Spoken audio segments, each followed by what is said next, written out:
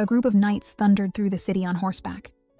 The clattering hooves and their intimidating presence drew the attention of every passerby.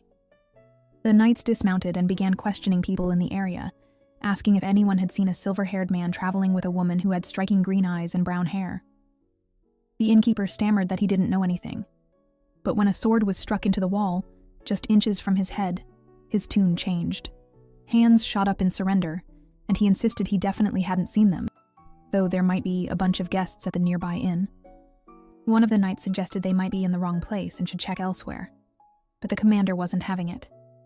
His gaze dropped to the footprints on the ground, subtle, but telling. He muttered that the people they were looking for had likely changed their appearance. His gloved hand clenched into a tight fist, frustration boiling over. Without hesitation or warning, he unsheathed his sword and in one cold move executed the innkeeper. The commander barked orders. They were heading to the station next. Running a hand through his dark hair, his face briefly hidden behind his fingers, a grin crept across his lips. There was something unhinged in the way he smiled. A crazed gleam lit up his eyes. Muttering to himself under his breath, he swore he would find Maddie soon. Meanwhile, a train was speeding along the countryside. Inside one of the compartments, Maddie sat calmly, flipping through a newspaper as if nothing in the world was hunting her down. Then, her name was whispered, softly, repeatedly. She glanced up and chuckled. Sitting across from her was a man dressed in a very obvious disguise.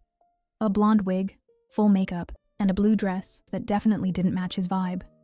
He was blushing, clearly uncomfortable. He asked how much longer he had to keep this charade going. She promptly silenced him by pressing the newspaper over his mouth. Well, that's one way to stop an argument. As the man, Yulikian, also known as the Grand Duke of Rondines, peeked over at the front page, he couldn't help but notice the headline. A major buzz about him breaking social norms by marrying a young lady from the slums.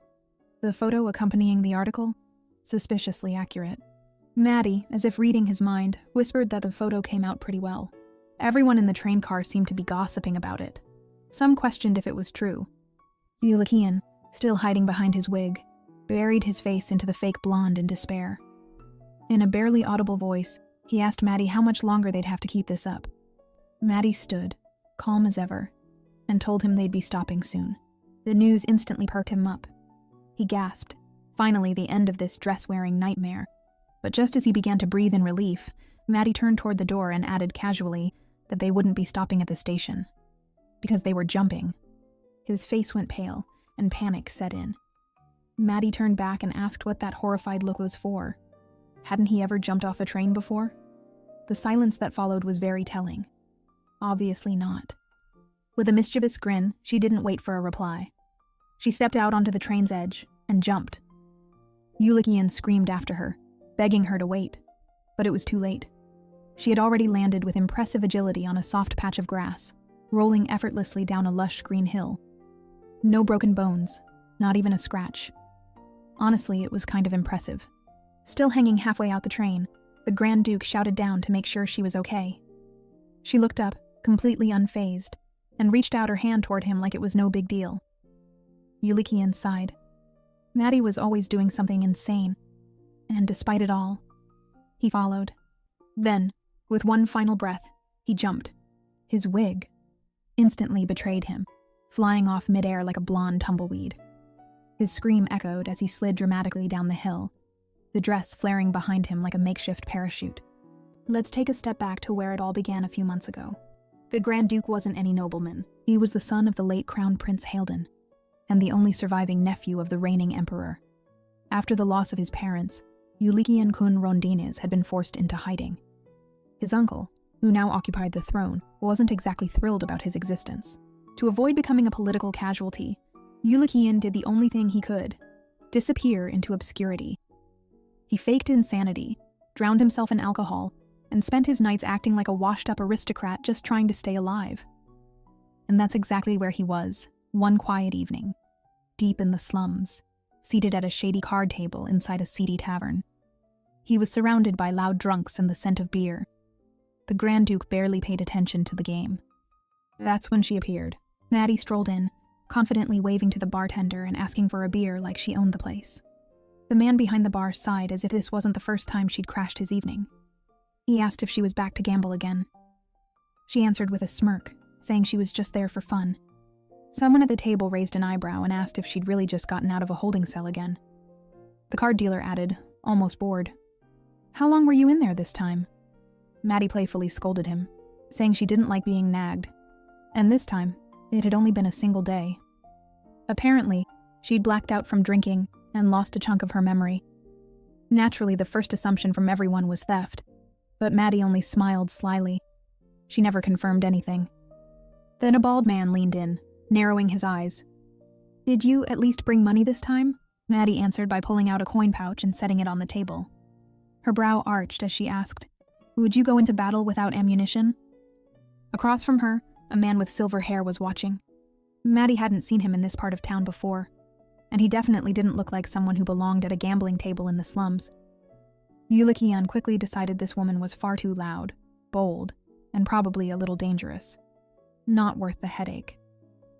He declined another round and stood, brushing off the evening with a muttered goodbye. Maddie called out after him, something about new clients leaving too soon, but he didn't respond. He simply walked away. And so naturally Maddie followed.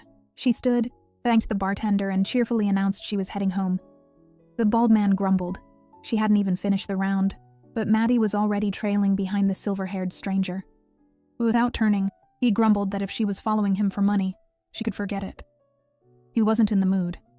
Maddie tilted her head, amused. At least he was quick-witted. She teased him, asking why he was being so harsh. Finally, Yulikian turned to face her, casually brushing her off as just another crazy woman from the slums. Her clothes were dusty, her vibe chaotic, and he instantly pegged her as a lying troublemaker. Just then, his eyes locked onto something behind her. Embarrassed, she asked if he was seriously judging her appearance. But it wasn't her he was looking at.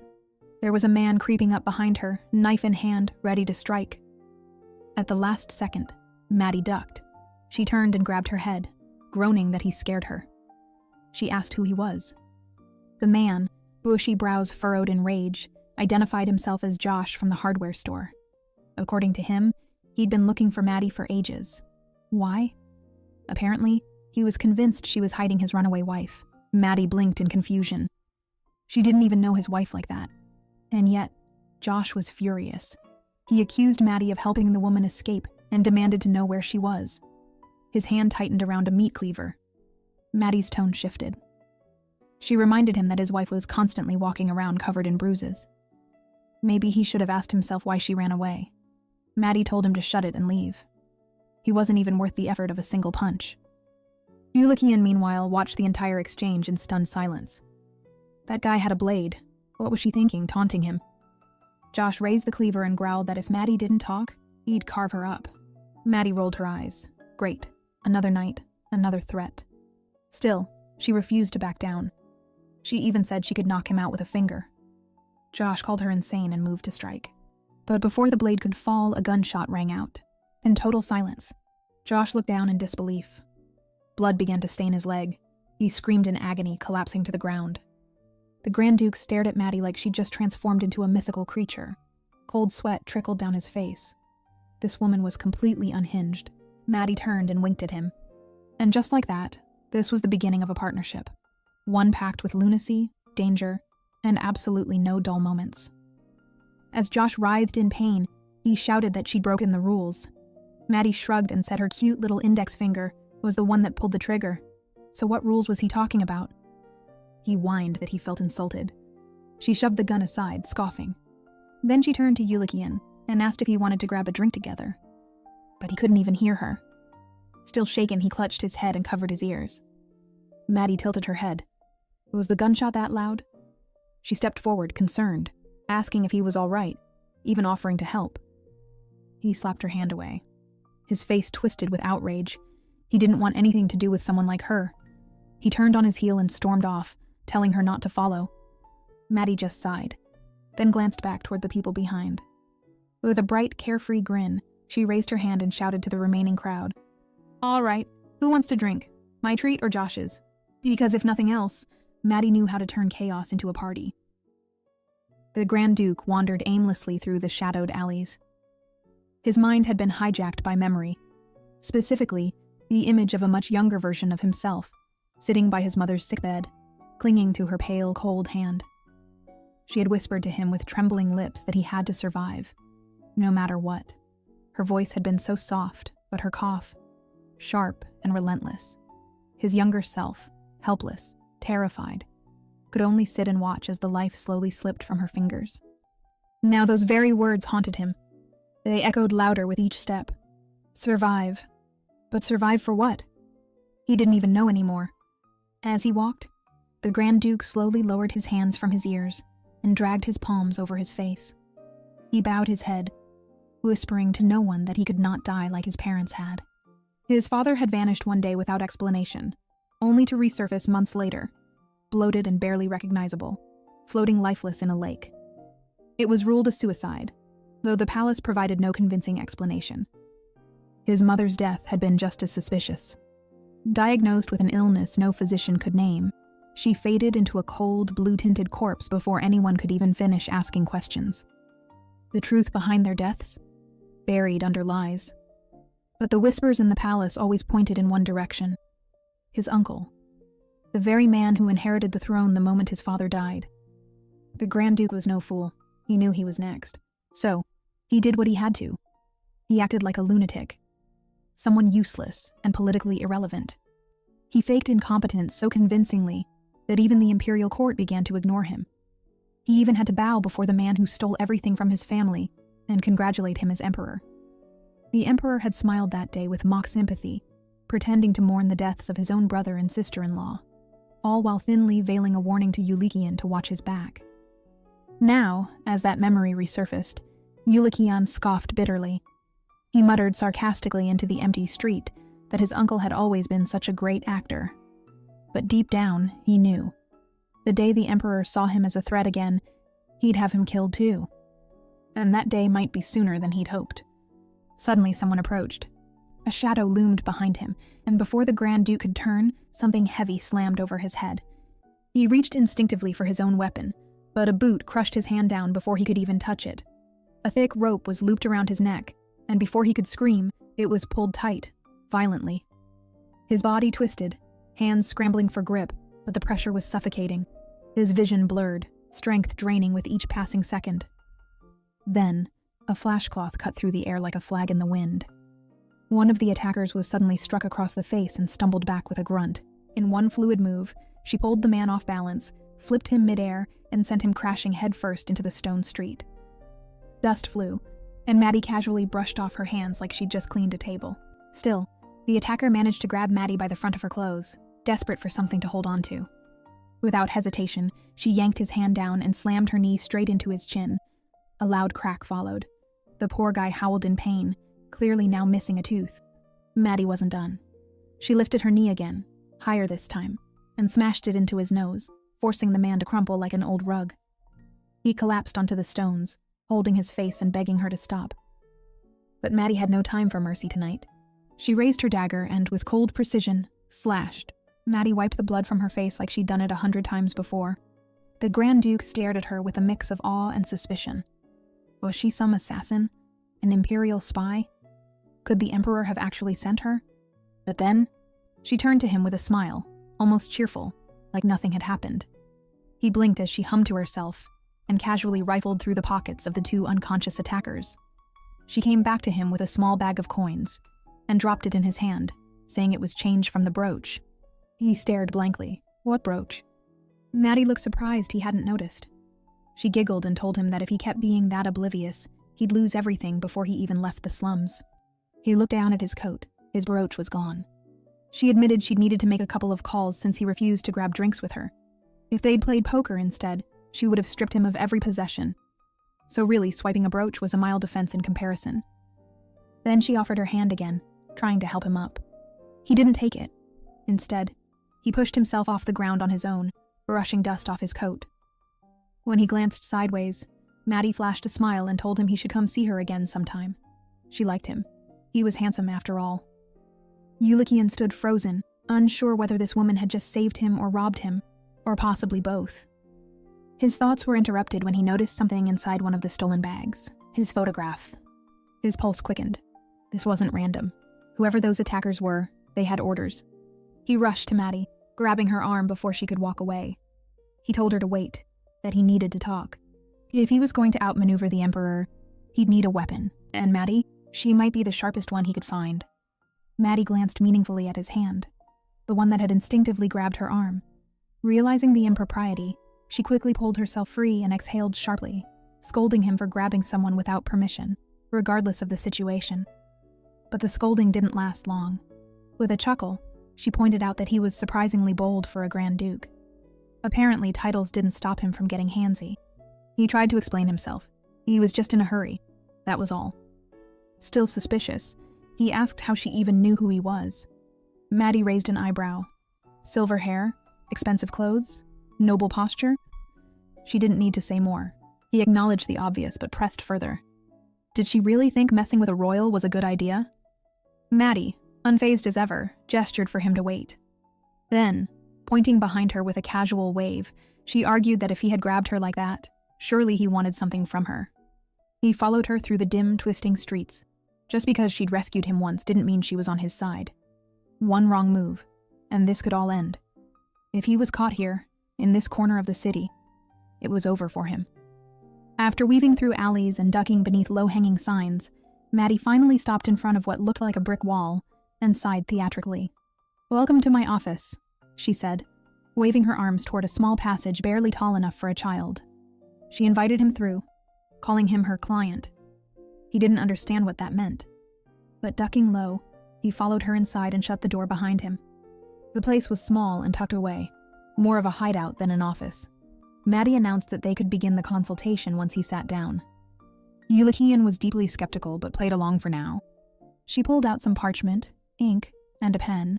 She assumed he already knew her name and gave him a pleasant smile, then casually asked what he needed. Was this a personal security consultation? He didn't respond, so she changed tactics, offering to accompany him in secret whenever he stepped outside. Daily rates only, though. No long-term commitment. 100 dillons per day. He raised an eyebrow. Did she even care about loyalty to her homeland? Maddie made a face and asked what homeland even meant to someone like her. Her home was wherever she happened to sleep. Her loyalty? It went to whoever paid her. That's how she'd survived. The Grand Duke placed a hand over the contract and said he still needed a few answers before committing. First off, was she a spy? Was she even strong enough to protect him? Slowly, she lifted a portion of her clothing, revealing some weapon. With a sudden flick of her wrist, she hurled a knife. He barely felt the wind against his cheek before the blade embedded itself with a heavy thud behind him. Turning, he saw the knife lodged cleanly in the wall. Maddie offered a smirk and shrugged. I can catch pests like that with my bare hands. She really had skills. His suspicion began to shift into something else, a reluctant admiration. Feigning innocence, Maddie asked whether he thought she was some spy sent by the Emperor. She insisted she was a professional, one who didn't play sides. She didn't even know where her morals were attached, but for the right price, she'd sell whatever people needed. Still, she kept her word. That, she said, was non-negotiable. He asked how he could trust that. Instead of replying, Maddie glanced past him, toward the back wall. He turned his gaze the wall again, where the centipede had been speared straight through by her knife. He thought grimly to himself, if that had been an Imperial spy instead of an insect, they'd be dead right now. No question. He narrowed his eyes and pointed out that she'd taken an interest in him first. What was her reason? With the same cheeky confidence, she told him her reason. He was good-looking. She liked his silver hair. And those blue eyes? Even better. Maddie stood and gestured to a makeshift plywood sign on the wall with handwritten service tiers. Whether he wanted visible or secret protection, she could do either. If he wanted a severed head delivered? Sure, shipping was extra. She was running a murder-for-hire business like it was a spa menu. Yulikian closed his eyes, exhaling slowly. He told her he didn't want to handle disposal himself. He'd send people to deal with the aftermath. That answer thrilled Maddie. She then announced she was starving and would eat as soon as the paperwork was signed. The Grand Duke raised an eyebrow. What about the bodies outside? Maddie waved off the concern. The street was quiet and no one was coming. They could clean it up later. Do you wash dishes immediately after eating? She asked, as if murder and mealtime belonged in the same sentence. He was offended by the comparison. Of course he did. She smiled and scribbled domestic type next to his name on the form. That made him irritated. But Maddie countered that he should stop shouting inside her not soundproof office. He sighed, then eventually asked where she had even learned to do all this. Maddie, now sitting comfortably on the edge of the table, shrugged. She didn't remember whether she'd been doing it for 16 years or longer. Her memory from before that? Mostly blank. With a flick, she tossed a knife into the air and caught it without looking, then handed it to him. The Grand Duke stared at the blade. He asked if she came from noble blood. Maddie simply turned her head and smiled mischievously. Then she casually lifting her skirt. The Grand Duke, utterly startled, turned his head away so fast it was a miracle his neck didn't snap. For a man of his upbringing, it was wildly inappropriate to stare at a woman's bare legs, even if she didn't seem to care. Realizing he wasn't looking, she teasingly asked if her legs weren't appealing enough. Maybe he'd prefer her arms instead. He hesitated before glancing her way again. She rolled up her sleeves, revealing many of her scars. It was a rough history written into her skin. There was no noble upbringing behind her, just Maddie. And without hesitation, she knelt before the Grand Duke and promised that if he accepted her, she'd protect him. No strings, just loyalty. He considered how to address her. Should they speak formally or informally? Maddie shrugged it off. Didn't matter to her, especially since her role would be in the shadows anyway. That's when it hit him. So when she stood to discuss her payment, the Grand Duke stopped her mid-motion by catching her wrist. He didn't just want to hire her, he wanted something else. But Yulikian looked up and said they were getting married. Ah yes, not a security hire, but marriage. The sheer absurdity of it short-circuited her thoughts. He must be joking, right? But nope, he wasn't. The Grand Duke knew now. She wasn't a pawn of the Emperor. Plus, she didn't break easily. And this wasn't the sort of problem a typical mercenary could solve. Marrying her would destroy his political credibility, make him a laughingstock, a pariah. And that's exactly what he needed. Still smiling, the Grand Duke made the proposal again, but Maddie didn't respond. Instead, she kicked the chair out from under him and declared firmly that marriage was not in her skill set and asked why she would ever agree to something so ridiculous. She spun away, storming toward the door and leaning against it with a heavy sigh. Did this man really think everything could be solved with money? Apparently, yes. He offered 100 million. Her head turned slowly, as if her neck were resisting the motion. Did she mishear that? 100 million? For that kind of cash, she might not even blink before saying yes. But Yulikian wasn't finished. After 3 years of marriage, he said, she'd receive 10 billion in severance. And if she wanted to flee the Empire afterward, he'd fund her emigration too. All he needed was for her to pretend to be his wife. He asked what she thought. Maddie's eyes might as well have turned into spinning coins, and in the most exaggerated voice possible, called him her honey, and asked where he'd been all her life. She then grabbed a pen, stuck out her tongue in concentration, and began outlining the contract. Rule 1, the wedding had to be luxurious. Rule 2, they must act lovey-dovey in public. This part made the Grand Duke squint. Couldn't she use different phrasing? Maddie simply explained that it was just for a show anyway. Rule 3, they were to behave shamelessly. Yes, it needed to look scandalous. Rule 4, right after the wedding, Yulikian would pay her the first installment of 100 million, plus a monthly stipend. And finally, the contract would only be valid if they lived together for 3 full years. She would also be required to act as his personal guard during that time. Maddie, midway through scribbling more terms, paused. Why was he doing this, especially with her? The more she read the contract aloud, the more surreal it sounded. He ran a hand through his hair and replied coolly. It was all part of the plan. He needed her protection. That's all. Anyway, she caught on quicker than he'd expected. Maddie laid it out. The Emperor wanted to erase every heir to the throne. Assassins were already moving. The Grand Duke decided the best strategy was to make himself look like a pathetic mess. He was about to explain more when Maddie interrupted, declaring that she was the perfect disguise. The dirtiest package, as she called herself, no one would ever take seriously. For someone so brash and unfiltered, Maddie was oddly perceptive and clearly trained. So why, with all that skill, was she still in the slums? He asked her directly. She could have been guarding aristocrats. Maddie rolled her eyes and said his compliments were so backhanded. Still, she answered honestly. She didn't do well with control. The moment someone tried to own her, she panicked. He raised a brow, then said she'd better fix that habit. Maddie glared at him. He glared back. She snarked that she had neither manners nor common sense. Yulikian said that clearly she was out to destroy his public image. Maddie smirked. Wasn't that the point of this entire fake marriage? To fool the whole empire? If they were going to lie, they might as well do it convincingly. She called him honey again. He winced. Please, don't call me that.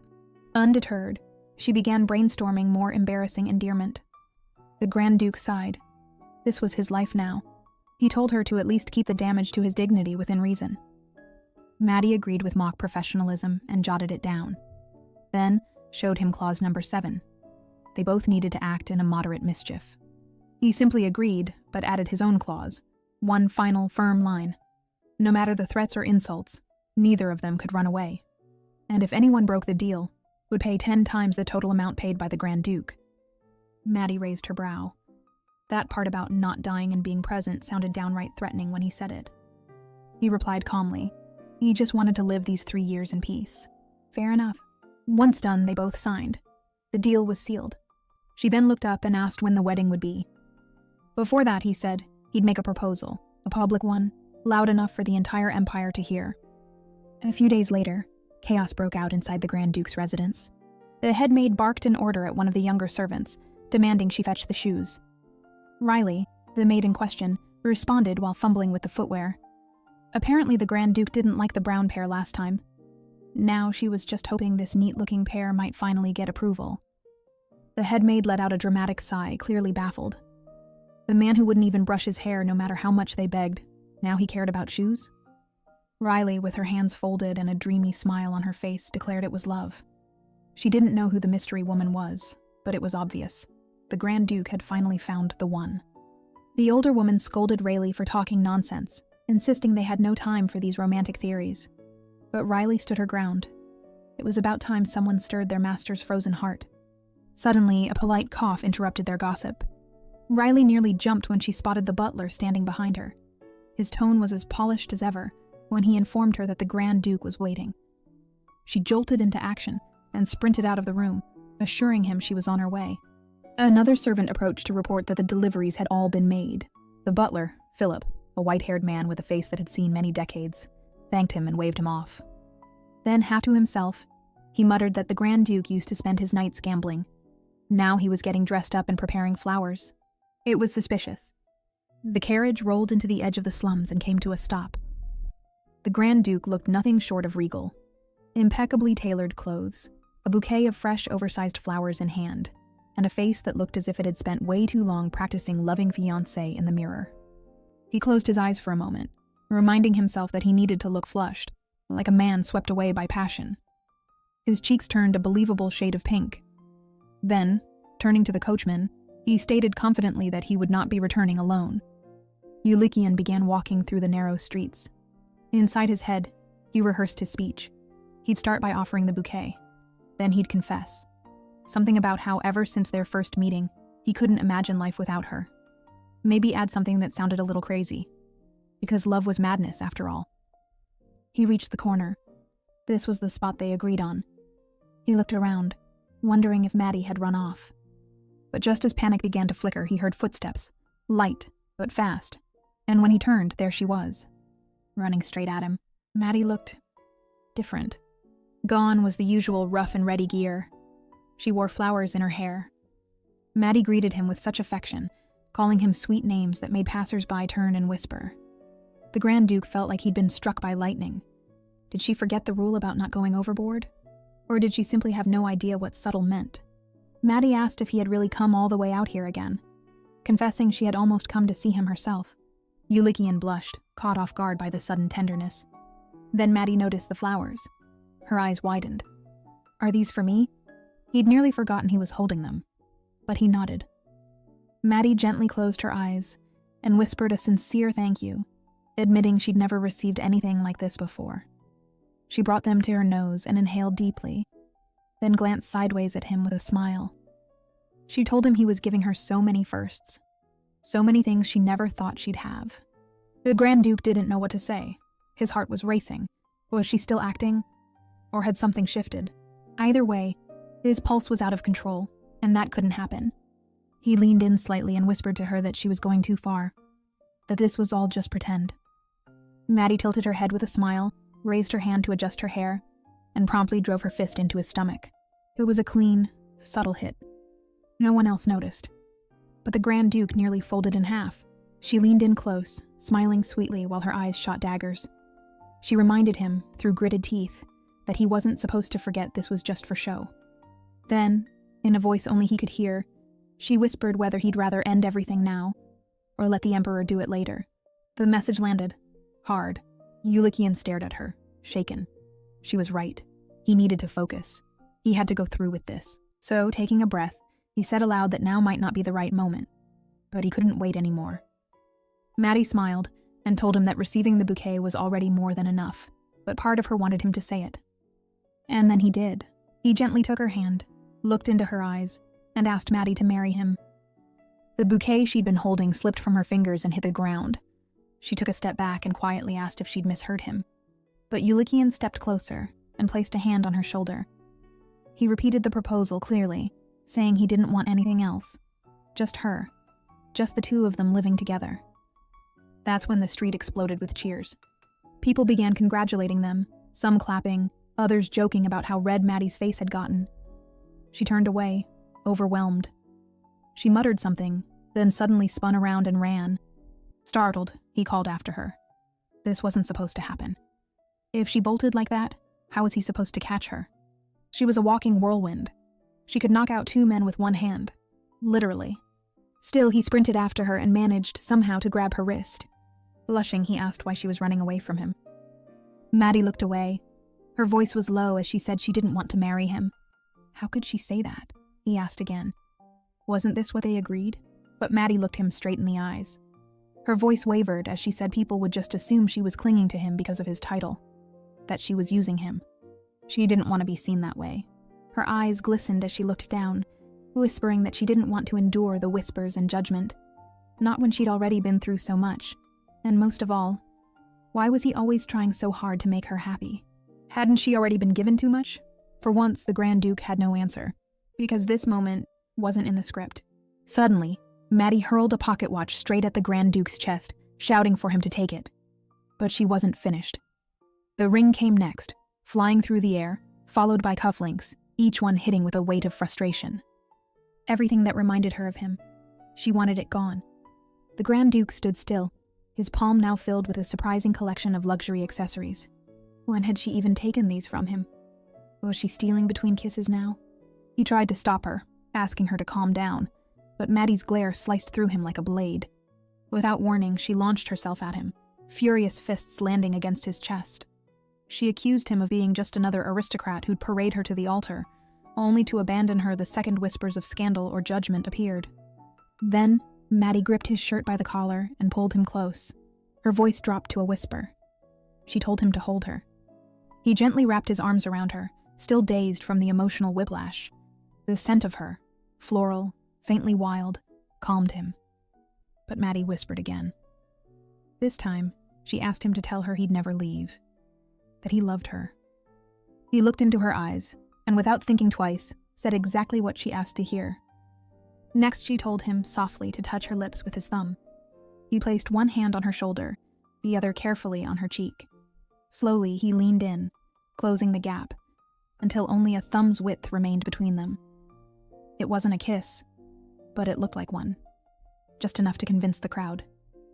Maddie stayed perfectly still, one tear slipping down her cheek as she played her part flawlessly. The townspeople watching couldn't tell the difference. They erupted into cheers. Someone even joked that Maddie had nerves of steel, a real wild card. And Maddie, playing it up, raised her voice indignantly, shouting that yes, she was in love, and yes, she could marry if she wanted to.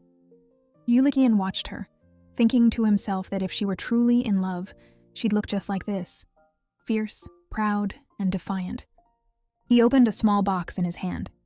Since the day they met, he said, his world had been flipped upside down. And with that, he slid the ring onto her finger.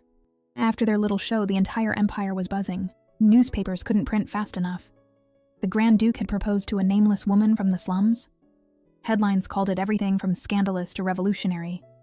Some claimed he was driven by love. Others said it was just a gamble. Aristocrats whispered in disbelief. The gossip traveled faster than their carriage. Back at the Grand Duke's residence, Servants were in uproar. Everyone had opinions. All eyes were fixed on the entrance, waiting for their master's return. When the carriage arrived, Yulikian stepped out and gallantly offered his hand to Maddie, guiding her down with perfect poise. She thanked her darling sweetly, like a true noble bride. Inside, the kitchen wasn't as romantic. The head chef was furious. Why on earth had their refined elite lordship fallen for her? The maid, more open-hearted, pointed out that the Grand Duke had been holding Maddie's hand as if he were truly in love. The chef grumbled that their master had clearly taken the bait. And to express his frustration, he salted the food a little extra, or maybe more than a little. The butler, calm and wise as always, simply said that if the Archduke had chosen her, then they would all follow. After all, he had grown up alone. Maybe this woman was filling a space in his heart they never could. Dinner was served. Maddie inhaled the aroma and practically glowed.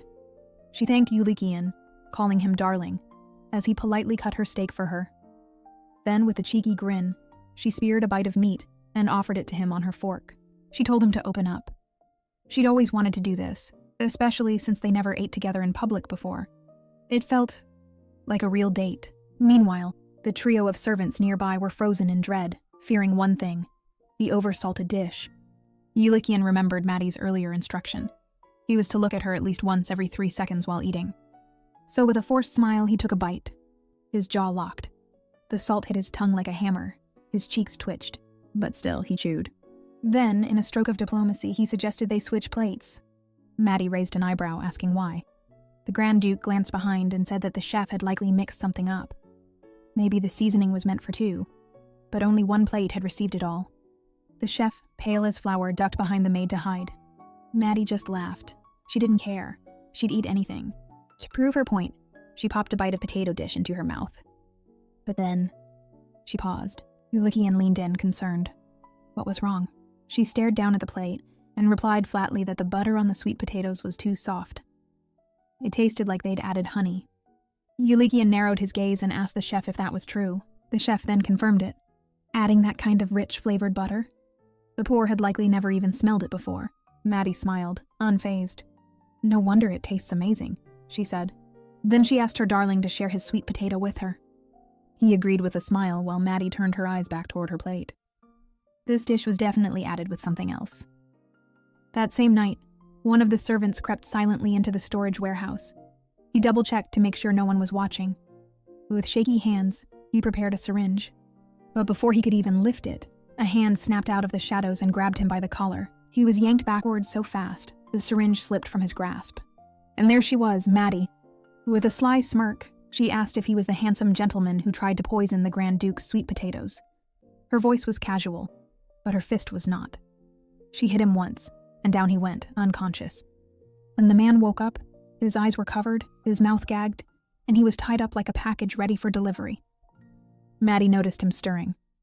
She crouched near him as much as his bound body would allow and warned him not to move. Oh, and that thing in his mouth. It wasn't just any rag. It was soaked with his own poison. She had stuffed the cloth right into the neck of the bottle and now whispered, smiling. The wetter the cloth got, the faster the poison would seep out. And considering how long he'd been out, it might already be leaking. The man began groaning in panic, but Maddie calmly asked who sent him. He turned his face away. He couldn't answer. If he spoke, his family would be killed. So he said nothing. Maddie stood up and shrugged. If that was the case, then there was nothing left to do. She pointed out that this warehouse had been abandoned for years. No one would find him anytime soon. She smiled sweetly, said goodbye, and walked out, shutting the heavy door behind her. The trader was now left alone, blindfolded, gagged, and tied up, trapped with a mouthful of poison-laced cloth. Panic fully set in. He struggled hard against his restraints, writhing and moaning until his body collapsed sideways. As the panic flooded his system, he could no longer feel his arms. Was that the poison? It matched the effects.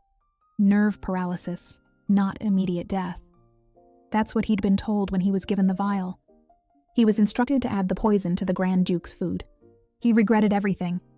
He knew this would end badly. The moment he accepted the job, he should have run. But it was too late. He'd taken the money, and now he was going to die with a gag full of his own crime.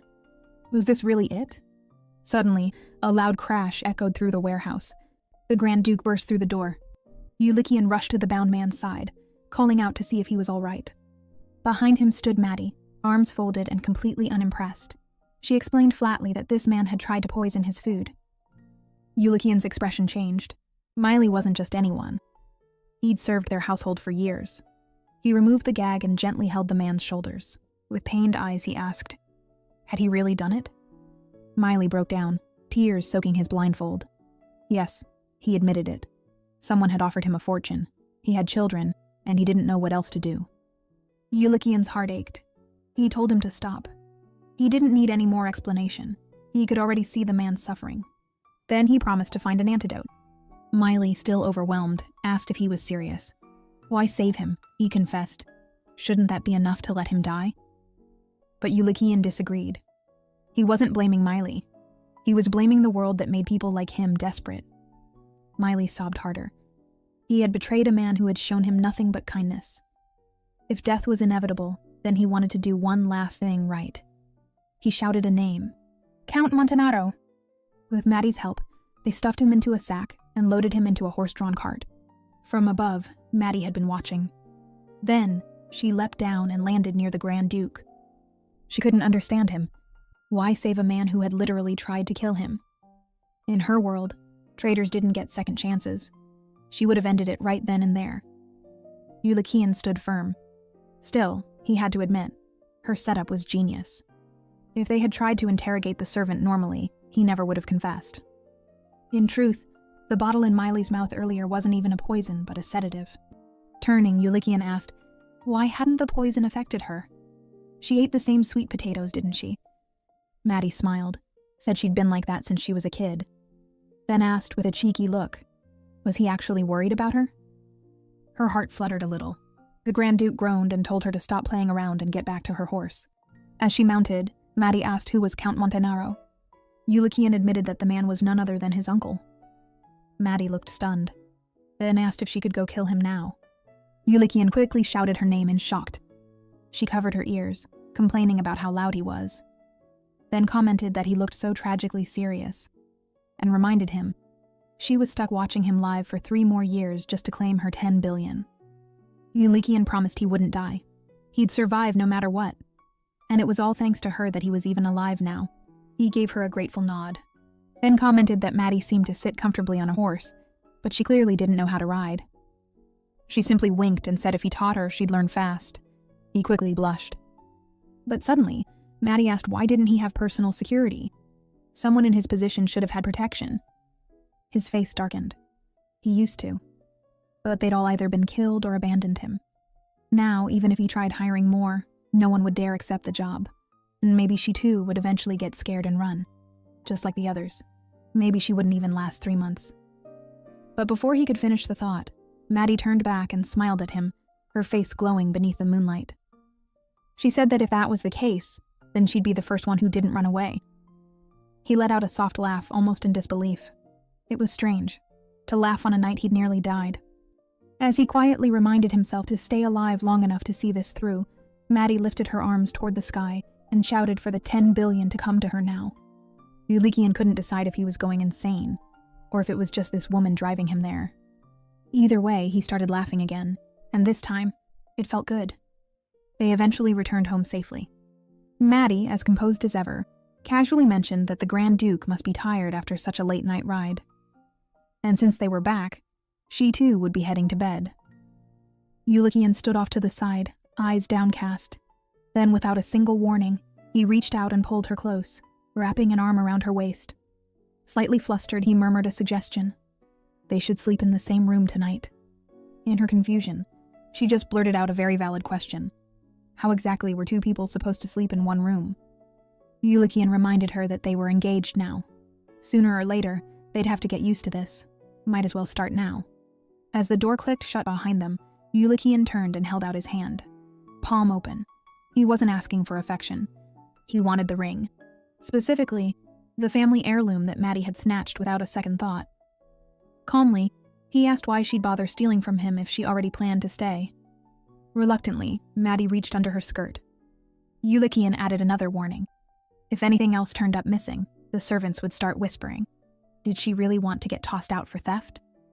That message came through loud and clear, so Maddie lifted her skirt a bit higher and clink.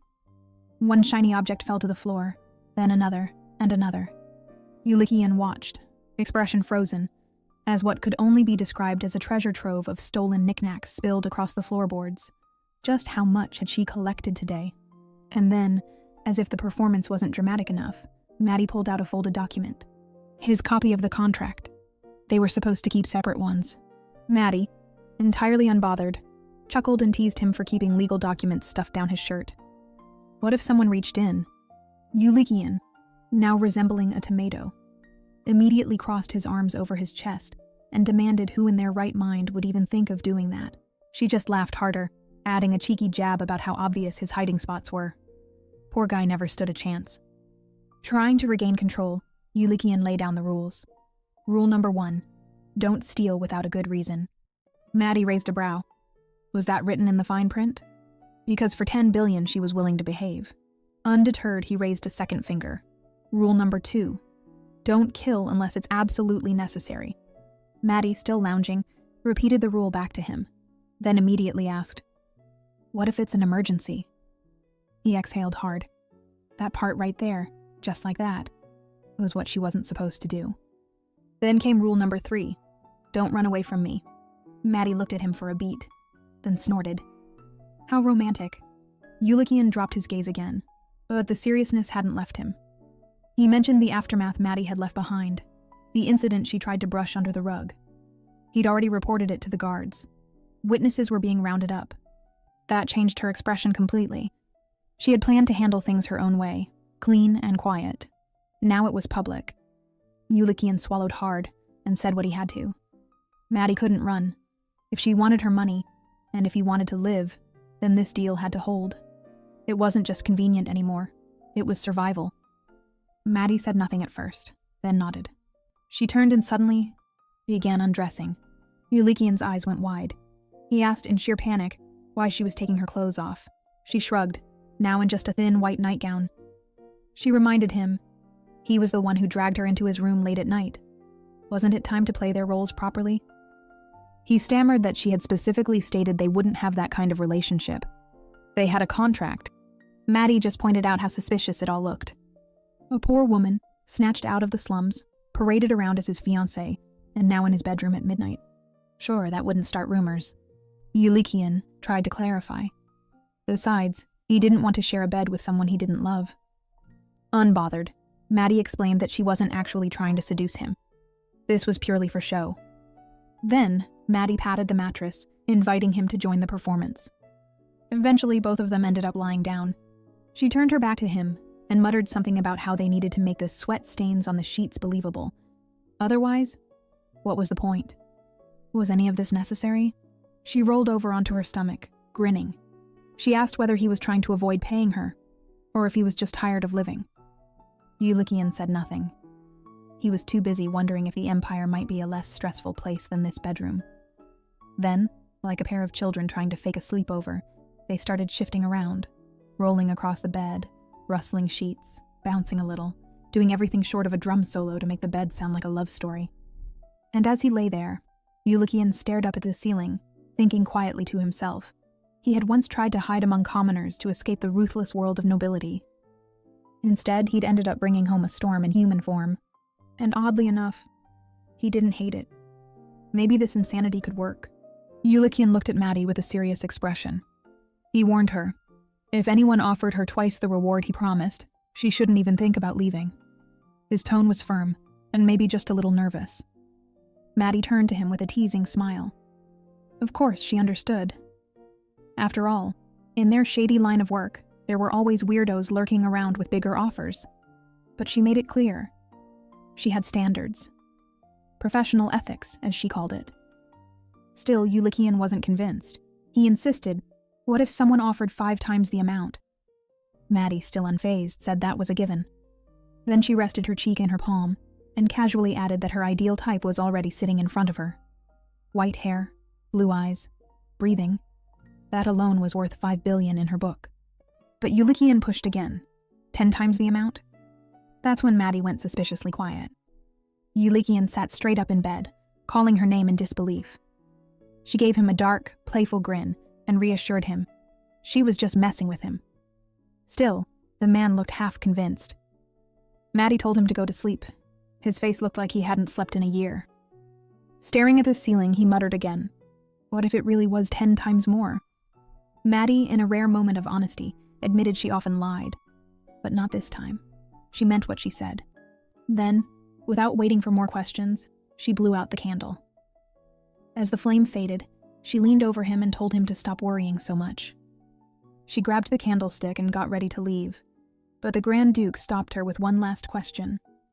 Why was she always talking about his face? Was it because her first love looked like him? Maddie answered without hesitation. He was her first love. Whether he heard her answer or not, he eventually fell asleep with his hand tugging on her nightgown, like a child begging not to be abandoned again. The next morning, Maddie and Yulikian sat side by side, slicing into freshly grilled steak like any normal couple. Yulikian was in good spirits, until he remembered the maids whispering outside their bedroom. Apparently, someone had asked if the bed really creaked all night. He nearly choked on his food. All that dramatic flailing Maddie did for show? It worked. A little too well, actually. She was, without a doubt, the best con artist. But before he could laugh too hard, a hand slid a folded telegram into his view. Maddie casually said it had arrived early, so she read it. Yulikian, mid-chew, shot her a look. Reading at the table? Rude. Maddie just shrugged and said she'd toss it out then. Nothing important anyway. Just a message from the Count. That name made Yulikian snatch the paper instantly. Maddie smirked. So much for table manners. The letter was from his uncle, and it was brutal. It painted Maddie as a criminal, someone arrested multiple times, unworthy of marriage. He ended it with a warning. He was arriving today at noon to discuss matters. Yulikian checked the time. 10. His chair scraped back as he stood up. They needed to go now. Maddie just blinked at him while chewing. Why impress someone who already hated her? Yulikian explained they needed approval from at least 3 family members. Right now, optics mattered more than truth. That got her attention. Her eyes lit up like a thief in a diamond store. Did this mean she could finally spend his money? Soon, Maddie skipped ahead like a giddy child. Yulikian followed behind, muttering something about buying her anything, as long as she didn't steal it.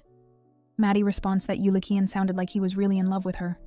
Too much worried that she might be kicked out soon. Yulikian quickly denied it, but her grin only widened. Human emotions were strange beasts. As she reached for the carriage door, the Grand Duke warned her not to test his feelings.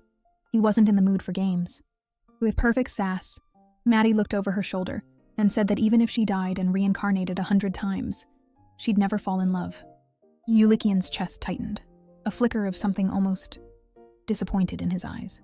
Right then, Philip came running out of breath. Something urgent had come up. He suggested the Grand Duke to stay behind. Yulikian's gut twisted. This had Maddie written all over it, probably related to those corpses she forgot to deal with. He told Philip to assign a maid to accompany Maddie. If chaos was coming, he'd face it here. Before Maddie could leave, Yulikian stepped up to the carriage door and gave her a final warning. No trouble, no stunts, and definitely no disappearing. Maddie cheekily repeated the rules like a kid being reminded of bedtime. Then she clapped her hand over his mouth and told him to zip it. Yulikian barely had time to react before Philip was back, with poor Riley in tow. The young maid looked like she'd just been assigned babysitting duty in the middle of a war zone. Yulikian gave a stiff reminder for Riley to take care of his bride.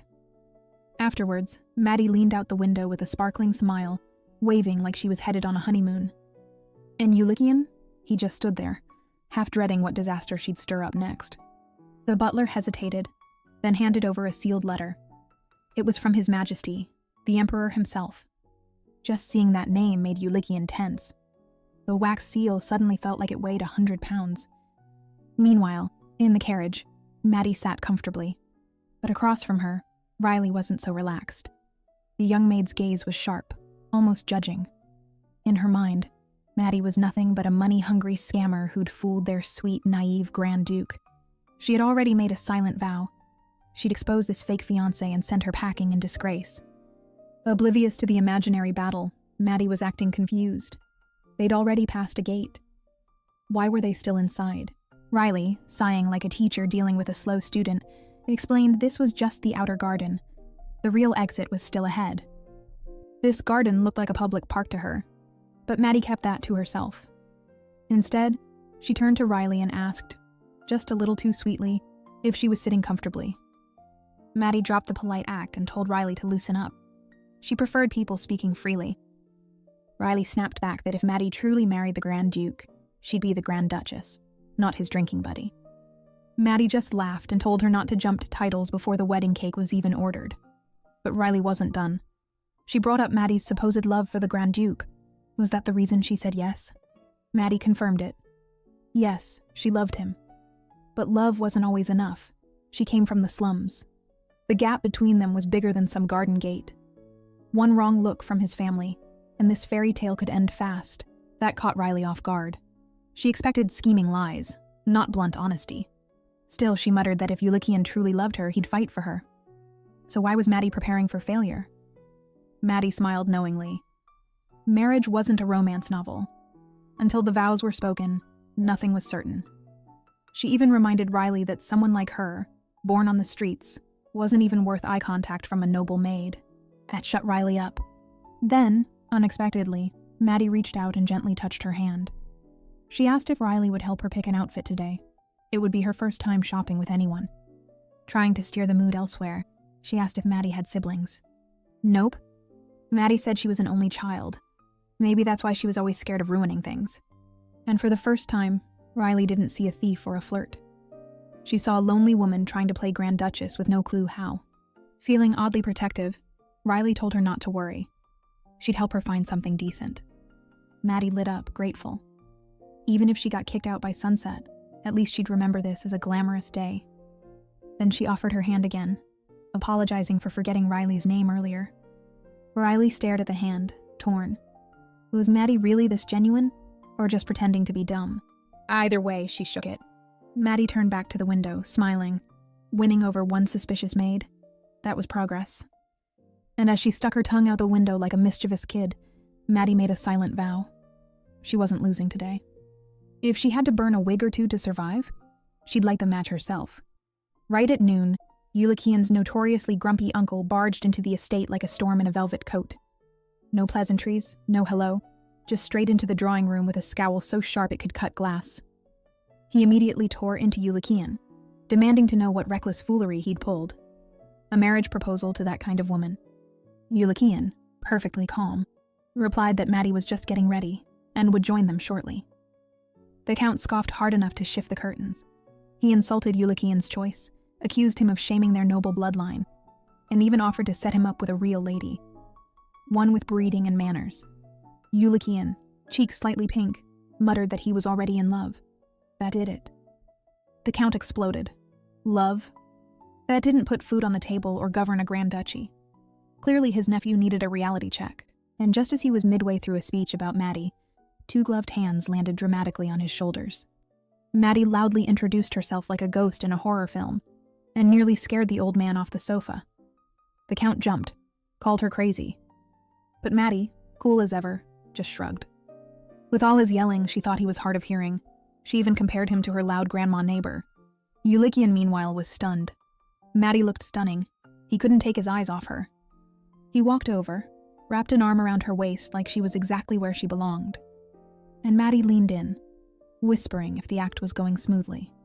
Yulikian, still a little dazed, admitted it was going even better than planned. Maddie grinned and playfully gave credit to Riley, saying the maid deserved a raise for turning her into royalty. The Count, watching them flirt like newlyweds, looked personally offended by their affection. To him, this was a horror show in slow motion. But Maddie wasn't done. She winked and suggested it was time for a drink. Moments later, Maddie returned with a tray, and on it, glasses filled with something green and glowing. Not wine. Absinthe. The Count looked like he'd just seen someone pour poison at brunch. Maddie calmly introduced the drink, and even warned him that downing it in one go could knock you flat. She offered him a glass with a daring look. The Count hesitated. Maddie tilted her head. Had he never tried it before? She didn't wait for an answer. She took a sip, then drained the whole thing like water. After that, she smiled sweetly, and said if poison tasted this good, you'd never even know you were dying. The Count nearly fainted. As if things weren't bad enough, Yulikian asked his uncle if he was going to congratulate them on the engagement. The Count tried to object, but froze. Maddie now held a bottle of something green, which very familiar to the Count. Of course, he quickly assumed it was the poison from him. To scare the Count even more, Maddie even gulped the whole bottle in one go. The tension hit maximum. Before anyone could blink, Maddie clutched her throat and collapsed, coughing and choking. Panic set in. The Count screamed for a doctor. Yulikian grabbed her, heart pounding. Was she really? Then she sat up, perfectly fine, grinning like a cat in a canary cage. Yulikian nearly collapsed. One day her jokes would kill him. Meanwhile, the Count just sat there, shell-shocked, traumatized. The final blow? The absinthe bottle rolled off the table and shattered at his feet, just in time for him to see his own horrified reflection in the glass. That was it. Without another word, the Count fled the estate like the walls were collapsing. Something about needing time to think, but he was already halfway to the carriage. Maddie and Yulikian, they just waved him off like polite hosts. Another day, another victory. Yulikian stared at Maddie like she'd grown another head. She'd just pulled a full-blown fake poisoning act in front of him. Was she completely out of her mind? But Maddie, unfazed and breezy, scoffed. Did he seriously think she'd drink actual poison? Please, give her some credit. As they descended the stairs, Maddie doubled down. She had simply covered for him, that's all. No real danger, just drama. And honestly, she figured scaring off his uncle was the warm-up round. The real war was still ahead. Besides, the man practically fled the estate. Mission accomplished. Yulikian, still shaken, wasn't convinced. Did she actually think his uncle would ever give his blessing? Maddie just flashed a grin. The uncle was still alive, wasn't he? That was already her being merciful. Then her tone dropped. If anyone ever tried to kill Yulikian, she'd erase them. Completely. No mercy and evidence. And if he wanted to stay alive, he'd better start trusting her. That line stopped him cold. He stood there, speechless.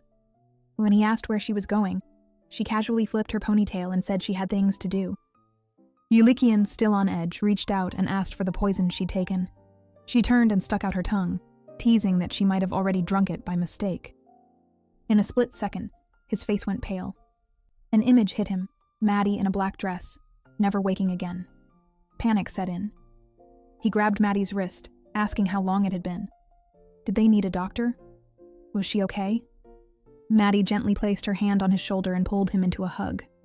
Calm and firm, she reminded him that she'd survived worse. One accidental sip wouldn't bring her down, not with how many poisons she'd endured over the years. As he leaned against her, she squeezed his hand and whispered that he shouldn't show his emotions so openly. People were always watching, and weakness, in this world, was blood in the water. Yulikian finally looked up, and there it was. That sweet, composed smile Maddie wore. It was all part of the performance. Impressive didn't even begin to cover it. Still flustered, Yulikian murmured that she should wear a coat. It was cold outside. Then he turned quickly, cheeks flushed, awkwardly wishing her a safe trip. For once, it wasn't an act. That was just him. Left behind, Maddie blinked, hand to her cheek. Did he just blow her a kiss? Was that his idea of flirting? And more importantly, did the poor guy have any friends? That thought stuck with her as the scene shifted. In a rundown corner of the slums, a young man heard a knock. He opened the door and nearly fell over. There stood Maddie in her black robe. Without a word, she slipped inside. Outside, someone lingered in the shadows, watching. She'd been followed. Inside, Knox sat down, still trying to process her sudden appearance. She casually explained she had a tail. Knox groaned. She led them here on purpose. Better to bait suspicion than to vanish and cause more of it, she argued. Knox stared at her like she'd lost her last brain cell. He'd seen the news. She was engaged to the Grand Duke. Was she seriously trying to scam royalty now? Maddie looked offended. She hadn't even gotten to the good part of the story yet. 7 years ago, Knox had been a teenage refugee with fast hands and bad luck. He tried to steal an old man's wallet. She caught him, returned it to the poor man he'd taken it from, someone saving up for his daughter's birthday, and then scolded Knox like a bossy big sister. Knox hadn't cared much for morals. Why should he? Rich people had birthdays, poor kids had nothing. But Maddie simply looked him in the eyes and told him, if you're going to be a thief, do it right. Steal from the ones who wouldn't even notice the missing coins. From that day on, she took him under her wing. She taught him how to cheat the system, outwit nobles, and disappear in plain sight. They weren't just partners in crime. They were each other's only family. Nox squinted at Maddie. Was she really conning the Grand Duke all by herself? No partners. Out of everyone she'd worked with, he was still the king of charm and sleight of hand. So why wasn't he invited? He put a firm hand on her shoulder, hinting he wanted in. Maddie slapped his hand off like she was swatting a fly and shot him a look that said, "Try me." When he kept poking, she finally snapped and ordered him to sit down and zip it. And just like that, Nox deflated like a balloon, slinking into his seat without another word. Truth was, she didn't want him tangled in this. The job was too risky. This wasn't about stealing rings or faking names. It was real and dangerous. Nox was family, and she wasn't about to teach him how to survive blood on his hands. Turning away, Maddie mumbled that this wasn't a con. She was actually marrying the Grand Duke. Nox was bewildered. What about all those fake boyfriends she scammed before? Wasn't this another one of those? But Maddie just quietly admitted. Yulikian said he loved her, and he knew who she was. Now that floored Nox. The Grand Duke knew she was a grifter, a professional liar with a criminal resume, and he still said that. Maddie turned pink. He didn't seem to mind that she wasn't the most likable person. Nox facepalmed. Not the most likable was the nicest way to describe Maddie. She was a full-time menace in heels. He even confessed he thought the whole engagement was one giant scam when he read about it in the paper. After all, Yulikian wasn't just any noble. He was the rightful heir, who acted scandalous after the crown passed to his uncle. A man with no baggage, no skeletons, and apparently no self-preservation instincts if he fell for Maddie. Nox warned her. The Grand Duke was too soft and kind. He didn't deserve this chaos. Maddie's patience snapped. She smacked Nox so hard that his limbs flailing like a noodle. She took a swig from a bottle and declared, cool as ever, "I'm marrying him. And you? Shut it and dig up dirt on Count Montanaro." That got Nox's attention. Wasn't she supposed to get marriage approval from that count? Not anymore. The man had touched something that belonged to her. Of course, Maddie didn't forgive easily. The wild glint in her eyes said she was serious, so Nox wisely started hiding any nearby weapons. Trying to lighten the mood, he joked that karma would take care of the count. Maddie was already halfway through the bottle and unfazed. Nox asked her plan. She didn't have one, yet. First came information. Then maybe a little fear or something. Cleaner. She clarified, no murder. That stunned him. Maddie went shy and mumbled, "Yulikian told me not to kill unless necessary." Nox gagged dramatically in the floor while Maddie rolled her eyes, but a small smile tugged at her lips. Then she got serious again. She told him plainly, the Grand Duke proposed. She said yes because she liked him. But there was still the count problem. The man wasn't backing down, already pulling strings to keep Maddie out of high society. This wasn't just a love story anymore. This was war. Maddie pulled her hood back on and headed to the door. Nox sighed dramatically and told her to enjoy her fairy tale. She shot back, 3 days. I'm counting on you. Don't die, he muttered behind her. And maybe be happy. Left alone, Nox stared at the door she'd just walked through. Maddie in love? It still sounded like a punchline.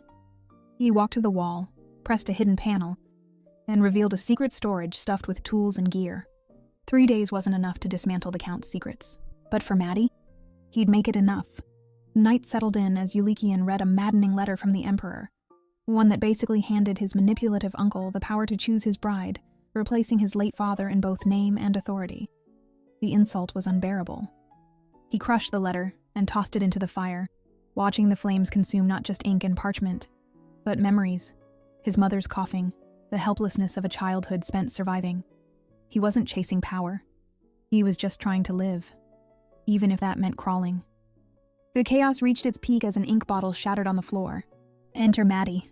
She took one look at the mess and casually joked about violent husbands, acting like she hadn't just walked into a royal meltdown. Yulikian, not in the mood, told her to talk tomorrow. Naturally, she ignored him. Instead, she wrapped her arms around his neck and whispered, someone was watching. In the reflection, Yulikian spotted a cloaked figure in the trees. A spy. Maddie calmly coached him like a seasoned actress. Smile. Look in love. Don't blow the cover. Then she pulled him in for a fake kiss. Except Yulikian wasn't faking. He grabbed her shoulders and with an intense gaze, declared that if they were doing this, they were doing it for real. Maddie grinned. Challenge accepted. Their kiss turned genuine, deeper than either expected. A moment passed between them. Warm, real, and just dangerous enough to blur the line between pretending and feeling. But the spy was still there, so the act continued. When Yulikian asked where her coat was, Maddie casually said she gave it to the cabbie. He looked cold. Also, she was trying to win over the mansion staff. Then Maddie suggested something bolder. Help her undress. The spy needed more convincing. Yulikian nearly choked. She clarified she still had her undergarments on, then climbed onto his lap with zero hesitation. Table cleared, leg up, and eyes sparkling. Yeah, he was doomed. Yulikian flipped her under him, brushing her lip, his heart practically punching out of his chest. Just as things got very convincing, Maddie placed a hand on his chest. Spy's gone. She sat up, annoyed and done with the romantic roleplay. Back to business. They now had to spend the rest of the night dragging furniture back in place before anyone saw the aftermath. Behind her, Yulikian stood dazed with his flushed face. The performance was over, but his racing heart didn't get the memo. Morning had barely settled when a knock echoed through the room. Yulikian's eyes snapped open instantly, though his mind lagged several steps behind. Still half asleep, he wondered why something warm and oddly heavy was resting on his stomach. For a second, he assumed he must have fallen asleep in his office, but he definitely did not remember having a blanket there. Then clarity struck and he bolted upright. That wasn't a blanket, but Maddie's dress. And with that, panic rushed in. They were supposed to sleep separately. So, did something happen before they dozed off? The man's mind spiraled for a solid 3 seconds before he forced himself to scan the room. There, on the floor, wrapped inside a carpet like a very oddly packaged pastry, was Maddie. Completely knocked out, and oddly enough, she was covering him instead of herself. He approached her carefully, planning to wake her, but she was unreachable. Absolutely gone. Not even a twitch. Until he uttered the magic word, special bonus. Maddie snapped awake with the speed of someone who evolved specifically for financial incentives. She sprang up, then proceeded to pat him on the head and shoulders in a good job rhythm, praising him for his expression and mentioning she liked his smile. Startled, his hand flew to his lips as he wondered if he had actually laughed without realizing it. Maddie, meanwhile, continued to compliment his appearance like she was reviewing a gorgeous painting, then casually reminded him that he needed to open the door, making sure the people outside didn't actually come in. Trying to keep whatever dignity he had left, Yulikian coughed into his hand. He sheepishly admitted, mostly to himself, that their attempt to shake the desk last night might have been a little too convincing, considering the butler came searching for him so early. So when he finally opened the door, he braced himself for remarks about their wild night. Instead, Philip's cheerful smile offered something completely different. A visitor had arrived. It was Crocton Vinyl. Of course, Crocton had heard the news. In fact, he'd planned to introduce Maddie eventually, so the timing wasn't entirely inconvenient, just unexpectedly fast. And sure enough, the moment Crocton saw him, the man didn't even bother with greetings. He came straight over, full of urgency, explaining he simply couldn't wait. He had to confirm it himself. Was the Grand Duke truly getting married? Crocton Vinyl had always been the one person Yulikian trusted without hesitation. They'd grown up side by side, and when tragedy struck, his father's death, his uncle's rise to the throne, Crocton was the only one who stayed. Even after earning his knighthood, passing every grueling exam, and receiving a knight title of his own, he still returned to stand behind the Grand Duke. But Yulikian never appointed him as his personal guard. He refused to drag Crocton into the dangerous life that followed him everywhere. They didn't see each other often, but whenever they did, there were no secrets. Or at least, Yulikian believed so. So when Yulikian admitted with a bright smile that he was getting married, Crocton looked as if someone had just reset reality without warning. Usually, Yulikian would consult him first, but this time, he had already made the decision. Concern crept into Crocton's eyes as he asked if his friend really knew whom he had proposed to. He knew Maddie wasn't from noble circles, but from the slums. Worse, she was a notorious pickpocket. But Yulikian simply smiled and assured him he knew exactly who she was, and loved her anyway.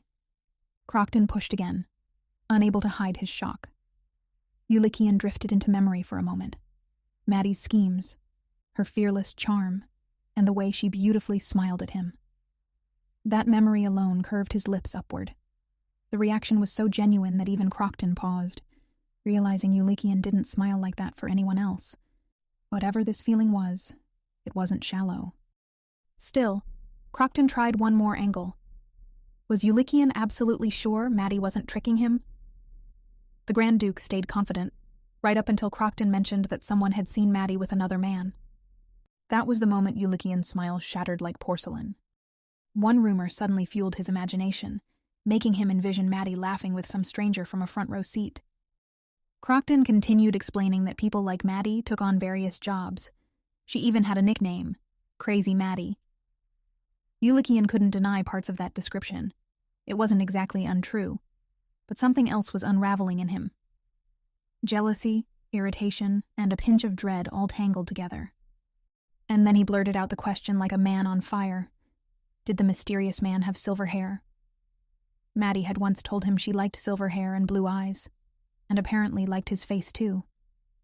Instantly, the man sounded more like a possessive lover. Crocton, aware he was stomping on already bruised feelings, casually added that Maddie supposedly lived with this man and had been seen drinking with him. Some even claimed they went from pub to pub together, checking them off like a tavern-based bucket list. Yulikian went still. Maddie really had a lover? Technically possible. After all, their engagement started as business. But the idea still felt wrong. They were officially betrothed, and even the Emperor knew. But she was off meeting another man. In a mix of rage and disbelief, he demanded to know who the man was. Crocton tried to calm him with a glass of water, describing the supposed lover as a tall young man with reddish-brown hair, someone Maddie only met at night. Yulikian downed the drink in one go, as if preparing for battle. Once the initial storm settled, he found himself resentful about something far smaller and far pettier. She even lied about what type of man she liked. That thought alone made suspicion creep in. But when Crocton asked if he planned to break things off, Yulikian rejected the idea immediately. Staring at the freshly filled glass, he admitted Maddie was the woman he loved, and hoped Crocton would trust her too. And even if the rumor was true, he believed that Maddie would still choose him. The mood shifted sharply when Crocton brought up Astrid, what Yulikian intended to do about her, and whether Maddie should know. At that name, the warmth in Yulikian's face disappeared. He warned Crocton never to mention Astrid in his presence again. Crocton didn't back down, insisting it was an issue that couldn't be buried forever. No matter who he married, the truth about Astrid would have to be shared one day. But Yulikian cut him off firmly. The surname Kuhn Rondenes would die with him. It was safer if no one knew. Crocton pressed one last time, reminding him that Astrid had no one else, and he shouldn't forget that.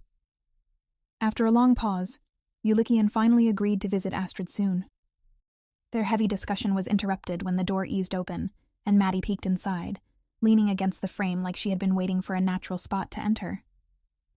Immediately upon seeing her, Yulikian resisted the urge to question her about her rumored secret lover.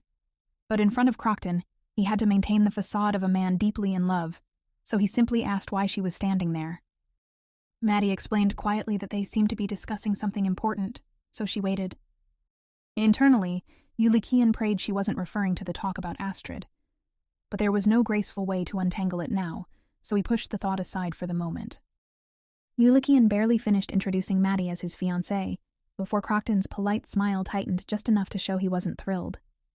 The Grand Duke tried to make the atmosphere friendly by mentioning that the two might see each other often, but Crocton simply responded that he wasn't sure about that.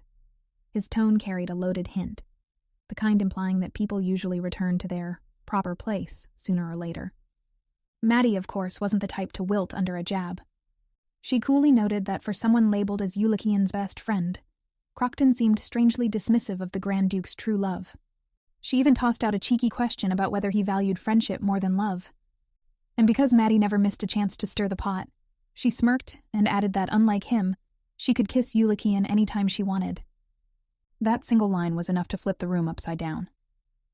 Crocton immediately fired back, calling her someone sorely lacking in manners, while Maddie happily countered that he must have become a knight simply by swinging a sword a handful of times. And to cap off her point perfectly, she smoothly slipped his sword from its sheath, so fast no one noticed, and pointed the blade to his neck as if it were a casual demonstration. She claimed it was that simple. That was the moment Yulikian's soul almost left his body. He panicked, scolding Maddie to put down the sword, while she reacted like a scolded child, even acting as though Crockton had bullied her first. Without wasting another second, the Grand Duke dragged her away, muttering a quick excuse before leaving Crockton alone with his bruised pride. Left behind, Crockton stared at his sword, still baffled at how he hadn't noticed her taking it. It was enough to convince him Maddie wasn't an ordinary pickpocket at all. If Yulikian truly intended to keep her close, maybe even as some kind of personal guard, that would seriously interfere with Crockton's plans. Under his breath, he muttered that Yulikian should have fallen in love for real. Outside, Yulikian was still pulling Maddie along when she abruptly yanked her hand free, pointing out that no one was around. If he wanted to lecture her, he might as well just do it. And so he demanded to know what possessed her to antagonize Crockton, his only trusted friend. He didn't mind her behavior with strangers, but she could have at least tried to win Crockton over for his sake. Maddie scoffed, unconvinced that a trustworthy friend would show up armed at that early morning. Yulikian defended Crockton by reminding her that he was a knight, but Maddie wasn't impressed. She pointed out every inconsistency she had noticed. A knight skipping morning drills and showing up without a uniform, yet carrying a weapon. The more she spoke, the more it became obvious that Yulikian was far too naive for trusting his so-called friend. He gritted his teeth and snapped back that not everyone in the world survived through lies and scams like Maddie did. Instead of looking hurt, she flashed him a sly smile and claimed his words wounded her. Then she flipped her hair dramatically and announced that he was right. Everything about her was full of lies, except the part where she admitted she was a liar. Yulikian didn't let her acting distract him. He called out to her again and told her to get herself together. She would be living as the Grand Duchess for 3 years, and if their contract leaked, they both knew what the fallout would be. He even stated that he didn't care if she had a secret lover, as long as she didn't get caught. Maddie blinked, confused, until Yulikian clarified by describing the lover with reddish-brown hair. Her expression shifted instantly.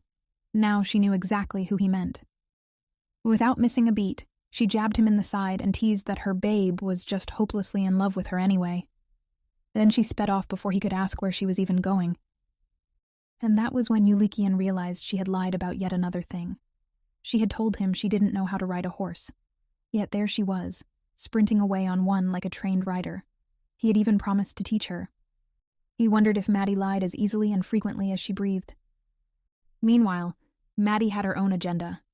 Someone had been spreading false rumors about her, and she was determined to shut it down. The only person she ever allowed to tail her was that hooded stranger. And even he wouldn't know this nonsense from the slums. No one in the slums would ever claim she and Knox were lovers, after all. So either Crockton received unreliable information, or he was the one behind the mysterious person following her lately. Either way, Crockton shot straight to the top of her list of suspicious individuals.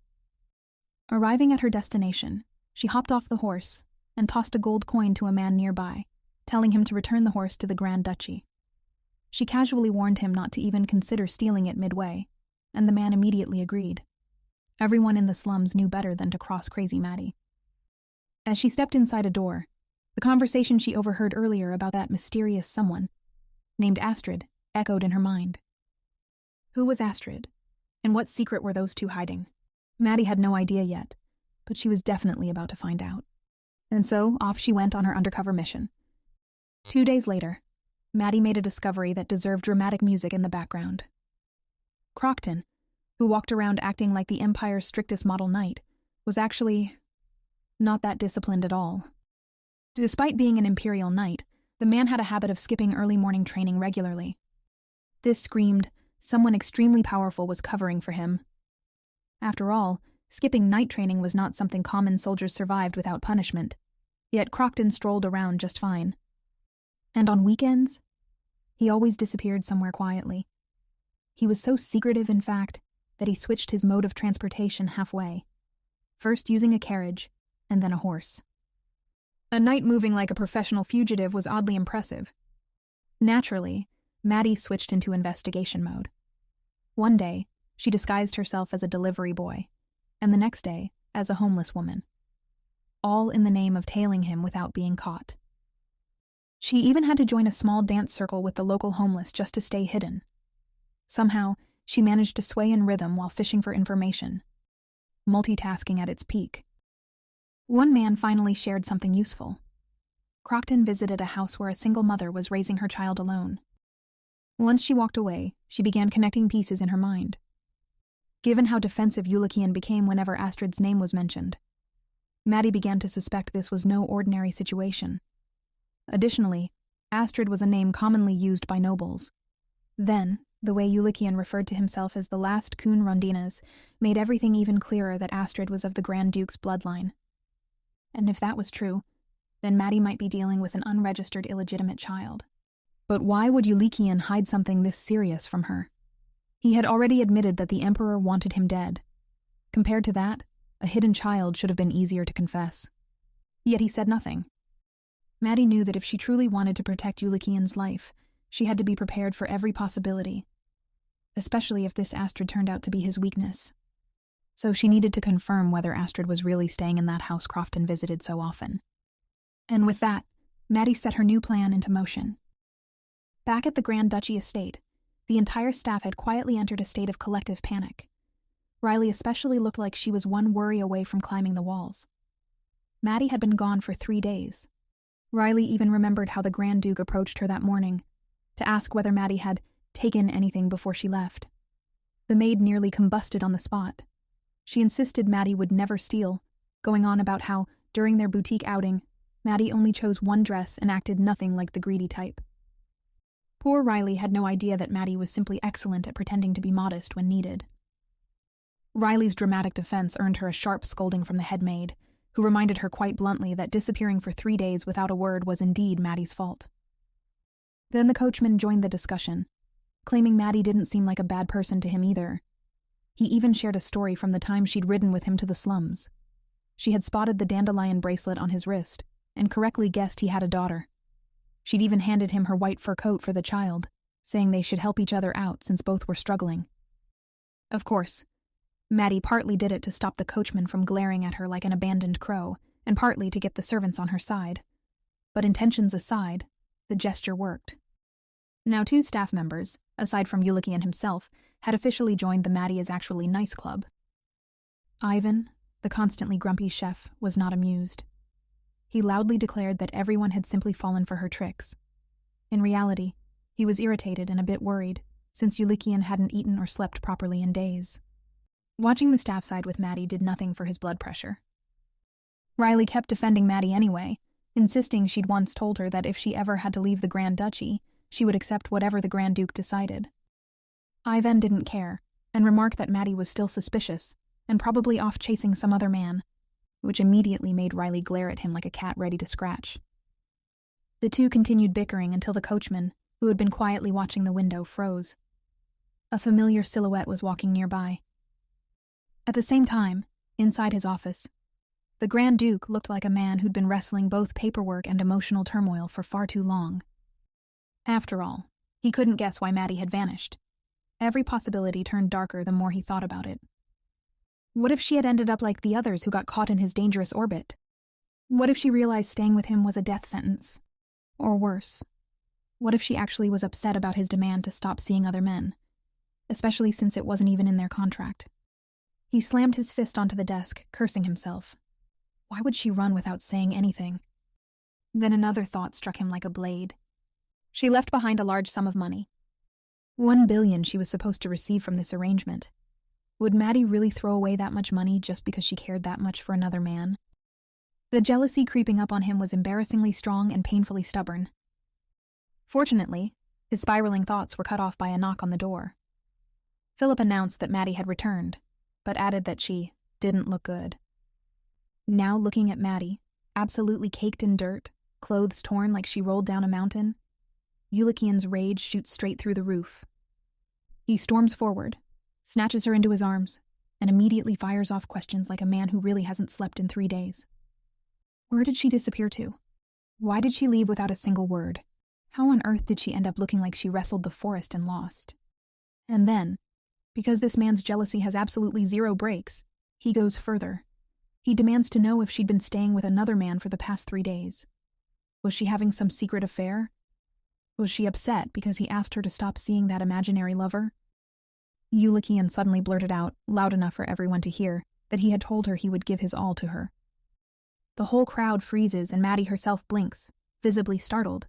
But to her credit, she recovers fast. When he adds that she promised to stay by his side, Maddie instantly agrees, grabbing his hand as if she's sealing some dramatic oath. She tells him he should trust her. After all, she came back, didn't she? Then she urges him to look at her. Really look at her. In her eyes, he sees this syrup-soft, love-filled gaze, the kind of look that would make any other man crumble. And even though he knows deep down she's performing harder than a lead actress in a play, some part of him believes it's real. That tiny sliver of hope is fighting for its life. He then turns away, voice softer now. Next time, he says. He just wants to know before she leaves, even if she decides to leave him for good. But Maddie shuts that thought down instantly. She tells him she's not going anywhere. She'll stay by his side from now until forever, eyes locked onto him as if she's delivering a lifelong vow. Yulikian knows it's a lie. Every rational bone in his body tells him so. But the unfortunate truth? He desperately wishes her promise were real. Outwardly, though, he keeps his dignity intact. He simply tells her to do as she wishes. Then he turns and walks away. Riley was the first to rush over and whisper to Maddie that she had never seen the Grand Duke raise his voice like that. Not even once. Then she added that Yulikian's emotions were probably in chaos. After all, this was his first time falling in love. The coachman joined in, admitting that Yulikian barely slept a wink. Apparently, the whole household had been waiting for Maddie, like anxious parents waiting for a runaway child to knock on the door again. Some servants even asked if she had eaten, pointing out how she looked thinner. And then there was Ivan, grumpy as always, who grumbled that everyone suddenly looked ready to serve Maddie like she was a princess. Of course, he and Riley immediately launched into a full-blown argument over leftover soup. Riley insisting some was available, Ivan insisting there wasn't, which was basically code for, I don't want to share. Maddie, still cheerful despite her chaotic entrance, stepped in between their bickering. She thanked them both and said she didn't need soup anyway. The maid then offered warm water so Maddie could wash up and finally rest. That's when Maddie quietly broke. Tears slipped out, catching Riley completely off guard. The maid panicked, thinking Maddie was crying because the Grand Duke had scolded her. But Maddie shook her head, explaining that these tears weren't sad. She was happy, truly happy. She never imagined anyone would actually wait for her return, and admitted it was her first time experiencing this kind of warmth. Glancing up toward the staircase where Yulikian had disappeared, she added that she never once thought he'd be upset if she didn't come back. She was used to people leaving, used to being forgotten. But now, someone cared whether she was gone. Someone worried and got angry because she mattered. Her words hit hard. Even the chef and the usually suspicious headmaid immediately started sniffling, with the butler joining them in unison. The coachman, Thierry himself, gently reminded her that when someone doesn't return home, people will of course worry. Then he turned to Ivan and demanded that the chef at least give Maddie some leftover soup. Think of it as serving a guest, he even added. Now sobbing like he'd just witnessed a tragic scene. The chef declared that soup wasn't enough. He'd grill meat too. And yes, a real food. Before Maddie could stop him, he sprinted to the kitchen like a man on a sacred mission. The headmaid stepped forward next, voice softer than usual. She told Maddie that everyone here would always be waiting for her. Then, because old habits die hard, she asked where Maddie had been for the past few days. When Maddie hesitated, the headmaid jokingly teased her. If Maddie had another man, she could just say so. Maddie shook her head immediately, then smoothly steered the conversation toward Yulikian's sudden proposal. She admitted she first thought he was joking, but after staying in the Grand Duchy for a few days, she began to understand it wasn't a half-hearted word. She wanted to accept his affection too. She then explained that before returning, she went back to her old home one last time, giving away her belongings, things like old clothes, to strangers because she knew she couldn't stay there anymore. If she ever got chased away from the Grand Duchy later, she'd have nowhere else to go. So yes, she became a wanderer, leaving even the slums behind. And just like that, she offered the perfect explanation for her mysterious absence. full of lies, but so heartfelt that everyone believed her instantly and burst into fresh tears. Soon, Ivan announced that the food was ready.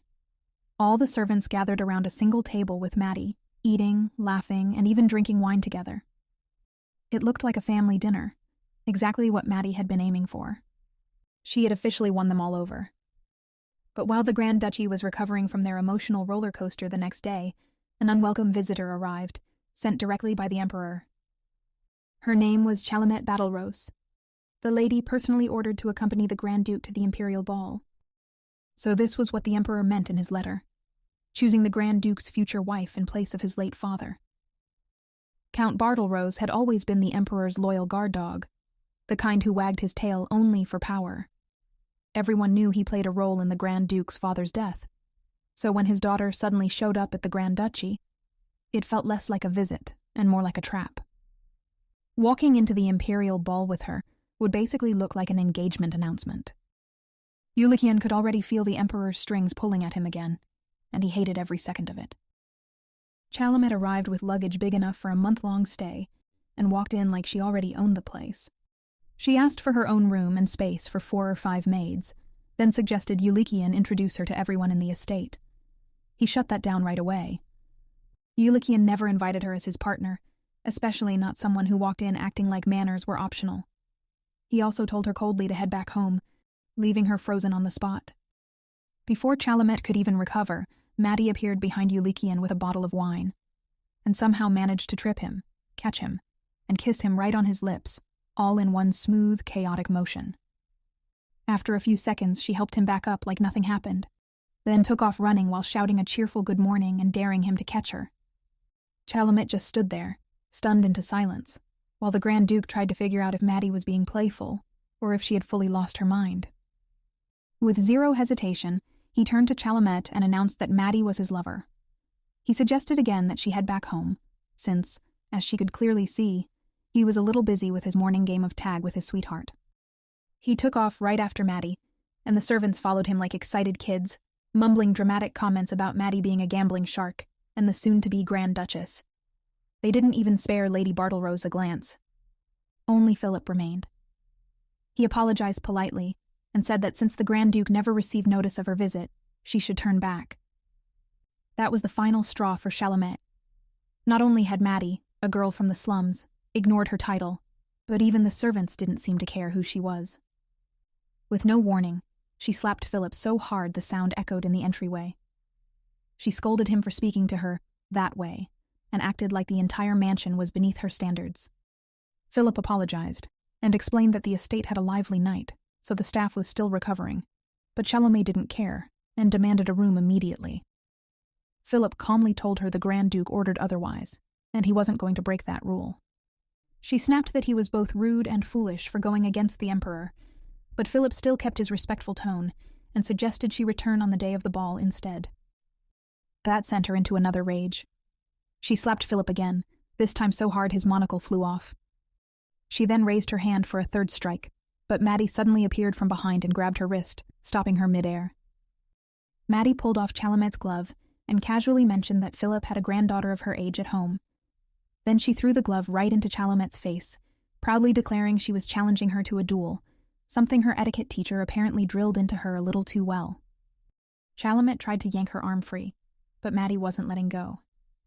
That's when Chalamet's maids rushed over to help, though calling it help was generous, because none of them could even touch Maddie. Each one who tried ended up kicked, punched, or tossed aside.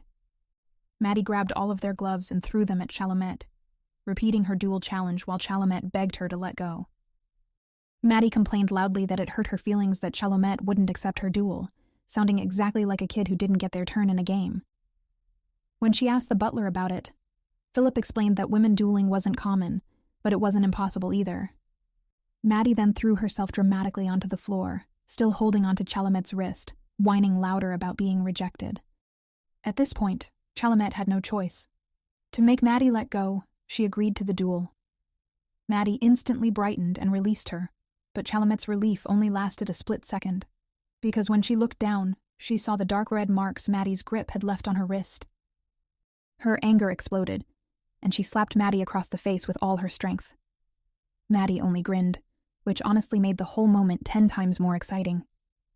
Because right then, Yulikian burst into the scene calling Maddie's name.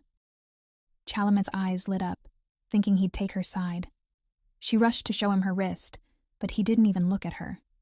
Instead, he went straight to Maddie, gently checking on her. Tearing up, Maddie complained that she was hurt, and that Chalamet refused her duel request, and worst of all, she slapped Philip. That last part made her voice crack like it was the end of the world. Chalamet gasped and argued back, calling Maddie insane and accusing her of dragging her around by the wrist and attacking all her maids. Yulikian's expression turned cold. He asked if that was why Chalamet hit his head butler, who was practically family to him, and hit his lover as well. Chalamet tried to explain, claiming Philip was forcing her to leave. But Yulikian shut that down. Philip had simply followed his orders, and those orders were that Chalamet was not welcome in this house. On top of everything, she'd put her hands on Maddie, which to him was no different from insulting him directly. Chalamet was furious. She demanded to know if he remembered who her father was. Yulikian calmly reminded her that he was the Grand Duke, and if she really wanted to attend the ball, she could wait for him outside the palace gate at night like everyone else. But suddenly, Maddie apologized to her fiancé and asked him to let her go as she stepped up to Chalamet. She reminded her of their earlier agreement to duel, then immediately slapped Chalamet across the face so hard the poor girl dropped to the floor unconscious. Maddie cheerfully announced that now she was in perfect condition to move forward as if nothing had happened. The crazy part was, the whole thing had actually been planned. Well, almost. The slap definitely wasn't in the script.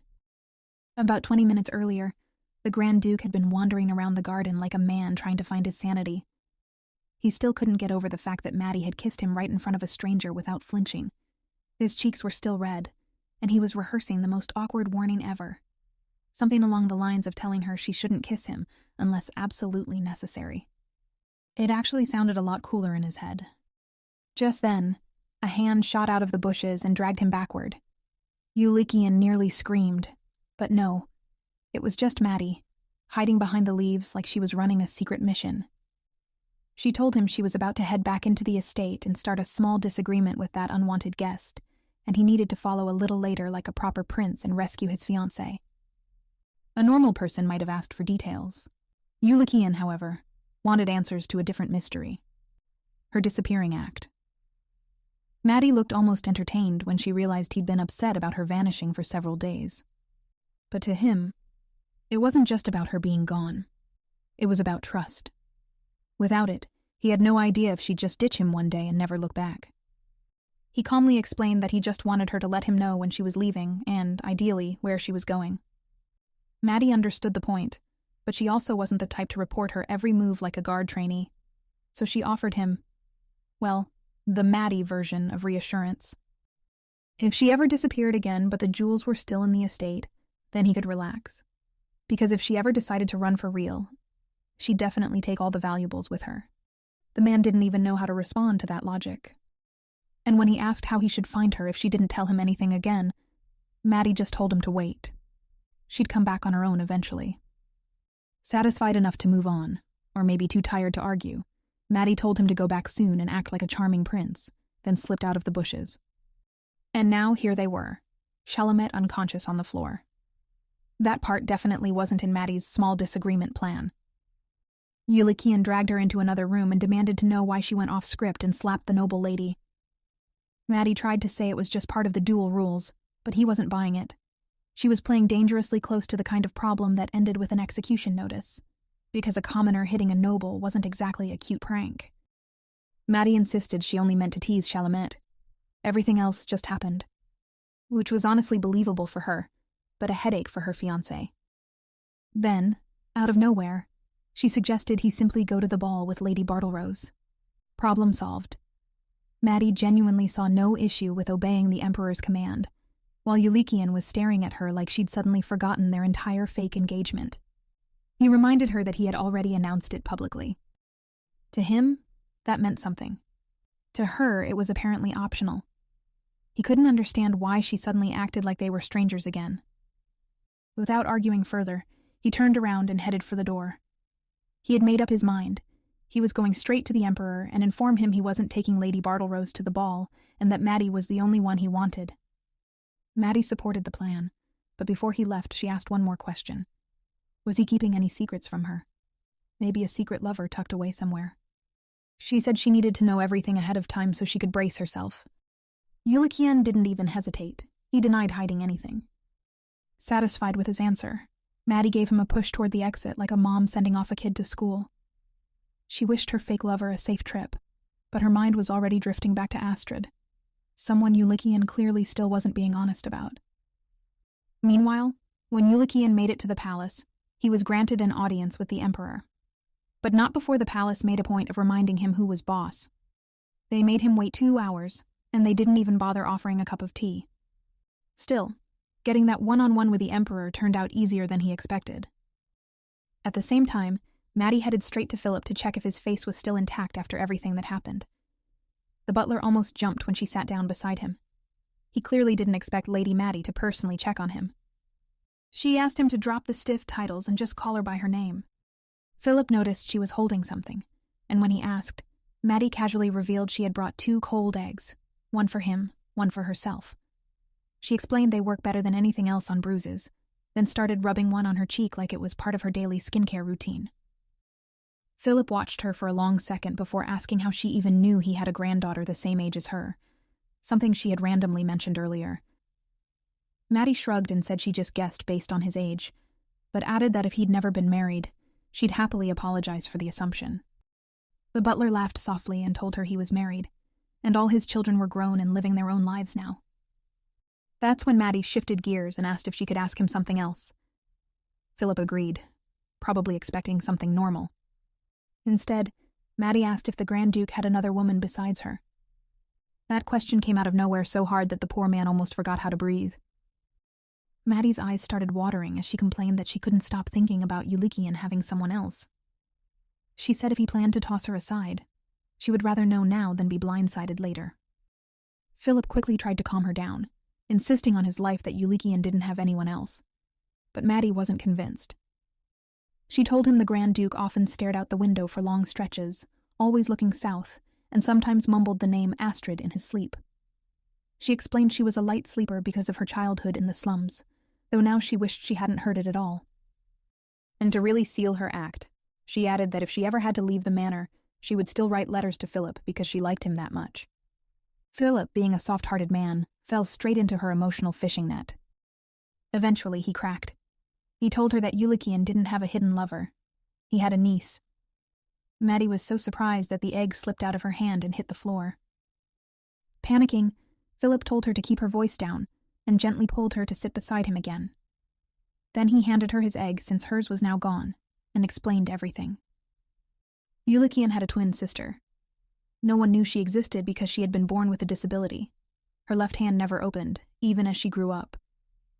In noble society, that kind of thing was considered a major flaw. So Yulikian's parents had announced that their daughter died at birth. The imperial palace went along with the lie to protect her.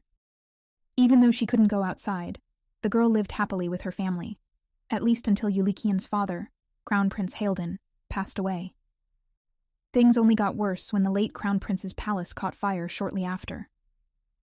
The moment Maddie heard that, she immediately assumed someone did it on purpose. Honestly, her expression alone looked ready to start fires herself. Philip agreed it was definitely arson. The fire wasn't big, but it was obvious someone meant to destroy something. After the fire, the Crown Princess feared someone would find and assassinate her daughter, so she sent her to live elsewhere. From that point on, she severed all communication to ensure her daughter's safety. Maddie asked whether the twin sister eventually got married and had a child.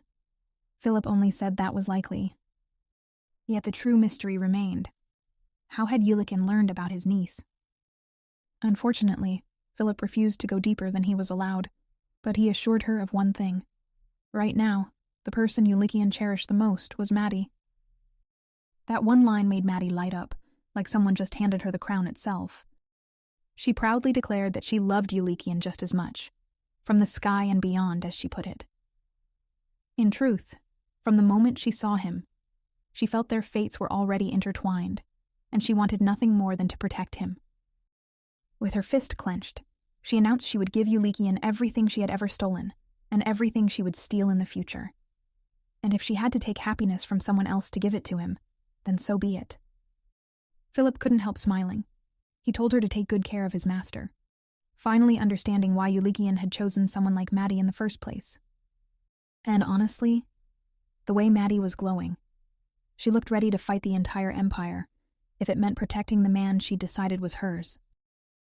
As for the Grand Duke, Yulikian was making his way home with a face that practically said, "I have made a terrible mistake."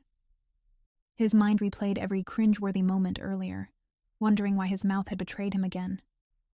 Just an hour earlier, he had stood before Emperor Rafadit, who ordered him to raise his head and meet his gaze. Then he commented that Yulikian was starting to resemble the late emperor more and more as he aged. Yulikian accepted the remark politely, but deep down, he knew anyone hearing that would probably choke. The emperor didn't even look remotely like his father, the late emperor. Rafadit resembled his mother so much that people used to whisper about it non-stop. And because the man clearly hated being reminded of it, he had wiped out any source of the rumor once he took the throne, including his mother, the Empress Dowager. People still whispered that there's no way a frail woman who could barely walk managed to hang herself from a ceiling beam. But saying it out loud was practically a death wish, so everyone kept their "that sounds like murder" opinions to themselves. Trying to ignore all of that, Yulikian decided to be straightforward and asked if the emperor really was hosting a ball. Rafadit confirmed it was for Princess Miele's 14th birthday, and that, as her cousin, Yulikian was expected to attend. Yulikian agreed to go, but added that he couldn't attend with Lady Bartlerose, the noble lady that the emperor had chosen for him, because he already had someone he loved. Upon hearing that, the emperor looked at Yulikian as if he had just declared a romance with a cabbage. He couldn't believe Yulikian was willing to risk the future of the Grand Duchy for Maddie, whom he bluntly dismissed as a lowborn distraction. Yulikian tried to stay calm. He told his uncle that he only wanted to start a quiet family and avoid causing the emperor any political trouble. But the emperor couldn't help sneering at that, saying Yulikian had some nerve talking about a quiet life when he was attached to a woman the emperor basically compared to a wild dog. Yulikian's fists tightened. Anyone watching could tell he was one insult away from snapping. But instead, he reminded himself to be bold, Maddie-style boldness, and declared that nothing would change his feelings for her. With that amused look older royals get when they think the younger generation is being stupid, the emperor looked at his nephew. He asked Yulikian if he even understood what marrying a nameless woman meant for a Grand Duke. But Yulikian straightaway said he loved her as a man, not as a noble, and if his father were still alive, he believed he would support him. Then he rambled, hard. He went on about how he already missed Maddie, how he wanted to grow old with her, and how he wanted children who resembled her. Basically every dramatic, heartfelt line that had been sitting in his chest waiting to explode. The emperor couldn't take it anymore and cut him off, ordering him to stop before he made himself any more ridiculous. He said he would test the sincerity later and dismissed him. As the guards dragged Yulikian out like a lovesick criminal, he kept shouting about how his uncle needed to understand. But Yulikian didn't regret it. If anything, he figured the gossip alone would explode through the palace like wildfire. At least that part would be fun. Once he finally arrived home, he was ready to tell Maddie every outrageous detail, only to realize she was nowhere in sight. Riley approached with unfortunate timing to report that Maddie had gone out earlier that afternoon. That was when Yulikian's irritation kicked in. After everything that happened today, after all that emotional chaos, and she still left without telling him? He had told her to warn him before going anywhere. Just like that, his dramatic declaration of eternal loyalty was replaced by pure frustration. Maddie, meanwhile, was already in Nox's place, ready to hear whatever dirt he'd gathered on Yulikian's shady uncle over the past 3 days. Nox, however, got distracted the moment she walked in wearing men's clothes. She casually explained that the Grand Duke had heard rumors she and Nox were a couple. To keep him from getting annoyed again, she told Yulikian she'd already broken up with Nox. Now, since she and Nox were meeting alone, she felt it was safer to blend in. Nox, already on edge, asked if she had clarified to Yulikian that he was just her little brother or assistant. Maddie looked genuinely confused, but confessed she hadn't said either. Her reasoning was simple. Why would she call Nox her little brother when they didn't even look related? Calling him an assistant made more sense anyway. Knox's soul briefly left his body from frustration, but Maddie still couldn't understand why he was so bothered. She'd already fixed the rumors, so what was the problem? When Knox pushed and asked if she actually had some secret lover somewhere, Maddie answered immediately, "Of course not." She'd only meant she'd cleaned up the people who spread the gossip. She also insisted Yulikian didn't need to know every detail of her personal life. In her mind, keeping him in the dark would make their relationship look even more convincing. Knox found that reasoning absolutely insane, and started yelling again, ranting about how much he disliked her and how horrible she was. Maddie cut off his meltdown by jabbing a knife into the table and demanding an update on Count Montanaro. Knox snapped right back to business like a frightened cat being sprayed with water. He reported that out of all the Grand Duke's relatives, the Count had the most interactions with him. The rest avoided Yulikian completely after his parents died. Pretty understandable if they were scared of getting on the Emperor's bad side. Maddie doubted the Count was staying near Yulikian out of pity, and Knox's findings proved it. Apparently the Count had blown all his money betting on horses, and with his wife's lavish lifestyle, they'd nearly gone completely broke. Then suddenly, everything was magically paid off because the Countess's mother left a huge inheritance. Everyone bought that story, thinking the Count must have treated his mother-in-law really well. In reality, the Count had a mistress at the racetrack, and the Countess had a personal guard she was secretly involved with. A whole circus of affairs. Maddie already knew this because one of the knights used to play cards with her and couldn't keep his mouth shut.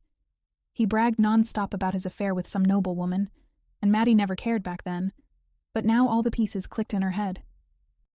The only missing detail was who actually paid the Count's debt. Knox said he couldn't find a trace, which meant someone powerful had deliberately wiped it clean. And only a very select group inside the Emperor's circle had that kind of money.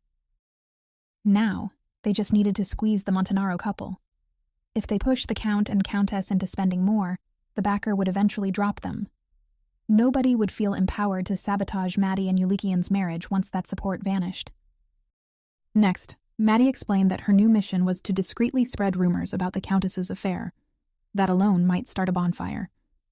Knox stared, realizing Maddie was doing all this for one thing, marrying the Grand Duke. He pointed out that she must really love Yulikian. Maddie didn't hesitate. She admitted she did, smiling like she'd just stated the sky was blue. Right after that little sweet moment, she tossed a gold coin at Knox and gave him a job. He was to dress like a noble, go to the horse tracks, and win big. She wanted him to attract the Count's attention, become his new friend, and teach him how to make the right picks. Then he'd let the Count win a few times before showing him a bigger, more dangerous game. Maddie reminded Knox that once gamblers taste victory, it's impossible for them to quit, unless someone physically stops them from ever gambling again. Knox understood perfectly. It had been a while since he last scammed a noble, and he seemed almost eager to flex those old skills again. 2 days later, the palace was glowing for Princess Miel's birthday ball, but Lady Bartlerose was already fuming. She'd been waiting longer than she liked, and the irritation kept piling up. First, the Grand Duke had gone ahead without even greeting her, which she took as a personal insult. Second, the brother she dragged into her plan was late because of work. At this point, everything around her felt like a bad omen. Still, she wasn't giving up. If she could catch Yulikian right at the entrance, she could still walk in with him and look like his rightful partner. That hope lit up her whole face when she spotted his carriage approaching. But then Maddie stepped out first. She was wearing a stunning blue dress that practically announced, "Yes, I'm gorgeous. Please stare." And Yulikian was right beside her, escorting her in a way that made it look like they were sharing romantic whispers. In reality, Maddie was asking how much her outfit could sell for, while Yulikian was threatening to issue an empire-wide wanted notice if she dared pawn off her jewelry. Chalamet's jaw tightened. To her, Maddie showing up in such an eye-catching dress at someone else's birthday ball was just asking for trouble. But she pushed those thoughts aside. Getting inside with the Grand Duke came first. She marched over with fake cheer, acting like it was a fun coincidence they'd arrived together. Then she suggested to head inside, but Yulikian casually pointed out that he had never agreed to her accompanying him, because Maddie was his partner for the night. The couple began walking toward the entrance, forcing the lady to rush after them. She insisted that the Emperor himself had ordered her to go with Yulikian. But he only turned and repeated that Maddie was his partner. If Chalamet was so insistent, she could walk alongside them. Her face twitched. Walking beside Maddie, a woman from the slums, was unthinkable in her eyes. She took it as a direct insult to her noble dignity, and even threw in a wild threat about reporting that she'd been slapped. Yulikian simply scoffed. He reminded her, loudly enough for anyone nearby, that he was the Emperor's nephew. A count's daughter threatening him was laughable. If she would rather not disobey the Emperor's command, she could follow behind them. That was her best option. The murmurs growing around her killed whatever pride she had left, and she had to swallow her anger and walk after them. Things only got worse when the couple reached the entrance. The servant checking invitations informed Yulikian that only those listed could enter, meaning Maddie wasn't on that list. Yulikian's expression darkened as he demanded to know if his lover was really going to be turned away, even after being accompanied by him. But the servant calmly repeated the rule. Before he could argue again, Maddie stepped in. She told him it was fine, and that she'd wait in the carriage. Then she bolted, clearly planning something. As she passed Chalamet, the lady whispered that Maddie would never climb over the wall of status. That was all Maddie needed. Not even a second later, she burst into loud tears and repeated Chalamet's exact words for everyone to hear. Dramatically, she expressed her love for Yulikian, yet their status kept them apart. She even threw in a heartbreaking line about waiting for him, even if he eventually abandoned her. Yulikian joined the show instantly. He vowed he would never abandon her, not even on his dying breath. They leaned in closer as if they were about to kiss right there at the entrance, fully committed to the performance. Chalamet couldn't take it anymore. She yanked the Grand Duke inside, hissing that he should stop embarrassing everyone and hurry up. Dragged into the ball, Yulikian still shouted back that he'd return soon and wouldn't look at anyone else. Naturally, the nobles began whispering. They heard Maddie was the slum-born woman the Grand Duke had proposed to. People pitied her, admired her beauty, and marveled at their romance, which was exactly what Maddie wanted. Inside the party, Yulikian ditched Chalamet immediately. He stood near a window looking like a heartbroken statue, refusing food and drinks the entire evening. The nobles noticed, and rumors grew. They all agreed on one thing. The Grand Duke was hopelessly, passionately in love with Maddie. Princess Miel eventually approached him. Yulikian bowed politely and wished her a happy birthday, but the silence afterward was so stiff that Miel excused herself. When she reported this to the Emperor and Empress, they were stunned. Miel said her cousin seemed unwell and looked a little down. The Emperor tried to cover the awkwardness by promising to arrange another meeting, since Miel had been excited to see Yulikian after so long. The Empress then guided her daughter through the guests, but the Emperor was now quietly unsettled. If Yulikian was pushing this far over a woman, maybe the Grand Duke really was serious. Meanwhile, Yulikian stood alone, hiding a small smile behind his hand. Maddie had been right. By tomorrow, no one will even remember the princess's birthday. All the talk would be about the heartbreaking love story between him and Maddie, and the dramatic scene at the entrance. His silent celebration ended when a servant hurried over to report something urgent. Maddie had been grabbed by a man who refused to let her go. Yulikian didn't wait another second. He rushed straight for the exit, scanning the palace grounds like a man ready to tear the place apart. Anyone watching might have assumed he was rushing to save Maddie. But no. Yulikian wasn't worried for her. He was worried about whoever dared cross paths with her. And with her personality, there was a very real chance that this mysterious man was probably already lying face down in the grass, knocked out cold. Outside the palace, the stranger who had grabbed Maddie was, thankfully, still breathing. That alone was already impressive. But what really stood out was the way this unknown man looked at Maddie, like he couldn't believe she was actually alive. His expression was a mix of shock, relief, and something a little too unhinged for anyone's comfort.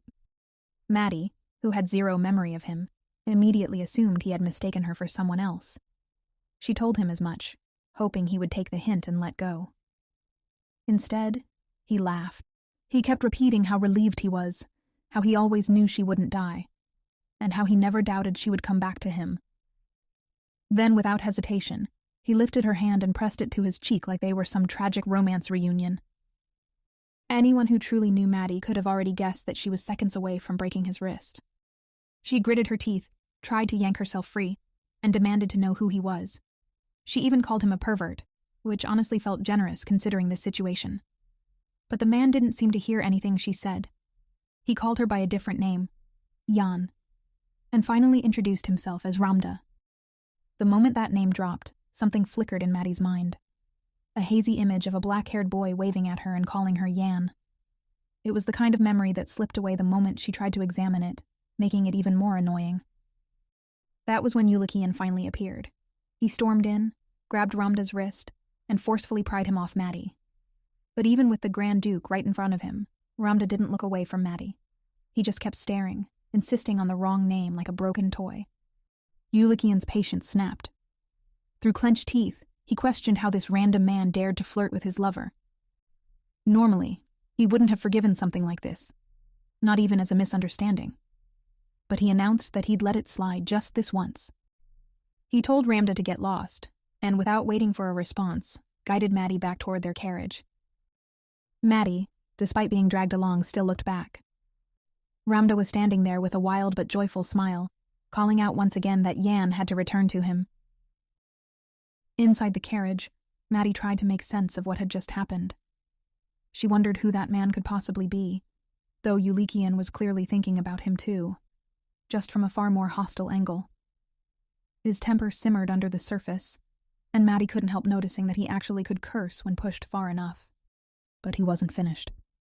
He reminded her of the promise she'd made, to take responsibility for the other men in her life. Maddie almost rolled her eyes. She suggested he hear the story from the beginning instead. She explained that while she was walking back to the carriage, that man had suddenly grabbed her. The only reason she listened was because she couldn't exactly slam him into the ground in public. Then she mentioned how she'd seen him open his own carriage and tidy his appearance himself, clear signs he wasn't a noble at all. One would think the explanation would help, but the look on Yulikian's face said otherwise. He still didn't believe her, and Maddie wasn't surprised because Yulikian had trust issues the size of the Empire. So when he said he couldn't trust someone who constantly deceived him, Maddie didn't argue. She simply accepted it and turned her attention to the window. Meanwhile, he was busy stewing over how many men from Maddie's past might still be lurking around. He refused to sit and wait for those problems to come find him. And yes, he needed to dig deeper quickly. However, Maddie had her own thoughts too. She couldn't understand how Yulikian managed to act so self-righteous while hiding his niece's existence from her. She fully intended to drag that truth out of him eventually. A week later, Maddie headed back to the slums to meet Knox. Dressed in men's clothes again, she stepped inside and immediately asked how the Count Montanaro investigation was going. Knox looked exhausted, mostly because he'd spent his whole day gambling again. He complained that the Count was such a terrible gambler that he didn't even have to cheat. He had even resorted to accidentally dropping his betting ticket just so the Count would find it. As for the knight secretly involved with the Countess, things were spiraling fast. The rumors had spread so widely that transferring to another order was no longer an option. Everyone knew he was basically waiting to be kicked out. Maddie praised Knox's work and told him it was time for her to throw her own bait. As she casually changed her disguise, Knox caught on quickly and asked where she was heading. Maddie cheerfully said she had things to take care of for her sweet boyfriend, and Knox didn't question it. He had seen enough of her chaos to know better. Then Maddie remembered something. She asked whether Knox knew a man named Ramda, the one with black hair and red eyes who acted like her old acquaintance outside the palace. Unsurprisingly, Knox had no idea who he was. But after thinking about it, he concluded there were only two real possibilities. The man was either from Imperial Security or a foreign police force. Nothing else made sense. As Maddie stepped outside, that strange memory flashed again, a flicker of something she just couldn't grasp no matter how hard she tried. It frustrated her, but she pushed the thought aside. She didn't have time for mysteries today. She had a bigger task ahead. Her last visit here had been cut short when a little girl stepped out and handed her bread while she was disguised as a beggar. The child had silver hair and blue eyes, clear signs of the Grand Duke's bloodline. Maddie knew immediately who she was, and she also knew Yulikian thought he had hidden them well. He seriously underestimated how fast she could connect dots. This time, Maddie examined everything thoroughly: their food, their clothes, their living conditions. Nothing escaped her eyes. And the more she observed, the more she realized how dangerous the situation truly was. If things continued this way, Yulikian's beloved niece could eventually become his downfall. Maddie hated cleaning up disasters after they exploded, so she planned to handle the problem early. Her investigation brought her to another discovery. After Crockton checked on Astrid, he went straight to the scar-faced man who'd been tailing her for days. Crockton handed him detailed information, then walked away with a heavy pouch of money. Considering the maid mentioned Crockton always left the house every weekend, it wasn't hard to guess this was a weekly routine. Maddie was certain he had been selling Astrid's information every week. Crockton was turning into a long-term problem, but she decided to deal with him later. She had more urgent things today. Still, she couldn't believe Yulikian trusted Crockton of all people with Astrid's location. The Grand Duke's judgment could be painfully questionable at times. Once she made sure the street was empty, Maddie clicked the heel of her shoe and pulled out a lockpick. Moments later, the door opened instantly. She stepped inside, already planning her next move, when a long shadow suddenly stretched across her feet. Maddie hadn't expected anyone else to be here tonight. And whoever this person was, they definitely weren't supposed to be inside either. Meanwhile, somewhere deeper in the slums, a cloaked figure approached one of the shabby doors. He knocked, and after some shuffling, an elderly man cracked it open, asking what he could do for him. Of course, that old man was just one of Knox's many disguises.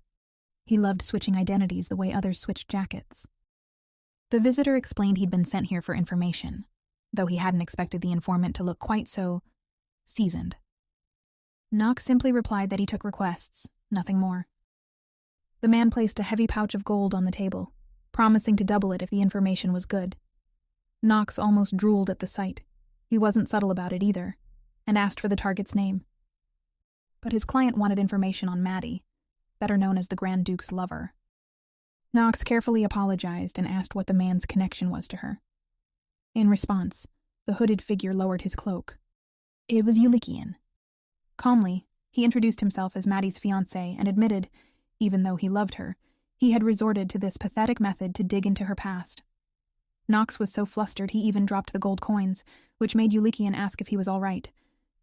Trying to recover, Knox cleared his throat and assured him that their organization would do everything possible to fulfill the request. But before anything else, he wanted to know something important.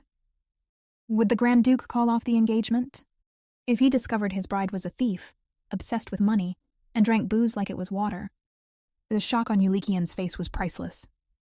In a panic, Knox began to babble excuses, saying that an obsession with money just proved Maddie was practical, that heavy drinking meant she was healthy, and that being good at stealing only meant she had nimble, gifted hands. Marriage was serious business, after all. He needed to know how this information would affect the Grand Duke's feelings. That was when Yulikian realized something. This man wasn't simply disguised as an old geezer. He clearly knew Maddie personally. Softly, the Grand Duke replied that he and his bride loved each other very much, and if anything troubled her, he wanted to share that burden with her. Knox was so touched he grabbed Yulikian's hands with tearful admiration, declaring the man incredibly lucky. There wasn't another girl like her in the entire world. The Grand Duke, in turn, said he was willing to pay extra as long as Knox never breathed a word of this conversation to Maddie. Knox gave a confident grin and promised that everything would remain a secret, adding that he would gather every bit of information possible. Yulikian agreed to return in 10 days. As Knox saw him off, he wondered how such a decent guy even considered breaking things off with Maddie. He wished the Grand Duke a safe journey, and Yulikian finally stepped out into the night. As he walked, Yulikian couldn't help but sigh. Maddie really had gathered the most straightforward, painfully honest man around her. Still, he couldn't help but wonder where she had run off to this time, and whether she'd even be back tonight, considering she was nowhere in the manor when the Grand Duke left. At the very same moment, Maddie was in the middle of a fist fight that looked like it could level the whole room. She had a stranger by the throat, slamming him around while muttering to herself that this guy was annoyingly strong. She choked him down, threw him to the floor, and finally stopped when he stopped moving. She let out a long breath, brushing blood off her cheek. He'd managed to cut her during the struggle, but Maddie didn't even care. Her wounds healed so fast that Yulikian probably wouldn't even notice if he saw her later. What she did want was a name. Someone had sent this guy, and Maddie already had a few suspects in mind. Crocton, and that mysterious scarred man she'd seen earlier exchanging money. The two of them had been whispering together too carefully for their conversation to be innocent. She was still twirling her knife and running theories in her head when she felt someone sneaking up behind her. Maddie didn't even think. She spun around and flicked her knife straight into the woman's throat. The target dropped instantly. Maddie groaned, annoyed. This one wasn't even half as strong as the first guy. Then she plucked a piece of broken glass off the floor, because apparently tonight was a use whatever's lying around kind of night. Then she marched down the hallway and kicked open the next door. Inside were two masked men, and on the floor, a little girl in a nightgown, trembling hard. Maddie's mood did a complete flip. She lit up with a wild grin and announced, far too cheerfully, how happy she was to finally meet Astrid. The two masked men froze like someone had unplugged them, and one asked who she even was. Maddie clutched her head dramatically, scolding them for stealing her entrance line. The men whispered back and forth, panicking that this was probably a setup.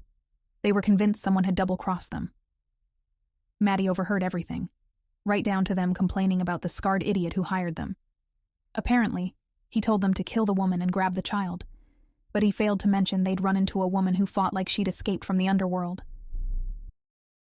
Maddie glanced at the woman holding the girl. Her left hand was normal. Interesting. That already told Maddie she wasn't the Grand Duke's little sister. For a second she thought about how Yulikian must have struggled with what to do. Send his sister and niece away or give them new identities. But after seeing this messy setup, she realized something else. Astrid's mother was already gone, and Yulikian hadn't been able to send a child off alone. Whoever planned this attack clearly didn't think anyone would investigate properly. And now that Maddie was here, she couldn't afford to let the culprit get scared and disappear. Because if Yulikian lost the last family he had, he would break, and Maddie knew it. The Grand Duke looked strong on the outside, but underneath he was lonely to a painful degree. If he lost his will to live, their contract would fall apart, and Maddie wasn't letting that happen. She crouched down and waved at the little girl softly. She called her Astrid and told her she reminded her of someone she knew. Maddie promised she was here to help, reaching out her hand as gently as she could. She even said she'd protect her like a mother, since she would be her new one. But the woman beside the girl, barely held still by one of the hitmen, exploded into screams, insisting she was the child's mother. Maddie didn't believe that for a second. She already pegged her as the nanny. One of the killers pressed a knife to the nanny's throat, warning Maddie to step aside so they could finish their job, kill the nanny, and take the kid. Maddie thanked him in a cheerful tone, pointing out she hadn't even asked yet. The man stared at her like she was completely unhinged. After letting her laugh die down, Maddie made her own job clear. Nobody in that room was leaving alive. The men got tense, not knowing who this woman was or why she was enjoying herself so much. While they were still trying to figure her out, Maddie noticed 5 tiny moles on the back of one man's hand. That was the mark of the Harbin gang. She told him the gang must be falling apart if their members were stuck kidnapping children now. The man panicked and hid his hand, demanding to know how she knew Harbin. Maddie lied smoothly, claiming she kept track of gang members and caught them making deals behind their boss's back. Absolute nonsense, but it rattled him just enough. And that tiny flicker of hesitation was all Maddie needed. She launched forward, slipping past the nanny and whispering for her to cover the girl's eyes and run. Everything erupted at once. The nanny grabbed the child and dashed out. Maddie slashed the first hitman with the glass shard, tripping him and sending him crashing down. The second man raised his dagger, telling her to kiss her life goodbye. Not far away from the scene, the nanny heard hard blows, sharp cries, and that unmistakable sound of blood hitting the floor. Then everything went quiet. Finally, Maddie's voice cut through the silence, telling her not to open her eyes yet. When Maddie allowed them to turn around, the nanny screamed. Maddie was now dressed in full mercenary gear. She brushed off the reaction, explaining she just changed clothes because the ones she wore earlier were entirely ruined. To keep the act consistent, Maddie claimed the boss had sent her to protect them. But the nanny asked why Sir Crocton hadn't come himself, That was all Maddie needed to hear. If the nanny saw Crocton as the boss instead of Yulikian, then she was a mole. Maddie had felt off about this place from the start. Now, after noticing the old scars on the little girl's legs, the pieces finally linked together. When the nanny nervously asked if Crocton had sent Maddie ahead to check whether everything was going according to plan, Maddie realized the woman knew far too much about the attack. The nanny tried to explain that she was ordered never to leave the house no matter what. That was precisely the suspicious part. Smirking, Maddie concluded that the nanny had not only failed to protect Astrid properly, but had also been ordered never to leave the house, even if a thief, or worse, assassins, broke in. Then Maddie asked if that was because Crocton was supposed to swoop in and save her. The way the maid flinched confirmed everything. Maddie stepped closer and asked how the woman could beg for mercy when she had been hurting a child this whole time. Then she struck clean and fast, hitting the woman right in the neck. The nanny dropped instantly, unconscious before she even knew what happened. Maddie finally pieced together what Crocton had probably been planning. He wanted it to look like he had saved Astrid, then rushed to Yulikian, saying he needed to move the kid somewhere safe. And once Yulikian agreed under pressure, Crocton would hide Astrid somewhere far away, out of reach, and use her as leverage whenever he wanted. It was a nasty little setup, and Maddie could practically see him rehearsing the fake hero act in a mirror. But the part that bothered her most was what she overheard from the hitmen earlier. They weren't just going to kill the nanny and take the girl. They were going to do it right in front of Astrid. It wasn't difficult to see their plan. Terrify the child so badly that she'd be easy to control later. While Maddie was trying to wrap her head around that, a sharp pain stabbed through her mind. Another memory hit her out of nowhere. She saw her younger self being forced to be injected with some strange medicine, dark green and definitely not meant for kids. The memory felt too real, yet she was certain she'd never seen it before. She snapped out of it when she noticed Astrid staring at her.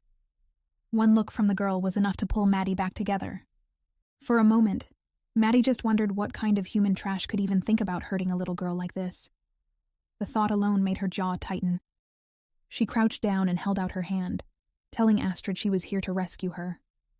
The girl didn't say a word, so Maddie tried easing her in by asking how old she was.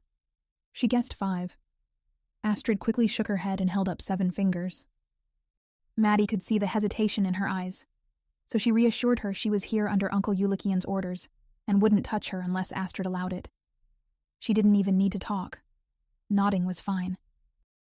Then Maddie tried asking about the marks on the girl's arms and legs. Why was she dressed so lightly when it was freezing inside? When she asked if the nanny had done this, Astrid looked away. That was enough of an answer. Maddie asked again if the nanny had told her to stay quiet about it. Astrid suddenly nodded hard, while Maddie threw a torn piece of paper onto the unconscious woman. After that, Maddie gently asked one more question. Did she want to stay here until the nanny woke up, or did she want to leave with her and read a fun story instead? Astrid jolted like that suggestion caught her off guard. Maddie couldn't help but laugh softly. She already knew what the girl was thinking. She pointed at the children's book lying nearby, the same one missing a page. She admitted that she had a superpower. She could hear thoughts, and Astrid's heart had been screaming for help, so she came the moment she heard it. She told her it would be better for both of them to leave this house now. Astrid froze again, remembering Crocton's rules. She wasn't allowed to leave the house, ever. Even just peeking out the window would make the nanny scream at her. Everything was forbidden and controlled. But now Maddie was standing there with open arms like someone had dropped an angel in front of her. After a long moment of hesitation, Astrid finally reached out both of her tiny hands. Maddie immediately pulled her into a gentle hug, quietly noting how ridiculously adorable the girl was. She also reminded Astrid that she'd just seen how strong Maddie was earlier, so she'd better hold on tight. Then, she headed straight for the window, climbing onto the roof with the girl tucked safely with her. Maddie promised she'd protect her from anything if she just trusted her. As the wind brushed past them, Maddie looked at Astrid and asked in a soft voice, "Do you want to play a make-believe game?" Meanwhile, General Stevian entered the high-class hotel where he had rented a room. The receptionist offered to carry his bags and informed him that the clothes he had requested the day before were already in his room. The general thanked him, slipped a stack of bills into his hand as a tip, and asked not to be woken for breakfast, as he intended to rest alone. Once inside his room, the man let out a long sigh of relief. He ripped off the wig and glasses, and Knox's bright hair sprang free. This whole thing was exhausting, but Yulikian's uncle had finally taken the bait. Disguised as a general, Knox had accidentally dropped his betting slip at the track. The Count had picked it up, and then vanished for an entire week, making Knox sweat bullets. So, when the Count finally showed his face again today, Knox was so relieved he almost hugged him. Pulling himself together, he approached the Count and casually gave him a few tips on which horses to bet on. Judging by the Count's tense reaction, it was clear he'd been avoiding him. He'd already blown everything he'd won with Knox's ticket. But in the end, he took his new friend's advice and hit the jackpot. Montanaro was practically glowing when he saw the race results. Knox silently slipped away, heading for the door, certain the Count would call him back. And he did. The Count asked the young man at least to tell him his name, apologizing for forgetting to introduce himself. Knox replied that his name was Marchus Stevian. The Count frowned. He had never heard that name before. Realizing what he was thinking, Knox added that he came from Persia, across the sea. The Count replied that he'd heard of the country and carefully examined the expensive clothes his new acquaintance was wearing. According to Knox, he'd come here on the recommendation of friends around 2 months ago. When the Count asked if he liked horse racing, he replied that he was more into betting in general. Then, Knox casually mentioned the ticket he had lost last time, and asked if the Count had happened to find it. Looking visibly uneasy, the Count replied that he'd left right after him that day.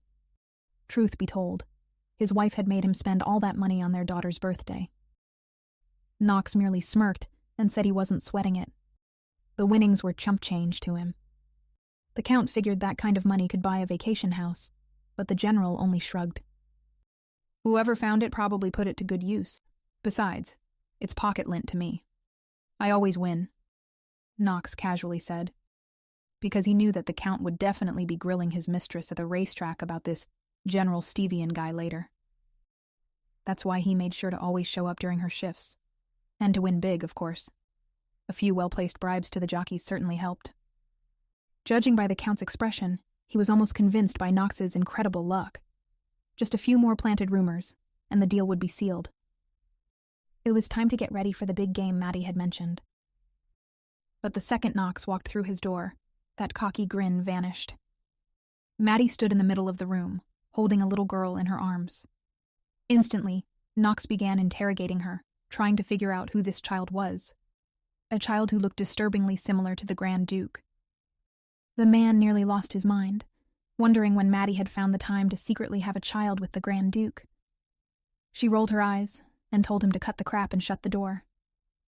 Even as he moved to do so, Knox kept pressing, asking how long she'd been seeing Yulikian and how she could have a kid that grown without him knowing. Ignoring him, Maddie told Astrid to go play with her uncle, and added that she had permission to bite him if he acted up. Knox had no idea what to do with the child, but Maddie simply said she'd pick her up in the morning. She held out her pinky to Astrid, promising she'd definitely be back for her, with Uncle Yulikian. The little girl smiled and trustingly hooked her tiny finger around Maddie's. Before leaving, Maddie added that Astrid barely talked and asked him not to bother her. Knox's head was spinning. None of this made sense, and she had the nerve to leave without explaining a thing. He didn't even get the chance to protest before the door slammed shut behind her. Turning to Astrid, he forced a smile. "Uncle Knox is pleased to meet you." Then he asked what had happened, but the girl just stared at him with her big blue eyes, silent as stone. On the other hand, Yulikian was drowning in paperwork in his office. Weeks of being distracted by Maddie had wrecked his work schedule, and the documents piled up like they were staging a rebellion. Maddie once told him he should just quit and let the city collapse under a useless ruler. But he couldn't do that. His father had drilled responsibility into him since he was a kid. Back then, little Yulikian didn't even know what to do when feeding his own puppy felt overwhelming. His father had simply patted his head and said life was tough, and every life mattered, whether it was a citizen or a tiny animal. And being a prince wasn't a privilege. It was a job, because he and his father had to protect people and keep them safe. Now, staring at the mountains of paperwork, Yulikian knew he was signing up for another sleepless night. Worse, Maddie had disappeared again, and that bothered him more than the entire empire's administrative workload. Philip entered with tea. Before Yulikian even opened his mouth, the butler answered the question he always asked. Maddie still hadn't returned. Philip even added that this was the 49th time Yulikian had asked. One more and they'd hit an even 50. A milestone no man should be proud of. He gently encouraged the Grand Duke to rest since nothing demanded his immediate attention. Yulikian didn't even react. He kept circling the same thoughts. Maddie never told him where she went, who she was meeting, or when she'd be back. She said she'd stay by his side forever, but he didn't understand how forever worked if she vanished every morning. Philip tried again, reminding him he'd been awake the entire night, and Maddie would definitely want him to rest.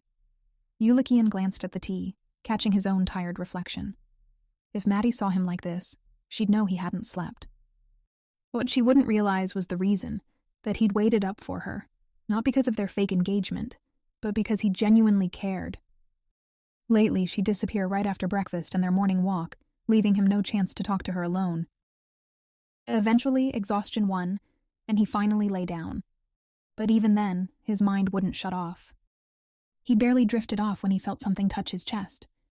His eyes flew open. Maddie was lying right across from him, smiling like she hadn't just given him heart problems for an entire day. She greeted him with a playful, "I'm home," and then eyed his bare chest like she was up to something, casually throwing out a joke about adding a marital duties clause to their contract. Yulikian practically combusted. He told her to go back to her room, which only encouraged her to scoot closer, clearly enjoying how flustered he was. He even admitted he thought he was having heart palpitations. His face burned as he tried to figure out why his heart was going haywire. Maddie only joked that he wasn't Hercules, so how would he know what was happening? He corrected her, Hippocrates, not Hercules, but said that wasn't the point. He insisted his heart sped up because of her dangerous tricks, and concluded it must be PTSD. Maddie shrugged and said whether he was Hippocrates or impotent, she still needed to tell him something. That word alone sent Yulikian bolt upright, demanding to know why she went there. She kept teasing, reminding him about their shaking bed every night, throwing in a line about empty wagons making the most noise. That was it for Yulikian. He lunged. Maddie dodged, and the two ended up running around the bedroom like children playing tag. Their laughter echoed through the room until both collapsed on the floor, breathless. Yulikian watched her, remembering how much worry she'd caused him lately, only to look this carefree now. And, despite himself, something light flickered in his chest, something new and unsettling. Then Maddie said it. "I met your adorable niece." His smile disappeared instantly. He demanded she repeat it, and Maddie leaned in with a whisper, calling Astrid his weakness. She added that her client shouldn't leave vulnerabilities lying around like that. Anyone could find them. "What did you do to her?" he asked, voice tight. Maddie calmly replied that she'd made sure no one could find Astrid. To Yulikian, it felt unbelievably low that she would poke at people's weak spots just for sport. Maddie shot back that he wasn't the only one skilled at digging. After all, when they first met, he had reported the dead mercenaries in the alley without hesitation. He said he'd done that because he feared she'd run away. Ever since he publicly proposed, she had become his biggest vulnerability, and he couldn't lie about that. But Maddie disagreed. They had a contract, no secrets. How could he hide a niece from his own fiancé? Yulikian argued that only a fool would tell a con artist about Astrid. Maddie countered with a simple question. If he was so protective, why was Astrid so exposed that anyone could just stroll in? Panic overtook him. He grabbed Maddie by the shoulders, shaking as he demanded to know what she had done with the girl. In that moment, he confessed the truth. He only wanted Astrid safe. He didn't want her living a life of fear like he had. Then came the question he dreaded asking. Did you kill her? Maddie stared at him for a long moment before answering softly, "No, I hid her." She explained that she finally understood why he burned through money so desperately. It wasn't revenge or for his own survival. He was trying to save Astrid. Yulikian wondered if she figured it out just so she could use it against him. Maddie insisted she was simply curious about what he was trying so hard to protect. He asked if she always dug into everyone's past like this. "I don't trust anyone," she said. "Even if they cry in front of me, I never know what they're like when I'm not around." so I find everything out myself. That's how I run things." Her words made him go quiet. If this was all business to her, then what about everything they'd shared? Maddie then pulled him into a quick hug and told him to hurry up if he wanted to see Astrid. She had information that might be a lot for someone as delicate as him to handle, so he'd better get himself together. A few minutes later, Yulikian and Maddie were already on horseback. The night was quiet enough that it should have felt calm. But Maddie didn't delay, and told him plainly that Astrid had been abused. When Maddie found her, the child had been sitting there in nothing but a thin nightdress in the freezing cold. Her arms and legs were covered in faint, thin scars.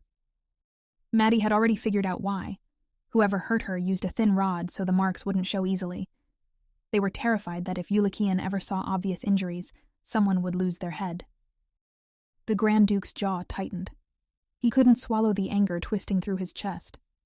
He had warned those people ahead of time simply because he wanted to protect his niece, and they used that kindness to hide their wrongdoing.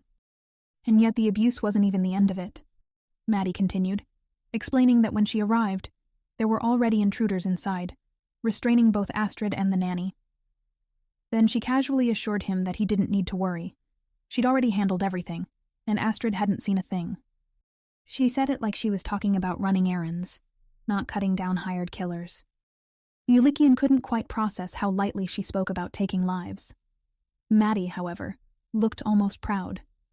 In her mind, all that mattered was that she completed the mission and protected the child. "I didn't ask you to do that. You didn't need to get involved," he said softly. But Maddie only shrugged, telling him she wasn't the type to wait for instructions. If she saw the root of a problem, she removed it.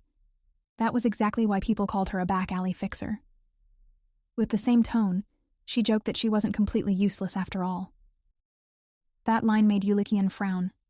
No one said something like that unless they'd heard it too many times. But when he asked what she meant, she brushed it off like she didn't even remember saying it. Yulikian let it go, thinking she must have misspoken. Then he asked about the nanny, whether they had brought her along, and more importantly, whether she was still alive. "In all likelihood she isn't," Maddie said, calm as if she were talking about the weather. Yulikian's voice cracked before he could finish asking if Maddie had killed the nanny too. But Maddie quickly clarified that she had no reason to harm the woman. She hinted instead that Crocton probably took care of it himself. Yulikian immediately shook his head. "That's impossible. He hired her. Even if he found out about Astrid, he wouldn't just..." Maddie cut him off, telling him he was a fool if he still trusted that so-called friend.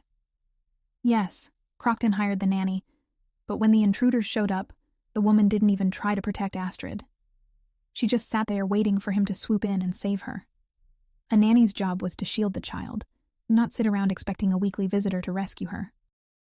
Then Maddie added that she'd caught a valuable piece of information from one of the intruders, the meeting place of whoever organized the entire attack. When she went there pretending to be one of the hired men collecting her payment, she ran into someone Yulikian would never expect. She glanced at him, giving him a chance to guess. He didn't say a word, but his expression already showed that he knew.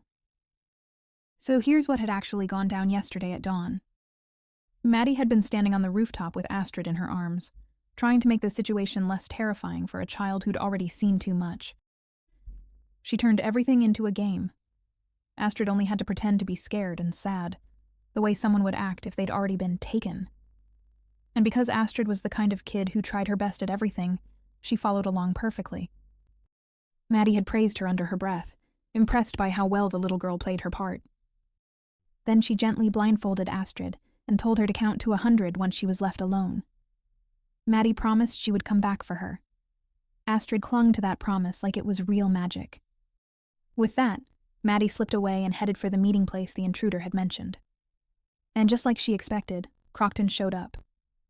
Before he even arrived, he had already heard about the ransom note the nanny mentioned, the one demanding triple the payment and insisting that Crocton come to the meeting place alone.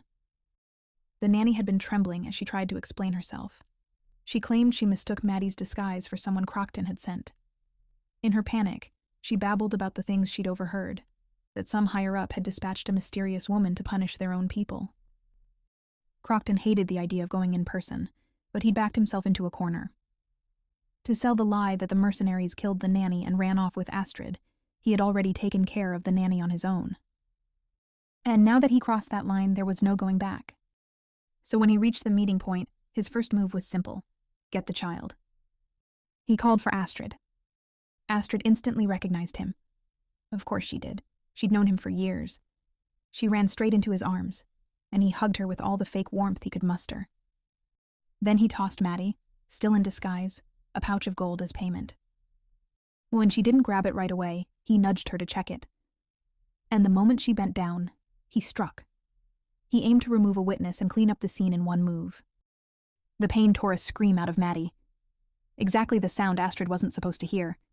The little girl panicked, ripped off her blindfold, and thought their acting game was finally ending. But instead of Maddie, she saw a hooded figure soaked in blood.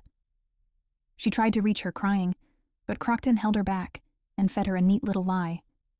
He was protecting her from a dangerous person. Astrid's tears kept falling, until he removed the mask from the fallen figure.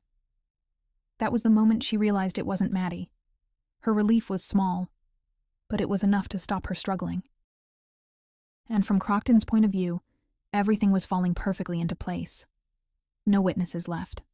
Astrid under his control. All he had to do next was hide her away, spin a convincing story, and make Yulikian feel cornered enough that he'd rely on him completely. He tied the blindfold back over Astrid's eyes and told her he was taking her somewhere safe, adding a threat that if she removed it, she'd never see him again and things would get worse. Then, he dragged her along the streets, barely checking if her little legs could keep up, while his accomplices followed closely behind. Eventually, they arrived at some cramped, dark space. Crockton shoved Astrid inside, slammed the door, and locked it. She stumbled in the dark, fell, scraped her knees, the kind of hurts that feel bigger when you're already scared. Astrid cried, but she didn't let go of one thought. Maddie said she'd come back. The little girl remembered one more thing Maddie had told her. If you're ever left alone, count to 100. So Astrid did exactly that. Slowly, carefully, letting each number steady her, holding on to hope as tightly as she could. And right when she reached 100, someone ripped the blindfold off. There was Maddie, standing right in front of her. From that moment on, Astrid believed Maddie would always keep her promises no matter what. And now, as if waking from a dream, she heard Maddie's cheerful voice saying that her uncle Yulikian was with her. Astrid rushed straight into his arms, hugging him tightly while silently thanking Maddie. In Astrid's little heart, Maddie felt like someone Yulikian had sent just for her, a superhero who arrived to protect her every single time. The scene shifts into a flashback from 3 years earlier. Yulikian had been on his way home when a woman suddenly stepped in front of his carriage, forcing it to stop. She tapped lightly on the window and handed him a folded note. At first, he thought she was a messenger sent by the Emperor. But the moment he opened the letter, everything inside him stopped. The note was short, rushed, and desperate. It begged him to save a child named Astrid, a 4-year-old boy who hadn't spoken since witnessing his father's death. And it was signed by his sister, Luvidia. Yulikian threw open the carriage door, shock taking over as he realized the woman standing outside was actually Luvidia herself. On the day that their father's palace burned down, his twin sister had vanished. Their mother had refused to ever talk about her again, and eventually, Yulikian had assumed she was gone forever. Now she was here, alive, standing right in front of him after all those years. He dismissed the coachman, stepped onto the road, and kept asking Luvidia what happened, where she'd been, and why she disappeared. But she didn't answer a single question. Instead, she pushed little Astrid, terrified and shaking, straight into his arms and ran. She didn't look back, didn't explain, nothing. Just the sound of her footsteps fading through the empty street. Yulikian tried to chase her, but she was already gone. He held the trembling child against him, having no idea what Astrid had seen or what Luvidia had gone through. Days later, he finally tracked down the place where Luvidia had been staying, dragging Crockton along with him. But when they arrived, the small shack was already empty. It looked ransacked, yet nothing of value had been taken, because there was nothing valuable there to steal, except Luvidia's life. That was when everything sank in. Luvidia had been running from someone. She had known the danger wouldn't stop chasing her. And to protect her child, she had handed Astrid to the one person she trusted most, and vanished before danger could reach the boy. The funeral that followed was quiet and lonely. Since she had already been declared dead long ago, she couldn't be buried beside their parents. Astrid didn't make a scene or ask questions. The child simply shut down. No smiles. Barely eating. Only taking enough food to survive. No doctor could fix that kind of trauma. And Yulikian could barely stand the sight of the child who looked so much like his sister. The guilt ate at him every day. Eventually, he treated Astrid as a warning. Something that could be taken from him again. So, he ordered Crocton, who shadowed him everywhere back then, to hide the child somewhere far from danger, somewhere no one else would know. From then on, he only visited Astrid occasionally. The child always stared at him with an empty expression, never reacting. Yulikian assumed Astrid had simply forgotten how to smile. Which is why the sight in front of him now almost knocked the breath out of him. Astrid was glowing, genuinely, openly happy, while clinging to Maddie like she was something bright and familiar. Yulikian realized in that moment that the child had grown while he stayed stuck in the past. Afterwards, Maddie casually suggested they go for a swim. Yulikian stood up, saying he would bathe Astrid himself, but Maddie quickly stopped him. She reminded him that even though Astrid looked small, the child was already 7. She joked that nobles must be clueless if they thought an uncle should bathe a 7-year-old little girl. Maddie, of course, had no idea about Astrid's true gender. A boy.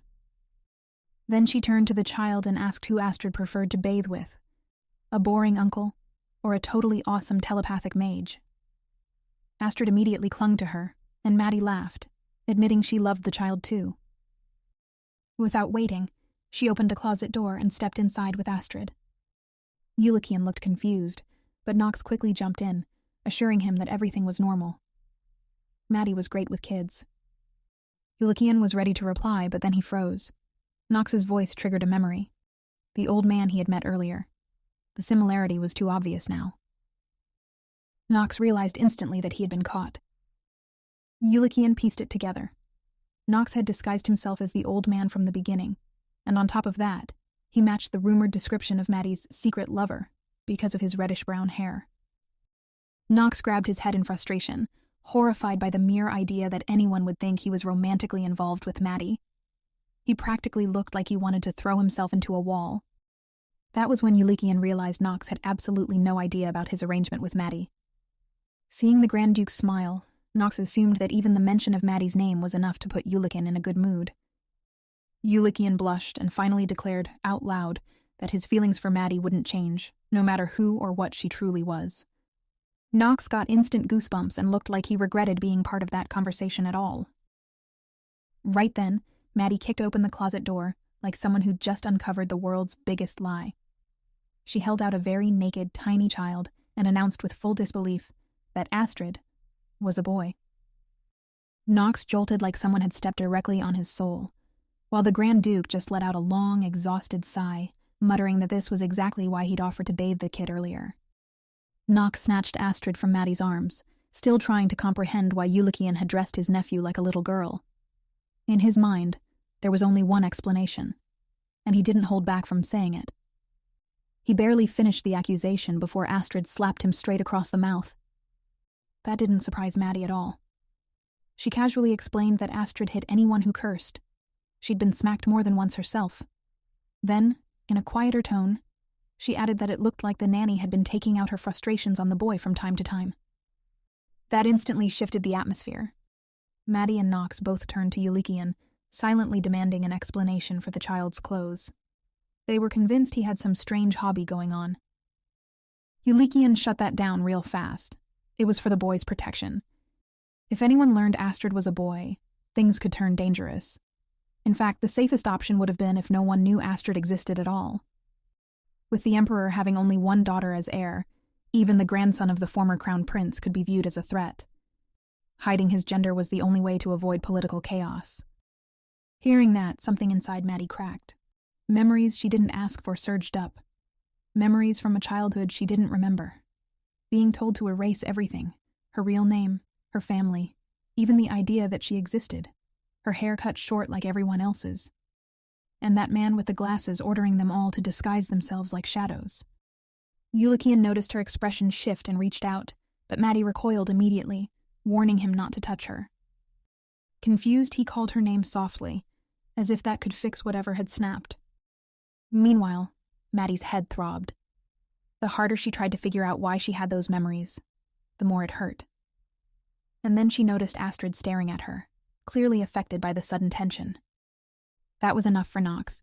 He pulled the boy behind him and scolded both adults, saying they shouldn't argue in front of a child. If they wanted to fight, they could do it elsewhere. Maddie forced a smile and patted Yulikian's shoulder like nothing had happened. She apologized, saying she didn't know what came over her. But Yulikian wasn't convinced. She'd gone pale, and he couldn't shake the worry. She quickly made up an excuse, claiming she reacted because she suddenly remembered the difference in their social status. That wasn't what he meant at all. But before he could finish clarifying, Maddie pressed a hidden button on the cabinet door. A panel slid open smoothly.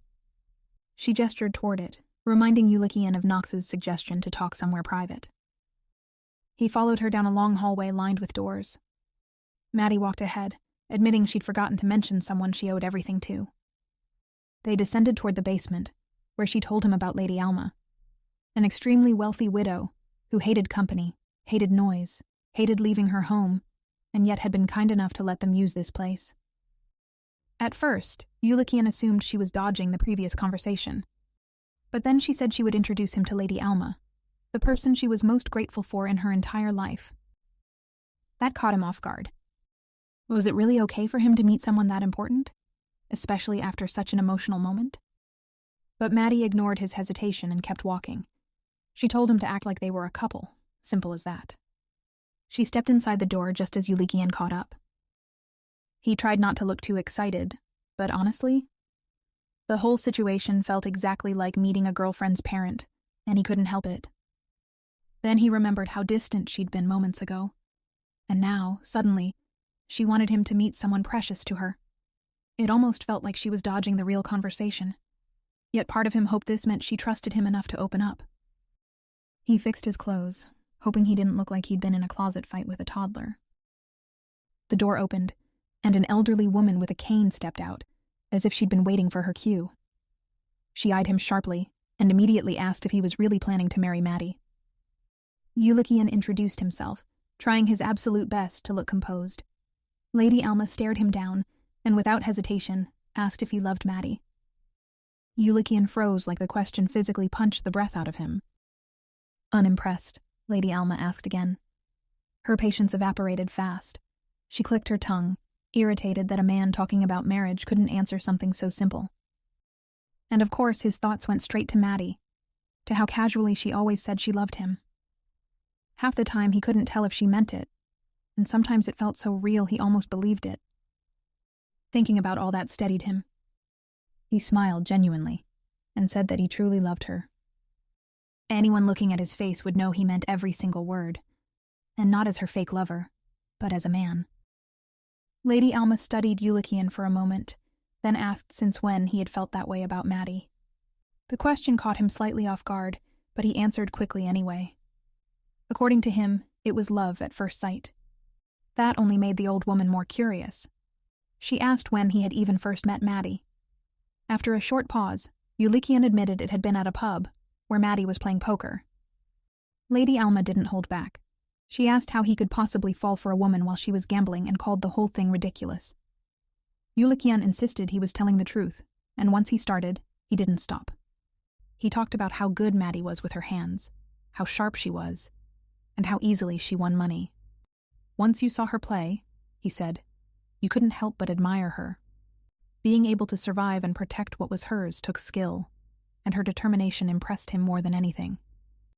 Lady Alma clicked her tongue and muttered that the longer he talked, the more Maddie sounded like a gambling addict. She asked what part of that was supposed to be attractive. Yulikian answered without hesitation. He said Maddie was beautiful, and no one could compare to her, especially when she smiled. The old woman pointed out that Maddie's body was covered in scars and said she looked more like a street thug than a proper lady. Yulikian didn't deny the scars. Instead, he said that was exactly why she was beautiful. Those marks showed how hard she had fought to stay alive. To him, she wasn't a thug, but someone strong enough to survive anything. She wasn't addicted to gambling either, just competitive. Those traits were part of what made her who she was. He went on, admitting that when Maddie wasn't around, every second felt wasted. He knew she had lived a hard life, and all he wanted was for her to finally have a place to rest. Lady Alma lifted her hand and stopped him mid-sentence. She said she understood now. Then, without warning, she pulled something on her face. The disguise came off. Standing there wasn't Lady Alma at all, but Maddie. She laughed lightly and said his answers were perfect. Anyone would think he had prepared for an interview like that. Yulikian was completely stunned. The entire introduction had been fake. Maddie winked at him and slipped inside the room. Still in disbelief, Yulikian rushed after her. What greeted him was a space filled wall-to-wall with paintings. Maddie pointed to a portrait of a married couple and said this place was the Henderson Atelier. The name hit him instantly. Henderson was a renowned painter, whose work still sold for absurd prices at auctions. But Yulikian clearly remembered that the man had died long ago. He asked if this was really where Henderson used to work. Maddie corrected him. Henderson had never died. In fact, Henderson had never existed. He was just a character Knox used when running scams. Yulikian stared in disbelief at the paintings and asked if Knox had created all of them. Maddie shook her head cheerfully and said she painted everything herself. Knox, she added, wasn't creative enough to invent something like this. That left Yulikian even more confused. If she was this talented, why bother scamming people at all? Selling even a few paintings would have made her famous. More than that, why was she telling him all of this now? Maddie started changing outfits right in front of him. Yulikian turned away immediately, his cheeks turning red, while she continued talking like nothing was happening. Some days she was Lady Alma the widow. Other days, she was Baron de Fonse.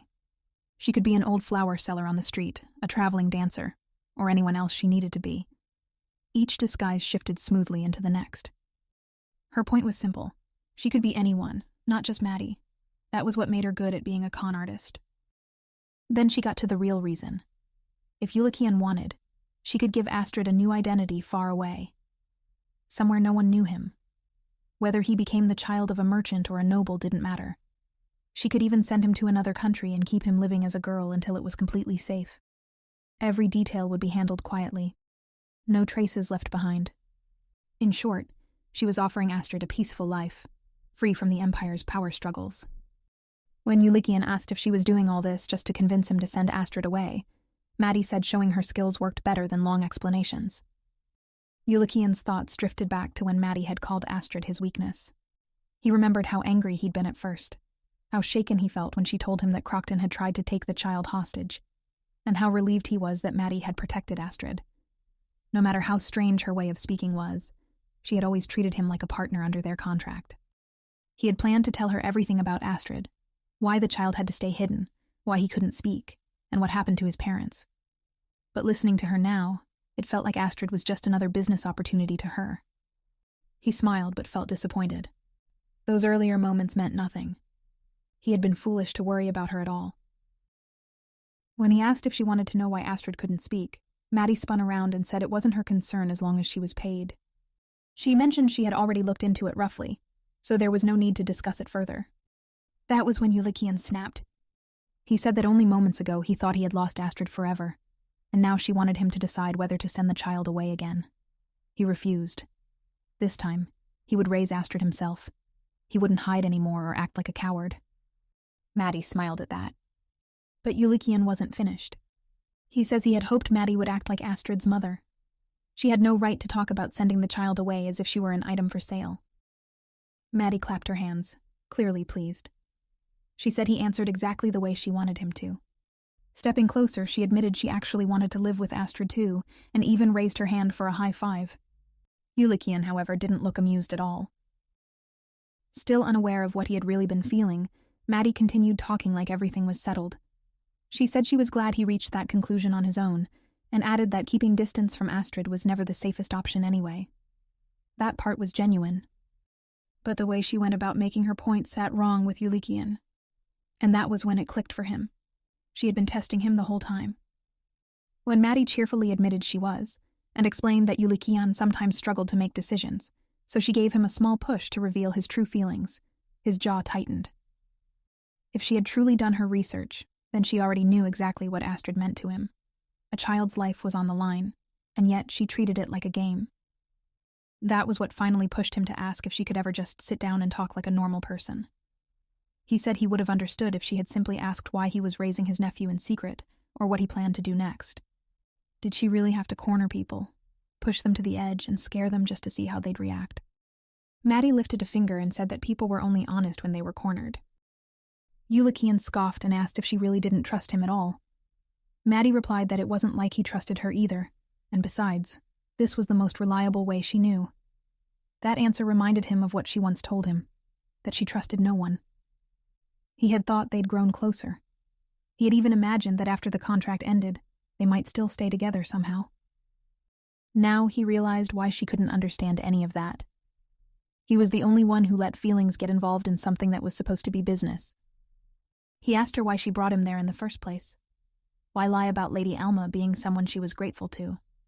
Why not talk to him about Astrid from the start? Was she testing how slow he was to notice things? Or was she worried he'd throw her into prison if things went wrong? Yulikian let out a short, mocking laugh and admitted she played him perfectly. Now she could disappear whenever she wanted.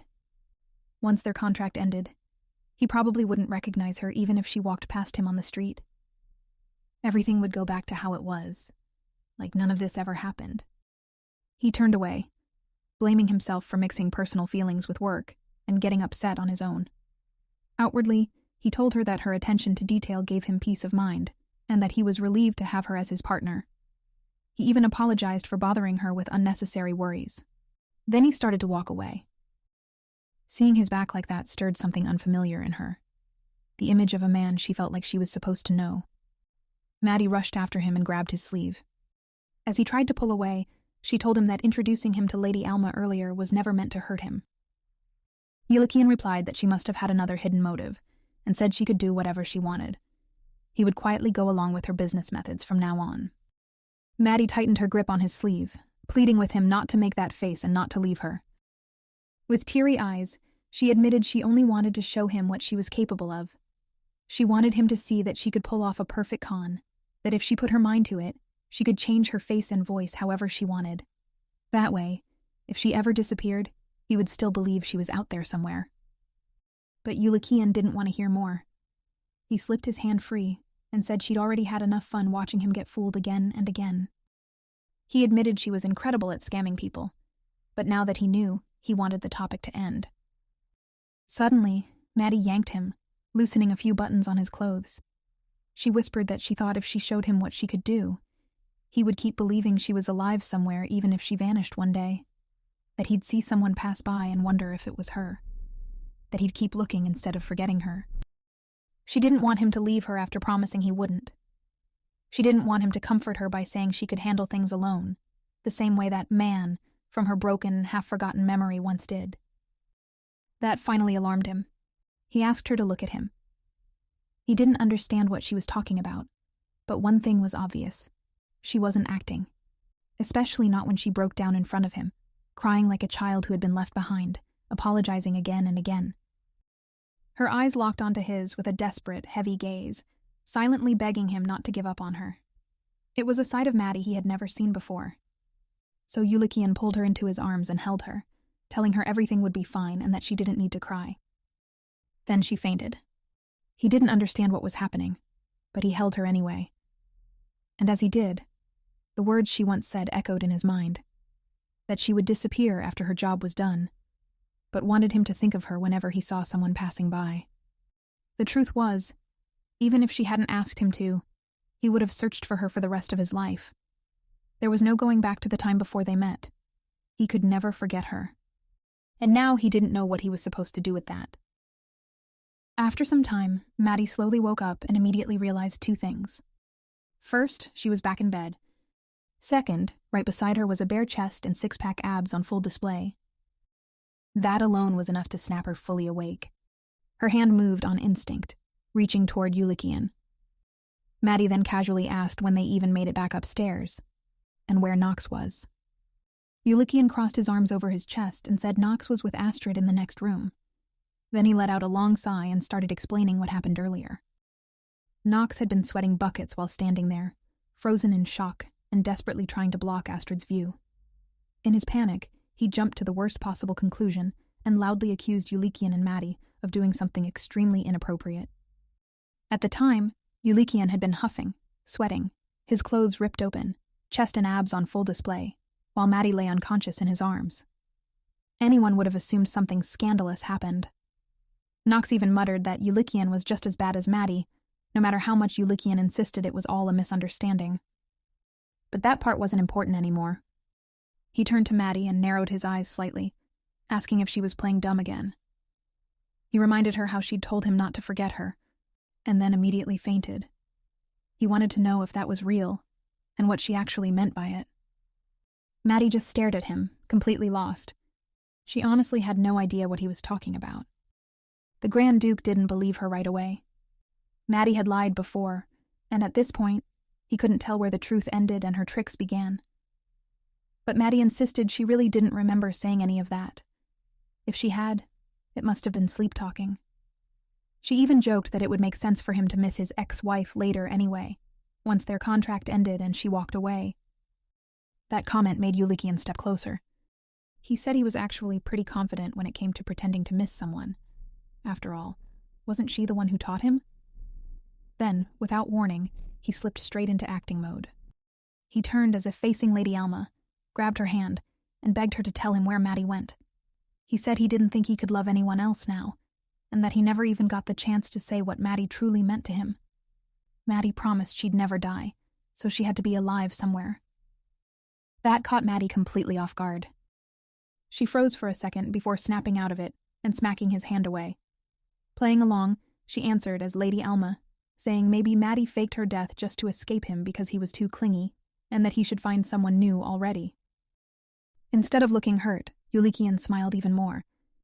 He said that was fine. He'd just try clinging to Maddie one more time. After all, he was pretty good at it by now. Maddie laughed softly and said she got it. He was a great actor, and he could stop. Then she teased him, saying he almost made her fall for him, especially with that smile, and the whole taking off his clothes thing. Yulikian didn't say it out loud, but part of him wondered if Maddie was more attached to their relationship than she realized. The thought made him smile, but he also scolded himself right away. He'd been fooled enough already. He should know better by now. And yet, when it came to Maddie, he couldn't stop holding on to hope. Later that night, Maddie was carrying Yulikian piggyback through the streets, a blanket draped over him. She couldn't believe it. This tall man was completely drunk and half unconscious on her back. He'd been the one who wanted to drink, yet somehow he passed out first. She vaguely recalled letting him chug an entire bottle non-stop, like it was nothing. Yulikian weakly protested, saying anyone would get drunk after drinking something that strong. Then he asked why Maddie wasn't affected at all. She sighed and said she'd already had half a bottle of rum earlier, and she usually didn't get drunk even after 3 bottles. As he snuggled against her back, he complimented her, saying that drinking so much without getting drunk made her seem almost inhuman. On top of that, the fact that she could carry a man his size without even breaking a sweat only made her more impressive. Then he suddenly squirmed and demanded to know why she kept touching his thighs, saying that wasn't something to do out in the street. Maddie snapped back at him, telling him to stop moving before she dropped him. She was just about to give up when she spotted a wooden cart full of apples nearby. Without much hesitation, she dumped Yulikian straight into it. She commented that she usually abandoned anyone who got drunk while drinking with her, but she was making an exception just for him. He should just sleep and let her get him home quickly. Yulikian mumbled and asked about Astrid, wondering if the child wasn't coming with them. Maddie shot back that they couldn't just show up with Astrid out of nowhere, and asked if he'd even thought about what to tell people. Smiling lazily, he said maybe they'd say Astrid was Luvidia's son, and that he was adopting him. Maddie immediately pointed out the problem. No one knew about Luvidia, so people would just assume Astrid was his illegitimate child with some random woman. Yulikian wrapped his arms around her, and happily suggested that if that was the case, they might as well say Astrid was their child together. It would make marriage easier if they already had a kid. Maddie squirmed and told him to knock it off. But the drunk man kept going. If they made it public, his uncle and the others wouldn't have much of a choice but to allow it. Actually, he had a point. Anyway, if Crockton already knew the truth, then the Emperor probably did too. Hiding Astrid wouldn't change anything. The only people they needed to fool were those who didn't know Astrid's real identity. Maddie had planned to be a troublesome Grand Duchess, but for Astrid's sake, she'd have to adjust her plan. As for Crockton, he probably still believed the Harbin gang took the child. There was no way he'd admit losing Astrid himself, so he'd just stir trouble elsewhere. That meant if Maddie wanted Crockton to agree with Yulikian's plan, she needed that. Her scheming thoughts were suddenly interrupted when Yulikian mumbled her name and told her not to do that. He shook his head, saying they shouldn't be doing things like that there. In his dream, Maddie was touching his bare chest, sliding down to his thigh, and he kept saying they weren't married yet, and she was making things awkward. The dream continued, with Maddie kissing him, and him mumbling about how they still had many days ahead, getting married, raising a child together. In reality, he was hugging a giant pumpkin, calling it Maddie, promising to do his best and telling her not to handle everything alone. The real Maddie agreed quietly, saying she'd report things to him properly next time and get permission first. But then Yulikian suddenly grabbed her shoulders, pinned her against the cart, smiled, and told her that from now on, she should take him with her whenever she did something. And then, without warning, he kissed her, right on the lips. Immediately after, he flopped forward and passed out like nothing happened. For the first time, Maddie genuinely blushed, her heart pounding hard in her chest. She even wondered if she'd caught the same heart arrhythmia as him. 2 days later, Crockton received a letter from the Grand Duke. An invitation, and this time, it was about Maddie. The moment he finished reading it, he crushed the paper in his fist without hesitation. To Crockton, that alone was enough proof that Yulikian had completely lost his mind. He couldn't understand it, not even a little. Why would a man like Yulikian make such a big deal out of marrying a low-born commoner like Maddie? From Crockton's point of view, she was useless, and more trouble than she was worth. But at the same time, deep down, he knew this was very much like Yulikian. The Grand Duke had always been like that. He cared about things no one else bothered to look at. Whether it involved a lost puppy, a bird with a broken leg, or a wilted flower that no one wanted, the Grand Duke showed concern. And once upon a time, Crockton himself. Years ago, when they first met, Crockton had been standing outside in the snow, dressed in thin clothes that barely did anything against the cold. Yulikian, still a child back then, noticed him right away. He asked if Crockton wanted to come inside, clearly worried. Another noble kid quickly brushed it off, telling Yulikian not to bother because Crockton was just a page boy. That word had set Yulikian off instantly. He snapped back, asking if that was really how the House of Viscount Sorbianka treated its people. Then, without another word, he wrapped his own coat around Crockton and hugged him, saying they looked about the same age and that he must be freezing and in pain. It was pure, unfiltered pity, but Crockton hated him for it. Before meeting Yulikian, Crockton had never complained about being sold off as a page boy. That was just life. But after that encounter, he became painfully aware of what he was. Poor, disposable, someone others felt sorry for. Not long after Yulikian tried to help him, Crockton was beaten for bringing shame to the Sorbianka name. By the 4th day, he was locked in a storage room with no water, bruised and barely conscious. That was when Yulikian came looking for him. The boy apologized over and over, saying he hadn't thought that far ahead, that he never imagined things would turn out like this. He offered to take Crockton with him, to let him live by his side instead. But all Crockton could see was a fake savior standing in front of him. He had no real choice. Either he stayed locked away as a page boy, or he became Yulikian's friend. That was how their friendship began. Crockton had never seen the Grand Duke truly crack. Not when Yulikian lost his father, when he was cast out of the palace, or even when his already unstable mother was taken from him. Through it all, Yulikian kept smiling in front of him, as if none of it had ever weighed him down. When Crockton finally earned a title and left the Grand Duchy manor, Yulikian continued to look after him. He even gifted him a sword as a farewell. But to Crockton, it never felt like respect between equals. It felt like charity. So when Yulikian begged him to hide Astrid, trusting him with his most precious secret, Crockton felt deeply insulted at first. To him, it was just another mess being handed over for him to clean up. He smiled on the outside and promised to protect the child, but inside, resentment quietly simmered. Crocton believed Yulikian lived entirely in the light, unaware of how cold and unforgiving the shadows could be. But that belief didn't last long. Soon, Crocton realized the genuine fear in Yulikian's eyes. Real fear of losing Astrid. It left Crocton feeling strangely satisfied. That was why, after finding a house and hiring a nanny as ordered, Crocton went straight to the Emperor and revealed everything about Astrid. He offered the child as leverage against the Grand Duke. That decision became Crocton's escape. He became the Emperor's spy, his supporter. When Crocton walked out of the palace that day, he felt reborn. His chest felt lighter, as if invisible chains had finally snapped. And that was exactly why losing Astrid now was unacceptable. Because if Astrid were taken from him completely, then everything he had built would collapse.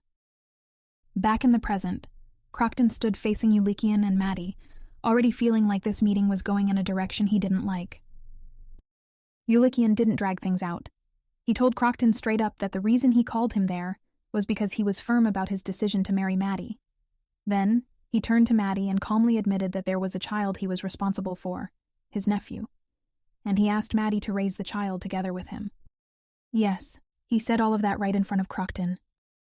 Crocton's face darkened. Even if Maddie was blinded by love, he was sure this kind of confession would shake anyone. This was not a small secret, and was the kind of thing that made people walk away. So imagine his shock when Maddie accepted it instantly, like it was nothing. Maddie hugged Yulikian and said she didn't care. As long as she was with him, she'd go anywhere. She even joked that going to hell together sounded a bit much now that they had a child, so maybe heaven would be better.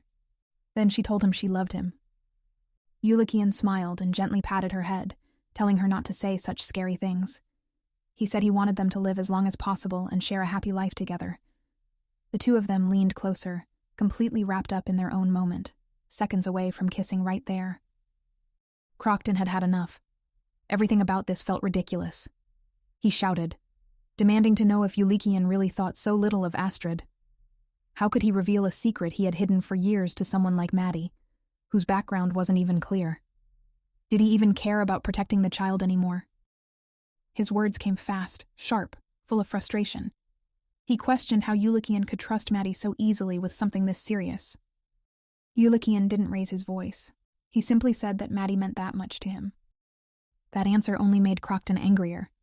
He stepped closer, teeth clenched, and said something was wrong. That Yulikian wasn't acting like himself and needed to snap out of it. He even jabbed a finger into Yulikian's chest, telling him to wake up. Still, Yulikian stayed calm. He said he had chosen to believe in Maddie, and now he was asking Crocton to do the same. He talked about the years they spent growing up together, about trust, about how he had always believed in his only friend, and he said he still wanted to. But friendship didn't work with just one person holding it together. He needed Crocton's help too. Then Yulikian gave him a choice. If Crocton truly couldn't accept his decision to be with Maddie, all he had to do was say it. Crocton hesitated, then asked what would happen if he did. Yulikian answered without hesitation. If that is the case, he said coldly, then this will be the last time we ever see each other. In that moment, Crocton's heart started pounding for real. Yulikian's expression was terrifying. And he couldn't help wondering if he had been found out. Had Yulikian discovered the betrayal? Did he know about Astrid's disappearance? But that didn't make sense. If Yulikian knew Astrid was gone, there was no way he'd still be standing there like this. For a brief, ridiculous second, Crocton even wondered if Yulikian himself had taken the child. But he shut that thought down just as fast. His eyes flicked to Maddie. In the end, Crocton decided this had to be it. Yulikian had lost his head over her and was acting reckless because of it. In his mind, the bitterness spilled freely. For over 10 years, Yulikian had trusted him with everything. And now, just because of one woman, he was suddenly being pushed aside? Crocton told himself he'd seen this coming. Yulikian always called him a friend but treated him like a subordinate. Maybe it was better this way. So Crocton smiled like nothing was wrong. He patted Yulikian on the shoulder and said he had always accepted his choices. He claimed he was only worried because sharing secrets with someone new could be dangerous. That was the polite version, at least. Inside, he was already planning his next move, There was no way he'd let himself get cut off that easily. He added that he just wished Yulikian and Maddie had taken more time before rushing into things. They were moving fast, weren't they? Yulikian laughed and agreed, saying he couldn't control the heart when it desired something. That seemed to settle it. Crocton promised to bring Astrid over himself and told them to wait. He even mentioned that it would be better if no strange rumors spread. Then he left. The moment his back was turned, his smile vanished. He cursed silently. He needed to find Astrid fast. And just as Maddie had already predicted, Crocton's next stop would be the Harbin Gang's base. As soon as the carriage vanished from sight, Maddie informed Yulikian that Crocton had left. She then commended him for staying composed in front of a fake friend like that. Truth was, everything had gone exactly the way Maddie said it would. Before Crocton's arrival, she had advised Yulikian to pay close attention. She said she knew he still had hope for Crocton, so she wouldn't interfere. This way, he could see things for himself. Then she started explaining how liars behaved. She told him to watch the eyes. They shake when people lie. She pointed out the exaggerated arm movements, too, the kind people make when they're trying too hard to convince someone. And then, there was the foot tapping. The farther a body part was from the heart, the harder it was to control. She also warned him that if Crocton felt cornered, he might lash out first, then suddenly calm down and accept things on the surface. In the end, Maddie made it clear that Yulikian wasn't to blame. The problems lay with the relationship itself. She asked him a simple question. If Crocton were truly his friend, would he really accept Yulikian marrying a woman from the slums who once held a sword to his throat? The answer was obvious. Crocton would never accept it. And that's when Yulikian finally understood. To Crocton, he had never been anything more than a useful piece on the board. Maddie leaned in a little closer and told him that disappointment hurt less when expectations were low. It wasn't the best comfort, but it was hers. Yulikian could tell she was trying, and that alone mattered. Normally, she would have teased him nonstop for being fooled. That thought made him laugh softly. Maddie immediately panicked, hovering around him and checking his face like something had snapped. She asked if he was okay, if betrayal really hit this hard, and whether this was what losing a friend felt like. She even said Crocton probably had some pathetic excuse lined up anyway. That was just how relationships worked. Friends didn't always stay friends. Watching her scramble like that, Yulikian realized she looked like a nervous puppy trying to comfort someone without knowing how. She even blurted out whether he wanted her to sleep next to him that night. Then she started rambling about drinks before quickly shutting that idea down, remembering what happened last time he got drunk. Yulikian asked her to repeat what she just said. Maddie misunderstood and repeated that Crocton was a traitor. That only made Yulikian smile wider. He told her that wasn't what he meant. She shivered and said she couldn't work with someone this mentally unstable. He waved it off and pointed out the part where she offered to sleep next to him. He admitted he wanted her to stay and promised he wouldn't cry. Then he added that he actually might cry if he was alone, even faking a hiccup to sell it. And yes, love really did mess with judgment, because Maddie eventually agreed. But she warned him that she'd leave as soon as he fell asleep. Yulikian accepted that, then told her to change into something comfortable for the night. In the meantime, he said he wanted to be alone for a bit. Maddie walked off, muttering about how unbelievable it was that someone like Yulikian could be this sensitive. The moment she was gone, Yulikian moved fast. He opened the window, tied a thick rope to the railing, and pulled on a black hood. Then he waited for the signal from outside that the coast was clear. Maddie knew the manor too well. She had the guards' schedules memorized, along with the servants' routines and even his. He couldn't risk her seeing his room empty or running into him outside. The truth was, Yulikian had received a secret note from Knox. In less than 10 days, Knox had already uncovered information about Maddie. That meant Yulikian had to meet him in secret. If Maddie found out he'd been digging into her past, everything would fall apart. For Knox's safety, and his own, Maddie could never know that he had left the manor. At the same time, Maddie started feeling that odd itch again, the kind that told her something wasn't quite right. She turned back toward Yulikian's room. Just as her hand reached for the door, Riley's voice called out from behind her. The maid was struggling down the hallway with her arms full, surrounded by other maids carrying what looked like half a shop's inventory. Riley asked Maddie to help open the door, because they were completely loaded. According to Riley, Maddie didn't own nearly enough outfits, so she had taken it upon herself to visit the dress shop and buy more. Maddie glanced back at Yulikian's door, then asked why this sudden fashion emergency existed. Riley brushed it off, saying she'd always been worried about Maddie's lack of clothes, and now was the perfect time to fix it. They needed to try everything on and return whatever didn't suit her. Then Riley casually mentioned the jewelry. That single word wiped the door from Maddie's mind entirely. Riley asked her to help carry some of the heavier boxes, explaining they were filled with accessories. Maddie followed without hesitation, her earlier suspicion evaporating on the spot. Inside his room, Yulikian breathed out slowly. He figured at least a few of those jewels were going to disappear, and he'd probably have to pay for them later. Still, the timing couldn't have been better. Asking Philip to help distract Maddie so he could sneak out was, without question, the right call. As they walked, Maddie asked what kind of jewelry Riley had brought back. Riley listed sapphires, diamonds, and pearls. Maddie's lips curved into a very satisfied smile. The pride of a professional thief was strong with this one.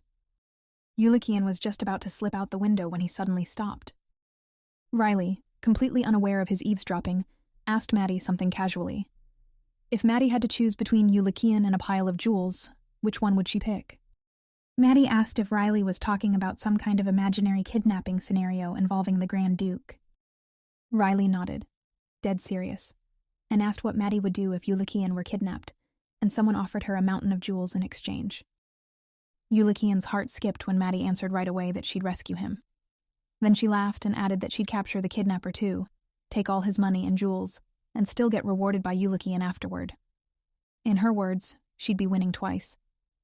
Riley laughed and teased her, saying she was just dodging the question because she was shy. Deep down, Riley said, Maddie would save Yulikian first no matter what. That was all Yulikian needed to hear. He jumped out the window and swore to himself that he would never, ever get kidnapped. Not because he doubted Maddie's loyalty, but because he felt a little bad imagining what kind of pain the kidnapper would live with afterward. After all, Maddie would absolutely destroy them. Sometime later, Yulikian arrived at the spot where Knox was waiting for him. He got chills as Knox greeted him cheerfully while wearing a dress. The moment Knox grabbed the Grand Duke's hand, he jerked back so hard it was like his body reacted before his brain could catch up. Knox, completely unfazed, quickly explained that he was disguised as a woman for the day. And apparently, Yulikian had shown up earlier than expected, right when Knox had only managed to take off his coat and wig. Instead of being embarrassed, Knox smiled proudly and said he'd done this several times before, so there was nothing to worry about. He was used to it. Yulikian, meanwhile, looked like he had walked into the wrong story altogether. The Grand Duke asked why both Maddie and Knox were so inconsiderate, which instantly offended Knox. He said, quite disgusted, that he was at least far better than Maddie. Trying to move things along, Knox gestured for Yulikian to sit and suggested starting from the moment Maddie first arrived in the city. Yulikian refused. First, he demanded Knox take off the dress. Knox teased him and said Yulikian already had Maddie, so why was he being that way? Still, Knox eventually got to the point. 7 years ago, Knox met Maddie. 4 years after that, the two of them arrived in the city together. In under 6 months, Maddie had become the go-to errand runner in the slums. Before settling there, they had basically wandered across the continent. Even back then, Maddie lived recklessly, but somehow, she was never wanted by the authorities. That part didn't surprise Yulikian. Maddie had always been skilled, sharp, and oddly untouchable. Given the number of scams she'd pulled off without ever getting caught, this fit perfectly. What didn't fit was the way Maddie constantly acted like someone was after her. Yulikian assumed it had something to do with the authorities, but Knox shook his head. That was exactly why it was strange. Maddie could scam nobles without blinking, yet there were moments when she grew intensely anxious. Almost like she was on the verge of losing her sanity, far beyond normal fear. That made Yulikian pause. He remembered Maddie's recent breakdown right in front of him. The timing felt too similar to ignore. He suspected that episode might have been one of those moments Knox was talking about. Knox then reached beneath his dress and pulled out a folded piece of paper. He started bluntly. Maddie's personality had been like that since the day he met her. Kind on the surface, terrible underneath. But despite that, she quietly looked out for people. Knox admitted that what frustrated him most was how Maddie didn't seem to cherish him, yet still took care of him anyway. Yulikian nodded along, quietly stunned that someone else felt the exact same way about Maddie. Knox pointed at the paper and said that if Maddie was already like this 7 years ago, then whatever changed her had to be something that happened even earlier. Yulikian agreed. He even admitted that at one point, he'd suspected Maddie might be a serial killer. But for her, that almost felt normal. Knox stared at him in disbelief. "How can you think that about your fiancée and still plan to marry her?" he asked. Yulikian answered without hesitation. He loved Maddie, and he was preparing himself for the worst. No matter what he learned, he didn't want to lose her. Knox clicked his tongue and teased that the Grand Duke sounded absurdly romantic, especially considering the two of them had already clung to each other in a stranger's house and given in to their desires last time. Before Yulikian could explain, Knox waved it off and said the real issue was figuring out who Maddie was before Knox started following her. He'd investigated events from 2 to 3 years prior to meeting her. Even then, Maddie was already wandering alone, living in port cities and trade hubs. Before that, she'd apparently worked on a farm. Yulikian immediately questioned whether she had actually worked there, or if she'd just been stealing horses and cows. Our guy really knew his girlfriend well. Knox insisted she really had worked there. Even though it had been over 10 years ago, people still remembered her. They described her as strange but hardworking, barely speaking, and living in the barn. It was completely different from the Maddie they knew now, though even back then she'd been strong, especially for a teenager. Knox speculated that Maddie might have crossed the border at some point, which made Yulikian ask why. Knox smirked and said he was impressed with his own investigative skills. Then, without hesitation, he lifted his dress and revealed his leg, where another small folded paper was hidden. Yulikian looked like he was about to throw up. He asked how Knox could do that so casually. Knox shrugged and said Maddie taught him the habit. Yulikian replied that Maddie herself wasn't in her right mind, and no one could argue with that. Knox handed him the newspaper article. As Yulikian unfolded it, Knox asked if he recognized anyone. The article announced the restriction of access after the Iceland border forest was designated as a protected area. The photo showed several cloaked figures, and among them stood a girl with brunette hair and green eyes. It was Maddie, much younger but unmistakably her. Meanwhile, the maids were helping Maddie try on her new outfits and jewelry when Philip knocked on the door. Apologizing for the interruption, he stepped inside and handed her a letter addressed directly to her. Back to the Grand Duke, the longer Yulikian stared at the photo, the more certain he became. The girl was Maddie. He had assumed she lived near the border, and when the forest was declared a protected preserve, everyone in that area was forced to leave. Yulikian asked what Maddie had been doing between that incident and the time she worked on the farm. Knox admitted he couldn't find anything at all. The disappointment showed on Yulikian's face, so Knox rushed to defend himself. He said he was usually great at this kind of investigation. He'd never failed before. But Maddie was different. Even finding that newspaper article had taken far more effort than it should have. "It's like she just fell out of the sky one day," Knox said. That was why he had started digging through old missing children notices. Eventually, that trail led him to the article. As Yulikian kept staring at the photo, something suddenly clicked. The boy standing next to young Maddie, smiling at her, was familiar. He was the same person they had seen at the Imperial Palace, the one who had called Maddie by a different name. Maddie had always claimed she couldn't remember anything from before she turned 16. If that was true, then maybe that man really had known her as a child. That meant he knew everything about her past, where she learned her skills and possibly why she struggled to love others properly. Yulikian immediately told Knox to find that man. He described him as best he could. Black hair, red eyes, mid to late 20s, wearing a robe bestowed by the Emperor. The Grand Duke had seen him at the palace recently but didn't know his name. Knox quickly realized Yulikian was talking about the same man Maddie had mentioned before. She had described him as snake-like, with black hair and red eyes, and had even asked Knox if he knew him too. That alone convinced Yulikian that Maddie truly didn't recognize the man herself. Knox admitted he didn't recognize him either, which was exactly why he'd tried to investigate. According to the guest list from the Imperial Ball, only one person matched the description. Ramda, eldest son of the Battle Rose family. The strange part was that Ramda looked nothing like his sister, the woman who had been sent to Yulikian as a potential partner. That meant whoever knew Maddie's past was much closer than they'd expected. Ramda was 29 and considered a strong candidate to become the next captain of the Imperial Guard, the youngest in history. Yet Nox couldn't find any connection between him and Maddie. Even worse, he couldn't uncover anything about Ramda's life before he studied in Iceland. After hearing everything, Yulikian praised Nox. He told him the work he'd done was impressive, and more than enough. Nox teared up. Someone was finally appreciating his efforts. Overcome with emotion, he rushed forward and hugged his future brother-in-law. Once Yulikian managed to pry himself free, he gathered his thoughts. It seemed Maddie only remembered the last 10 years of her life. There was always the chance she was faking it, but Nox doubted that. Pretending to be mentally fractured while staying functional for that long would be almost impossible. Nox suggested Yulikian read the notes he'd taken from the farm. According to the farmers, they'd first thought a wild boar had broken into their warehouse and smashed the door. Instead, they found a small girl inside, eating raw potatoes, yams, and corn. She acted like a wild beast. At first, they weren't even sure she was human. The girl never said her age. They cleaned her up, brought her inside, and tried to feed her properly. But she didn't know how to sit at a table or use utensils. She worked hard, yet kept stealing food despite being fed regularly. Eventually, they had no choice but to send her away.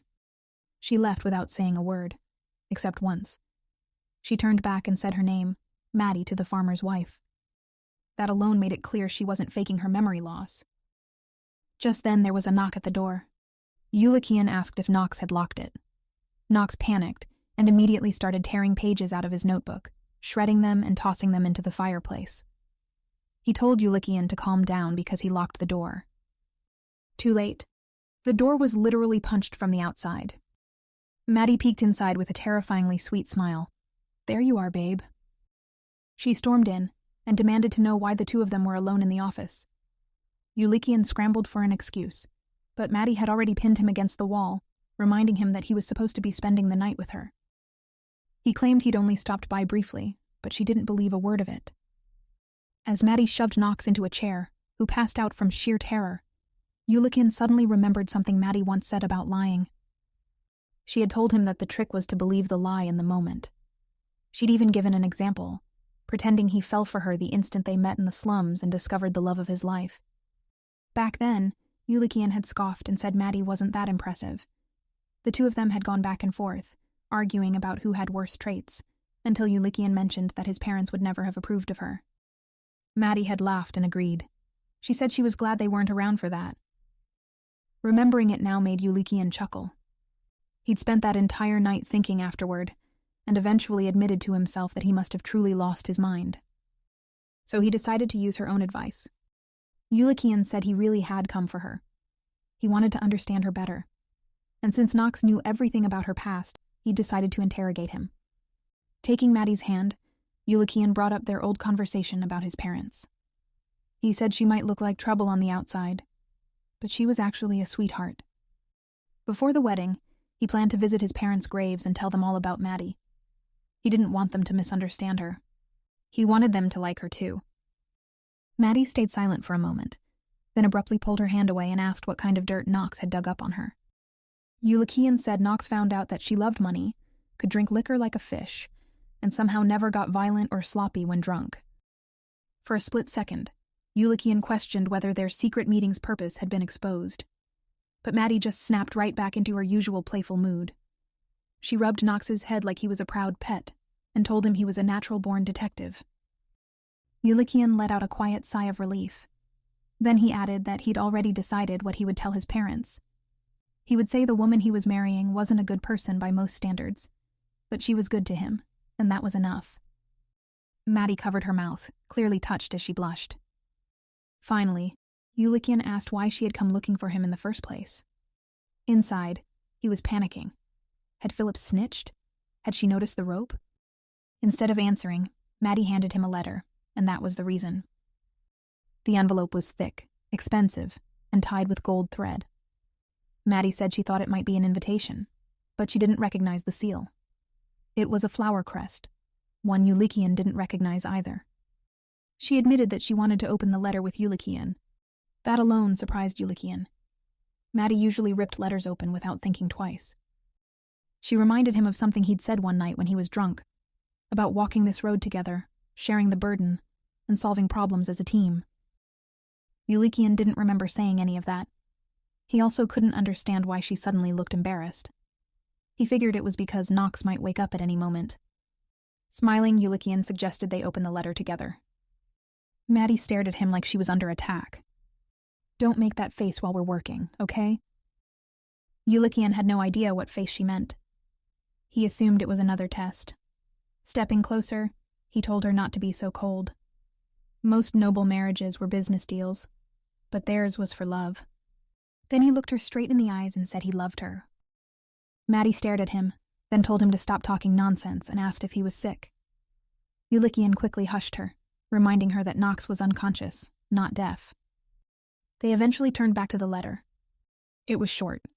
A simple invitation asking Maddie to attend alone at 7 that evening. Yulikian tore it up on the spot. He said it was suspicious and there was no way she was going. Maddie disagreed. She figured it was probably some noble trying to test whether her relationship with the Grand Duke was real. She said she needed to go and end it properly. Yulikian refused. He grabbed her shoulders and told her he didn't want her to get threatened or hurt. Maddie laughed and called him a scaredy cat. Getting hurt was just part of life for her. Yulikian didn't see it that way. Even the strongest person had someone stronger out there. Lowering his head, he admitted he didn't want to see anyone else die because of him. The moment the words left his mouth, he realized how it sounded, like he was asking her not to die just so he wouldn't feel guilty. He reached for her, trying to explain, but Maddie cut him off with a smile. She told him that was exactly why Yulikian chose to get engaged to her. He still couldn't understand how she could accept an invitation from someone she didn't know. Maddie shrugged and said she'd figure out who it was once she got there. She tossed aside her cloak, revealing a stunning new dress underneath. Then she said she'd keep her promise later that night, staying by his side until he fell asleep. After that, she told him to wait patiently for her in bed. Only then did Yulikian realize she was already dressed to go out. She explained she'd simply left the house wearing whatever she'd been trying on. Grabbing Nox's discarded cloak, she reminded Yulikian to hurry home since the neighborhood got dangerous after dark. Yulikian stopped her and offered to walk her to the entrance. She looked genuinely surprised and asked why he was being so difficult today. He looked like a puppy about to cry. She added sweetly that he was very cute and that they'd have plenty of fun together after the wedding. Then she left. Yulikian stayed behind, still confused about why she'd come to see him at all, only to make all the decisions herself again. Inside the carriage, Maddie slipped on her heels and fastened her earrings. Yulikian's puppy-like expression replayed in her mind, and she smiled to herself. He really was too sweet. The Grand Duke liked to act like a troublemaker, but he only gambled and drank with his own money. Every night, he worried about how to manage his estate better. Maddie knew that if Yulikian ever had to choose between his own life and the people of the Grand Duchy, he wouldn't hesitate. He'd choose them every time. He talked about wanting to live, but she knew the truth. His own life wasn't what mattered most to him. What he feared was people dying because of him and his choices. Even with her hazy memories, Maddie could tell that Yulikian was fundamentally different from her. It was as if he had been created perfectly by the gods. Unlike her, who came from somewhere where faith in such things didn't even exist. She remembered that something had always been chasing her. And at the same time, she'd been chasing something too. There were people she hated without fully knowing why, and others she missed so badly it felt like an old wound being pressed again. At some point, she remembered giving up. Her earliest and clearest memory surfaced the way it always did. She was lying in the middle of a wide open plain, her body soaked in blood, staring up at a painfully blue sky. And without even trying to think it, the thought came to her naturally. There was no God. That belief probably explained the strange dreams she used to have. In those dreams, she saw a place where people abandoned by God had gathered. People who no longer believed in anything. They stood there in silence, waiting, almost hoping, for death to finally take them. It felt like endless suffering, until she met a man with silver hair. He called her Maddie, and asked her what she would do if she ever got out of that place. His presence felt like a light, brighter and warmer than the blue sky she remembered. That light always pulled her back, waking her up from death itself. For a while, Maddie wondered if that man was God, but she dismissed the idea just as quickly. If God really existed, the world wouldn't be this cruel. Or maybe, she thought, this cruelty was already her punishment. After having the same dream again and again, Maddie came to one conclusion. She was from that place, that endless pit where God didn't exist. And as if the world wanted to prove her right, no matter how many poisonous herbs she swallowed, or how badly she wanted to die, her body refused to let her. It was like it simply wouldn't accept death. That was when the thought became harder to ignore. Maybe she wasn't normal human. Maybe she was something carved and shaped for a purpose. There was no way a normal body could survive the things hers had. Maybe the man from her dreams had made her that way, and maybe he erased her memories too. She had searched for answers for more than 10 years and found nothing. But one thing she was sure of. The man who first called her Maddie was no longer alive. The carriage finally stopped at the address written in the letter. Maddie stepped down and headed straight for the entrance. She made it exactly 3 steps before a guard blocked her path and demanded her invitation. Maddie shrugged and said she had been invited, but her lover had torn the letter apart because he didn't like her going to places like this alone. She suggested they simply ask the host inside if her name was on the list. The moment she said her name, without any noble title attached, the guards scoffed. One of them shoved her and asked who she thought she was, calling her a lowly pest who had no business showing up there. He ordered her to leave at once. Maddie didn't raise her voice or lose her smile. She calmly asked if they were ready to take responsibility for turning away a guest on their own authority. The guards remained unmoved. Without servants or an escort, Maddie appeared to them as nothing more than a commoner. Maddie nonchalantly asked if the two of them were dense, suggesting they take another look at her expensive dress.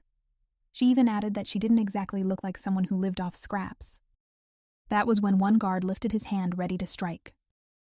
Before he could, a woman stepped out from inside. Her face was hidden beneath a dark veil, but her voice alone was enough to freeze the air.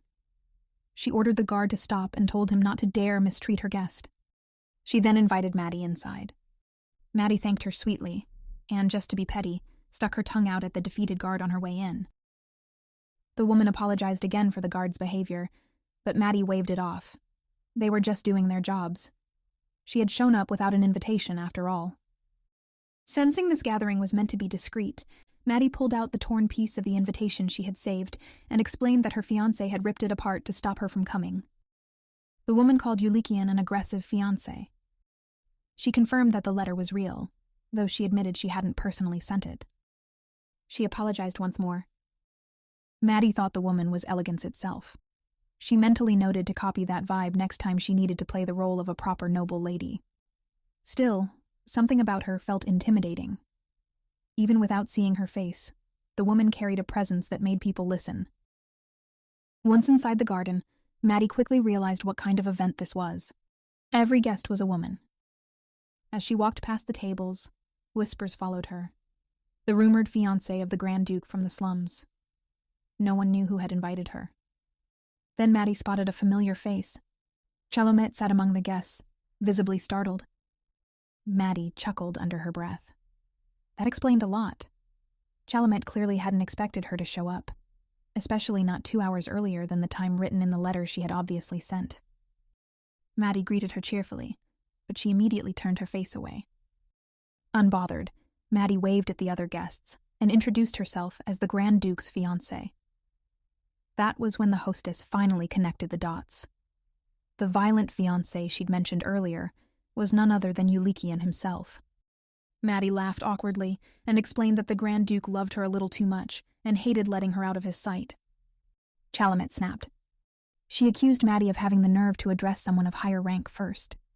She scolded her for being late, for making a scene, and demanded to know who had invited someone like her. Maddie scoffed. She knew exactly who had sent the invitation. Chalamet was just pretending. Chalamet insisted that the uninvited guest be thrown out. Before anyone could move, the veiled woman stepped forward again. Removing her small hat, she revealed herself at last. The Empress. She calmly stated that they would not be throwing out someone who had already arrived. She allowed Maddie to stay, hoping there would be no more disruptions. Maddie knew that this kind of chance didn't come twice. So, when the Empress offered her a seat beside her, Maddie didn't hesitate. She took the Empress's hand, dropped to her knees, and declared that their meeting must be fate itself. With perfect timing, she humbly asked for the Empress's blessing for her marriage to Yulikian. The Empress stared at Maddie like she'd just heard something completely unexpected. After a short pause, she calmly replied that the Grand Duke didn't belong to her in the first place, so she couldn't possibly give him away. Maddie didn't look flustered at all. She bowed properly, introduced herself, and explained that she was engaged to Yulikian. Since Her Majesty was related to the Grand Duke, Maddie said she was hoping for her blessing. The Empress let out a quiet sigh. She said she understood how Maddie felt, but even so, she doubted her husband, the Emperor, would accept it so easily. Still, Maddie didn't back down. She gently encouraged the Empress to sit with her, adding that they could talk it through later. After all, it wasn't like they were getting married tomorrow or anything. That was when a sharp voice cut in. A noblewoman openly called Maddie bold, pointing out that asking such a thing of the Empress went beyond insolence. She insisted that no matter what Maddie's intentions were, the Empress would never allow it. Maddie glanced at the woman and instantly recognized her by the ring she wore. Viscountess Veria. Maddie knew the rumors well. Viscount Veria had blown through 3 years' worth of the Viscounty's living expenses just to satisfy his wife's tastes. Coincidentally, or not, that was the exact amount needed to commission a premium ruby import a few months ago. The residents had been furious, but judging by the noblewoman's attitude, she probably never noticed. She was far too detached from reality for that. And Maddie decided now was a good time to address it. She greeted the Viscountess politely and asked what made her so certain the Empress wouldn't allow her request. Surely the Viscountess didn't think Her Majesty was so powerless that she couldn't even approve a marriage. The Viscountess panicked and quickly denied it, saying she'd never dare imply such a thing. But the damage was already done. Her face twisted with anger, and instead of backing down, she lashed out, slapping Maddie across the cheek for slandering her. It wasn't as if Maddie hadn't seen that coming. Maddie tried to keep things civil, asking if she could speak with the Viscountess in private, but the proud woman scoffed and called Maddie a worthless lowborn. At that moment, Maddie calmly thought that if the woman dared hit her one more time, she would bury her socially and thoroughly. Before anything else could happen again, the Empress questioned the Viscountess's actions and made her stop on the spot. Her Majesty pointed out that if Maddie had been rude to her, then it was her place to punish Maddie, not the Viscountess's. Ignoring the protests, the Empress declared that the event would end early, saying the whole scene was giving her a headache.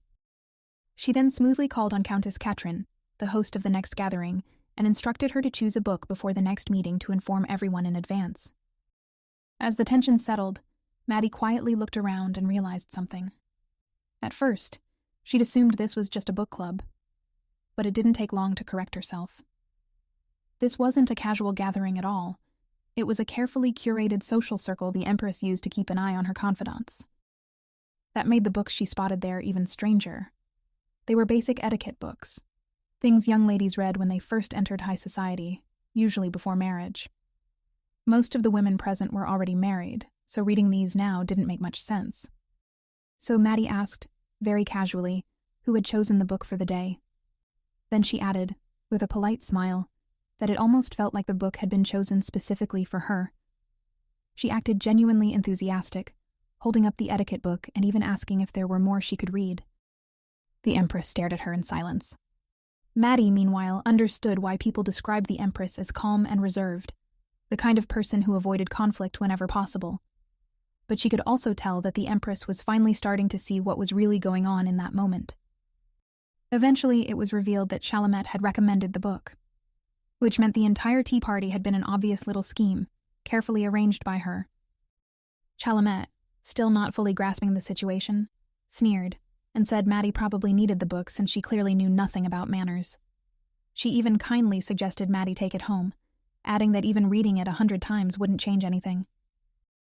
Others quickly joined in, offering their own books and piling on sly remarks. Chalamet looked pleased as her circle added insult after insult, not caring how far they went, even with the Empress present. That was when the Empress finally told them to stop. Then, She said Maddie should leave for the day, but added that she would invite her again next time. Maddie understood immediately. It was a polite dismissal, nothing more. The Empress preferred peace and silence, even if it meant letting things slide. Which was exactly why Maddie needed to change tactics. She thanked the Empress politely, and then requested that next time, the invitation be sent personally to avoid misunderstandings. She added that she would be waiting for it. That was enough to provoke both the Viscountess and Chalamet. The two began ranting non-stop, sounding disturbingly alike as they mocked Maddie for daring to ask such a thing. The Empress could only sigh as she kept stopping them. Then she reminded everyone that regardless of Maddie's background, she would become the Grand Duchess once she married Yulikian. That was when Countess Katrin stepped in, suggesting Maddie take a simple test to see if she was fit to join their circle. To everyone's surprise, the Empress agreed. She said that if Maddie passed, there would be no further objections. Then she turned to Maddie and asked her a question. Every year around this time I always have grilled parengshi, but this year I didn't. Why is that? Chalamet smiled wickedly, convinced there was no way Maddie could answer. She assumed the Empress had planned to drive Maddie away from the start. But as Maddie looked at the Empress, she realized something. The answer was actually very simple. The scene then shifted to Yulikian, who abruptly woke Nox up. Nox jolted upright like his life depended on it, eyes darting around the room as the first question flew out of his mouth. Where was Maddie? Yulikian calmly told him that Maddie had gone out to take care of something. Since he needed to catch up with her anyway, he'd woken Nox so he could return home. Yulikian didn't want his nephew to be left alone for too long without Nox around. At the mention of Astrid, Nox immediately changed gears. If the Grand Duke wasn't in too much of a rush, why not stop by his place first? Astrid had been missing his uncle. Nox added that Maddie was the last person anyone needed to worry about. She could be tossed straight into a lion's den and still walk out perfectly fine. Maybe the mental image alone made the decision easier, so in the end, Yulikian agreed. Not long after, Nox started complaining about how Maddie had taken his coat without asking. He muttered that she was lucky he still had other disguises with him. Yulikian nervously commented that Nox probably would have been arrested halfway through the streets looking like that. Nox casually admitted that he'd actually been caught before, even with a proper disguise. Their conversation stopped when Nox noticed Astrid asleep. He quickly hushed Yulikian, pointing out that the boy must have fallen asleep while waiting for him. Yulikian couldn't help smiling at the sight. Astrid looked peaceful. Yulikian then asked if Astrid was settling in well. Nox answered happily. The child was well-behaved and clearly enjoying himself. He even shared that the last time they spent together, they'd held a cold soup drinking contest, followed immediately by a game of tag. Astrid had been so fast that Nox actually lost. Yulikian gently brushed Astrid's hair aside and looked down at his nephew. Then he quietly asked if Astrid was still not speaking. Nox hesitated before admitting that it was true. Still, Astrid communicated just fine through writing, and he learned incredibly fast, probably because he liked reading so much. After learning Astrid's whole story and the reason behind his inability to speak, Nox decided not to push him. He just let the child be. Yulikian's thoughts drifted back to the moment he'd openly suggested raising Astrid together with Maddie, right there in front of Crocton. At the time, it had sounded firm and confident. But deep down, he was still afraid things wouldn't go the way he hoped, even after Crocton acknowledged Astrid's disappearance. He wondered if he'd really be able to bring Astrid to the Grand Duchy Manor without Crocton, or even the Emperor noticing. That thought was interrupted when a small hand tugged on his cloak. Astrid had woken up. The boy quickly scribbled something down and held it up for Yulikian to see. It was a simple question, asking where Maddie was. Yulikian smiled. At that moment, there was no room left for doubt. His role right now was simple: to trust Maddie's plan and support her. He patted Astrid's head and told him that he was going to pick Maddie up. They'd have dinner together once she arrived. He even suggested another cold soup drinking contest. Astrid's face lit up immediately, his smile wide and genuine. Back to our fearless heroine, Maddie went quiet for a moment, replaying the Empress's strange question in her head. Maddie knew who Empress Cardin really was. She originally came from the Iceland Principality, the 15th princess with barely any standing. Yet among all the royal daughters, Cardin was remembered for one thing: her delicate, almost fragile beauty. It was that beauty that had stopped Prince Rafadit in his tracks when he traveled through Iceland. Love at first sight, dramatic timing, and terrible political odds all rolled into one. Because of the massive power gap between the Empire and Islan, very few people welcomed their marriage. So after becoming Empress, Cardin did something remarkable. She ate only food grown within the Empire, wore local clothes, and acted like someone born and raised there. She didn't demand acceptance. She earned it. At this point, Cardin's origins shouldn't matter anymore. But people never really forget things like that. That was when Maddie spoke up. She said she thought she understood why the Empress usually ate grilled pirangshi around this time of year. It was pirangshi season. The fish tasted good no matter how it was cooked, grilled, steamed, or even raw. A few nobles snickered, already assuming Maddie had missed the point. But Maddie calmly continued, explaining that pirangshi caught in the Baumku waters were famously plump and tender, so much so that they became one of the Empire's main exports. Before, fishermen paid 20% of their sales as tax. But at the end of last year, that changed to a flat 50,000 per 10 kilograms. For exports, it doubled. Since it was pirangshi season, the fish should have been cheaper due to abundance. Instead, the higher taxes meant fishermen were losing money. So they caught as little as possible and released very little into the market. Fewer fish meant less tax and higher prices per piece. That made the Empress smile. Maddie added that pirangshi were only caught in Baumku waters, which made it easy for the few boats capable of sailing that far to work together and control supply. That was why the fish had become rare and expensive, even during peak season. Still smiling, the Empress asked if Maddie really thought she lacked the resources to get a few fish if she wanted to. So why hadn't she eaten it? Maddie answered that it was because the Empress loved the Empire. Chalamet mockingly laughed, convinced Maddie was just throwing pretty words around.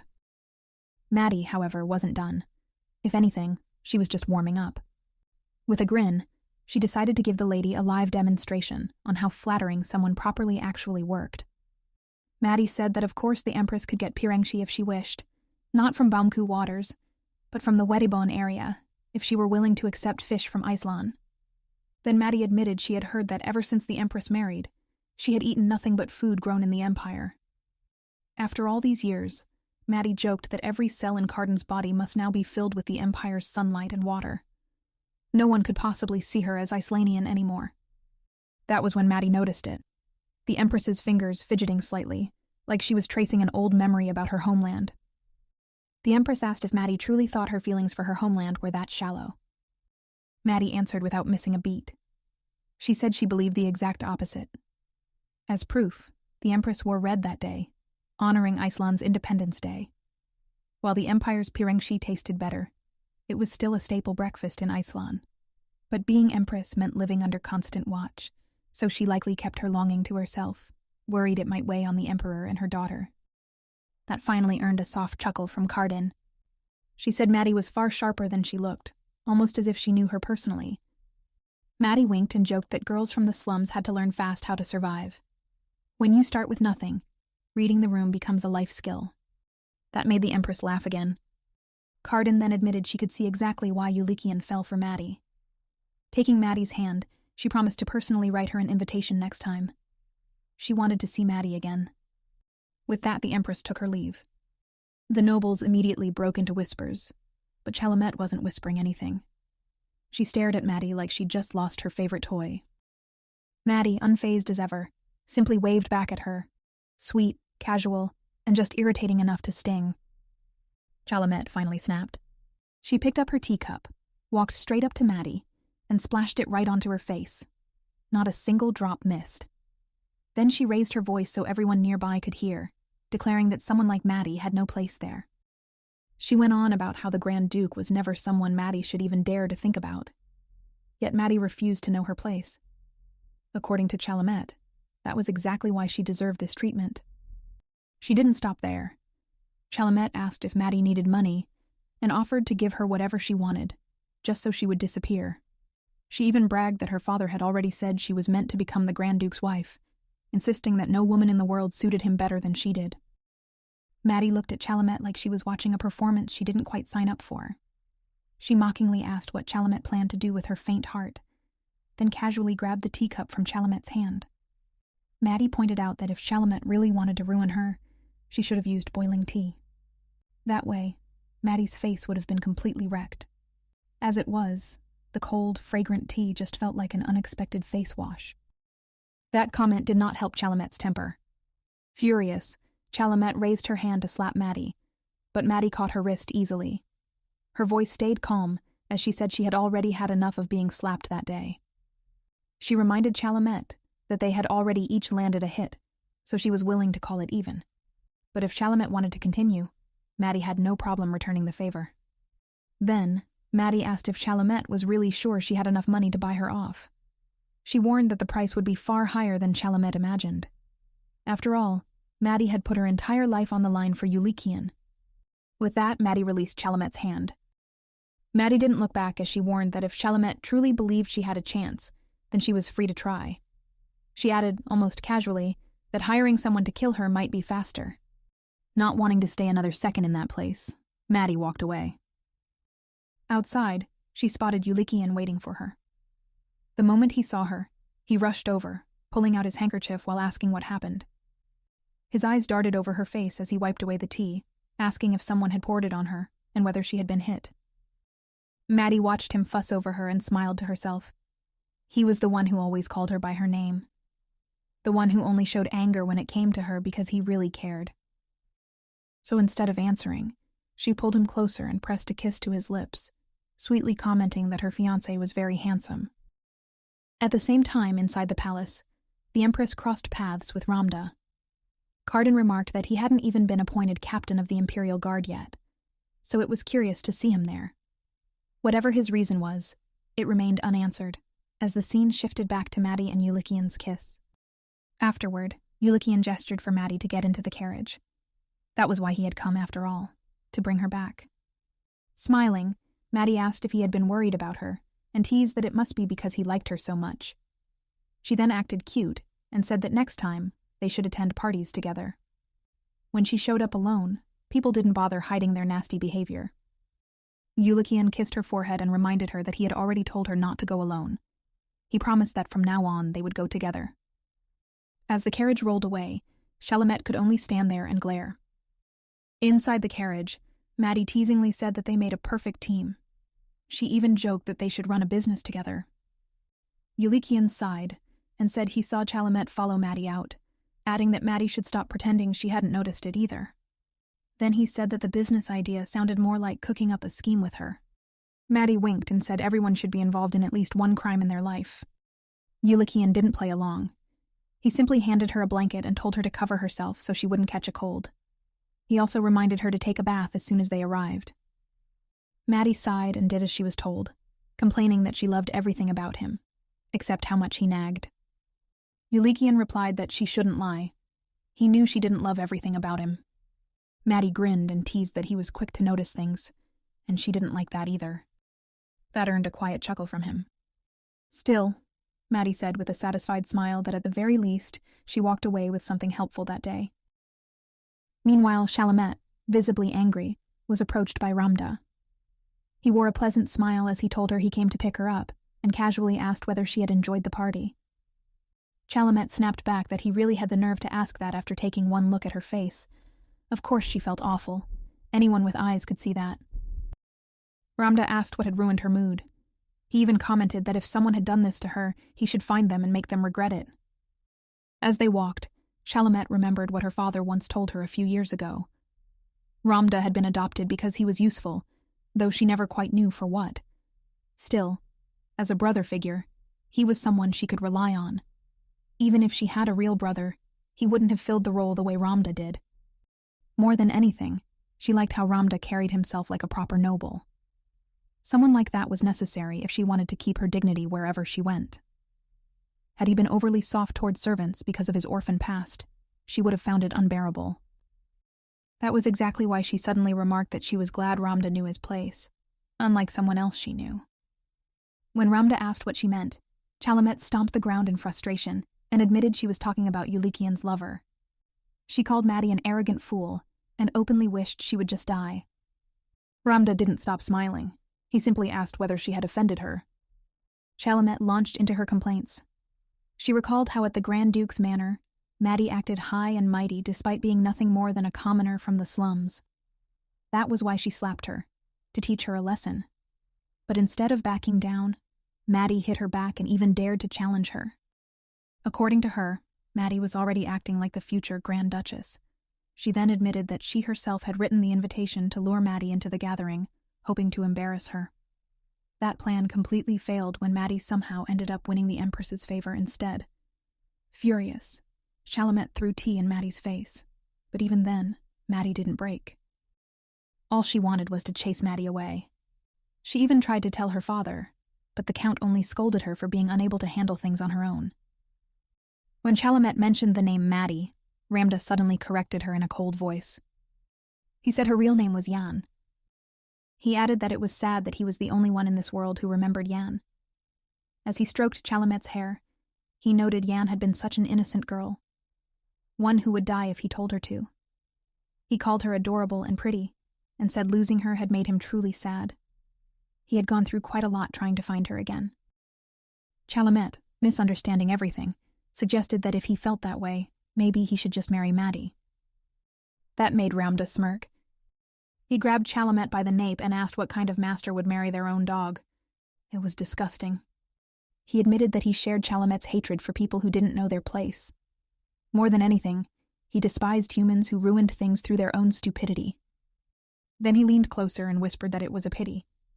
As his hand slowly opened the carriage door, he told her it was unfortunate that Chalamet had to die so young, all because she was born foolish.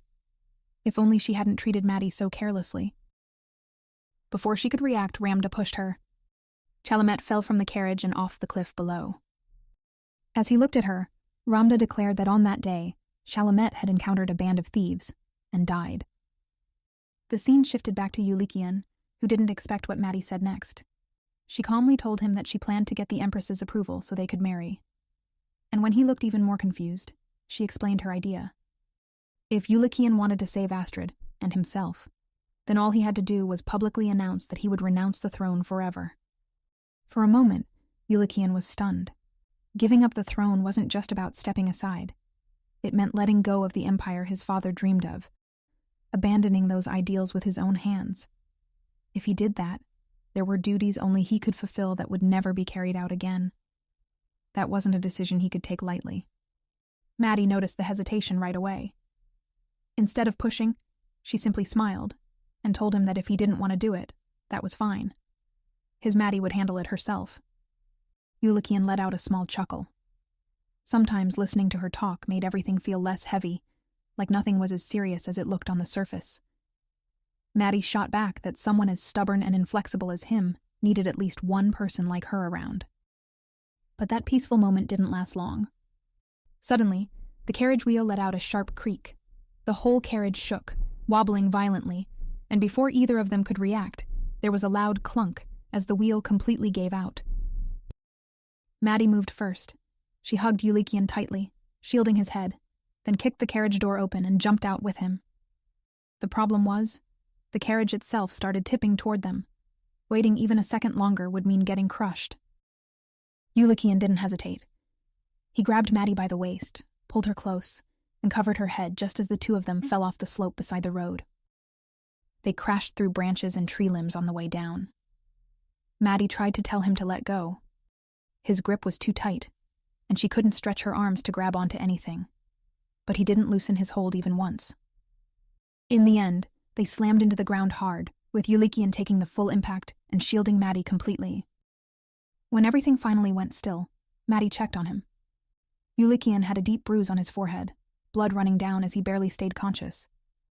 In that moment, a hazy memory surfaced, the image of a wounded silver-haired man from her past.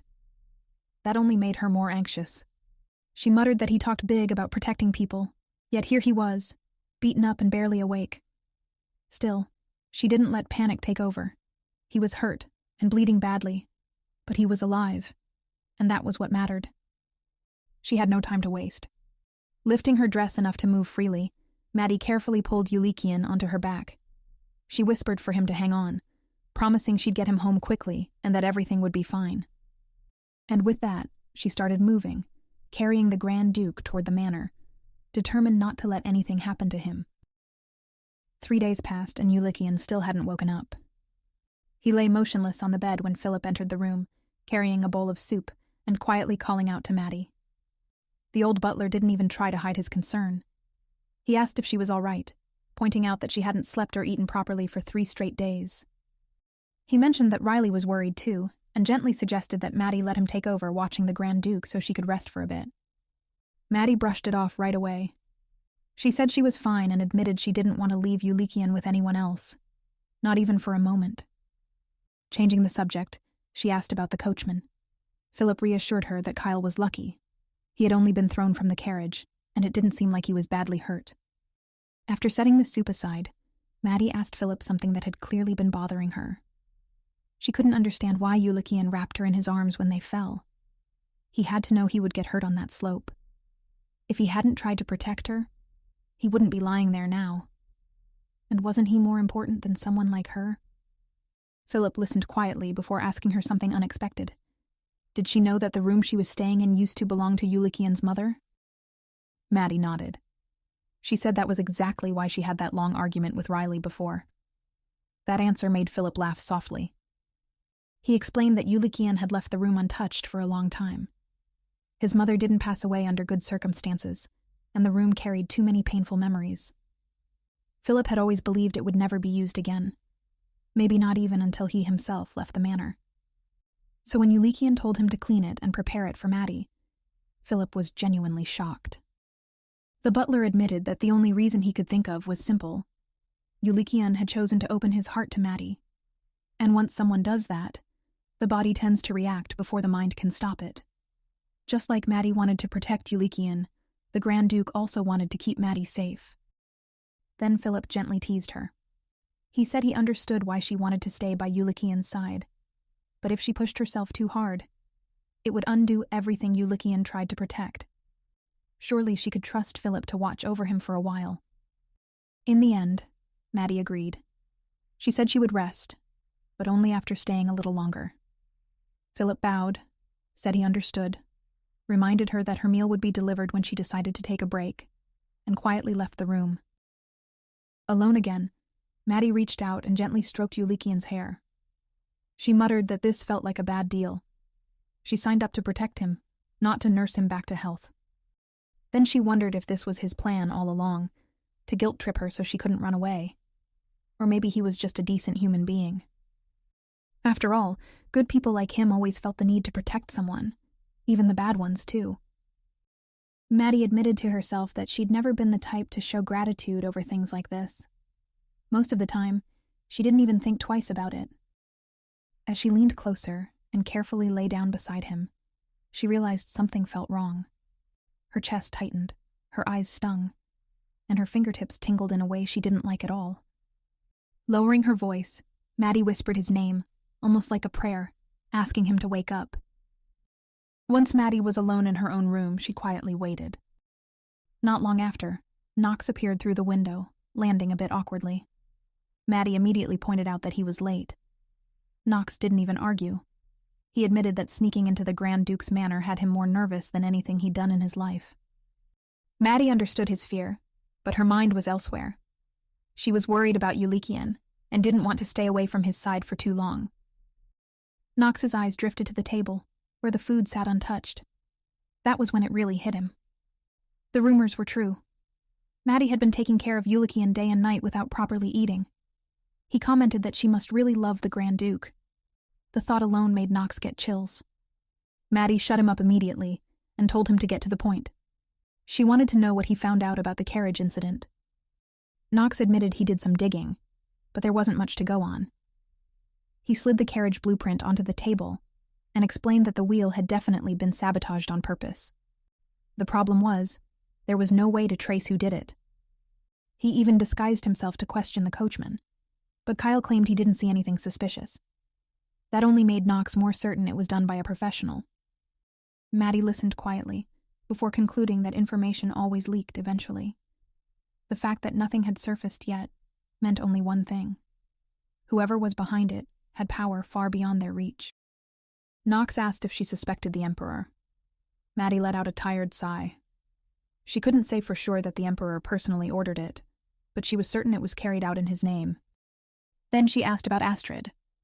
Knox explained that before Yulikian went to meet Maddie that day, he had stopped by to see Astrid and promised to come back with her. That promise never happened, so the child was feeling down. Knox decided it was better not to tell Astrid the truth for now. Instead, he said Yulikian caught a cold and needed rest. Maddie told Knox to let Astrid know that his uncle was getting better soon. As she spoke, her gaze drifted across toward a room on the opposite side. Knox followed her line of sight and realized she was looking at Yulikian's room. He couldn't help thinking that while it was no secret the current emperor disliked the Grand Duke's presence, Maddie probably never expected something like this to happen while she was around. For a moment, Knox thought she might finally get a normal life. But clearly, that was asking for too much. Before leaving, Knox quickly switched topics and brought up the scheme Maddie had instructed him to carry out with Yulikian's uncle. He said things were going smoothly. The Count was practically in his pocket. Just like Maddie planned, once Knox pulled the Count into the bigger gambling circle, things spiraled fast. The man sold off assets to keep up, and recently, he even put his manor up as collateral to loan sharks. Knox handed Maddie the promissory note signed by the Count and asked if he should wrap things up now. From his point of view, there wasn't much more to squeeze out of the nobleman. Maddie immediately said no. She explained that there was still more to gain from Yulikian's uncle, so Knox needed to keep watching him. While waiting for Yulikian to wake up, Maddie had gone through the Grand Duchy's documents and noticed something wasn't right. It turned out both the Count and Countess had been draining Yulikian's fortune for a long time. That was exactly why Maddie planned to tear the couple down completely. No recovery and second chances. One look at her expression sent a chill straight down Knox's spine. He laughed awkwardly, suddenly very aware that this was not someone he ever wanted as an enemy. Before he could say anything else, a loud knock interrupted them. A voice shouted from outside the room that Yulikian had finally woken up. The moment she heard Yulikian was awake, she rushed straight to his room. But instead of reassuring her that he was fine, the Grand Duke immediately asked if she was hurt anywhere and whether she was feeling all right. That strange, uncomfortable feeling came back, the kind that made breathing feel harder than it should be. No matter how slowly she inhaled, the air still felt stuck. She wondered if this was what people called guilt. Yulikian noticed her silence right away and asked again, his worry obvious. Maddie didn't answer him. Instead, she politely asked the butler to leave the room so the two of them could talk alone. Once they were facing each other, Maddie thought back to all the times she had casually said she never felt guilty about scamming people. She always claimed that emotion didn't exist for her. She'd said it so easily, so many times, without ever giving it a second thought. But now, standing in front of Yulikian, those words suddenly felt hollow. Somehow, without trying, he had become someone she couldn't treat the same way as everyone else. That alone made him different. Yulikian reached out, worried that she had gone quiet for too long. That was when Maddie suddenly lifted her skirt. The Grand Duke immediately turned his head away, flustered, asking what she was doing. In reality, she was only reaching for the dagger strapped to her thigh. Before he could react, Maddie raised the dagger and sliced her palm right in front of him. Yulikian panicked instantly. He grabbed the damp towel nearby and rushed to her, wrapping her bleeding hand while demanding to know why she would do something like that. But when Maddie opened her palm, the wound healed right before his eyes, as if it had never been there at all. Shock and confusion spread across his face. Exactly the reaction Maddie expected from anyone seeing that for the first time. She calmly explained that this was how she had tricked Crocton when she snuck Astrid away. She even joked that it drove her crazy not being able to brag about it to him sooner. Maddie admitted that she had never told anyone about this ability before. She was only telling him now because he had helped her realize something she'd never noticed. She asked if he found it fascinating that she couldn't get hurt, and reassured him that a few bruises meant nothing to her. In other words, protecting her instead of himself back then had been pointless. Yulikian suddenly grabbed her arm and told her to stop. He said he understood now. Maddie didn't quite get what he meant, and smiled, teasing him as she pointed out that the wound would heal anyway. She even joked that maybe the Grand Duke was scared of blood, saying he had the heart of a mouse. Instead of responding, Yulikian pulled her into a hug and told her that it was enough. He said he believed her, so she didn't need to prove anything else. Even if her body didn't get injured, he knew she could still feel pain. He admitted that even if he had known she wouldn't get hurt, He would still shield her with his own body, without hesitation during the carriage incident. All he wanted was for her to stop hurting herself and stop being careless. The dagger slipped from Maddie's hand. Inside, she quietly cursed herself. As he hugged her, that unfamiliar feeling twisted in her chest again, and she wondered if it really was just guilt after all. A few moments after Maddie finished telling Yulikian everything, he finally let out a long sigh of relief. The first thing he said was that he was glad the coachman was safe. Maddie just stared at him for a second before commenting that he had been asleep for days, nearly died, and yet he was still worrying about other people. She joked that if emperors were chosen based on how nosy they were, Yulikian would have been crowned ages ago. Then she reminded him not to relax yet. Now that Crocton knew he was awake, there was no way he wouldn't show up soon. In Maddie's view, Crocton had probably assumed he had more time while Yulikian was unconscious, which was why he'd been running around searching for Astrid. But now that dragging things out was no longer an option, Crocton would definitely come knocking the moment he heard the Grand Duke was awake. Yulikian agreed with her, but oddly enough, that wasn't what worried him most. Earlier, Philip had told him how Maddie stayed by his side the entire time, barely eating or sleeping. That kind of recklessness didn't suit her at all. So he quietly called her name and asked if she could stay by his side. Maddie misunderstood right away, and answered that of course she would. She was there to protect him and keep him alive, after all. That wasn't what he meant. Yulikian explained that he wanted her to stay beside him to comfort him, which instantly caught Maddie off guard. He reminded her that she once said she'd help mend his heart after Crocton's betrayal, and that she even promised to stay with him until he fell asleep. She started fumbling for words, pointing out that she couldn't exactly keep that promise when he was unconscious. But to Yulikian, that still counted as unfinished business. As he slowly stepped closer, Maddie's panic became obvious. When he gently grabbed her arm, he admitted that the thought of Crocton coming back still hurt badly, and sometimes he just wanted to break down. But somehow, when Maddie was around, it didn't hurt as much. In a flash, Maddie's heart hammered wildly against her chest. Philip's words echoed in her head about Yulikian opening his heart to her, and for the first time, she wondered if that meant he loved her. Later that night, after Yulikian finished bathing, he relaxed a little, thinking he'd successfully stopped Maddie from running off to investigate the carriage incident all night. Unfortunately, Maddie did not know how to stay still.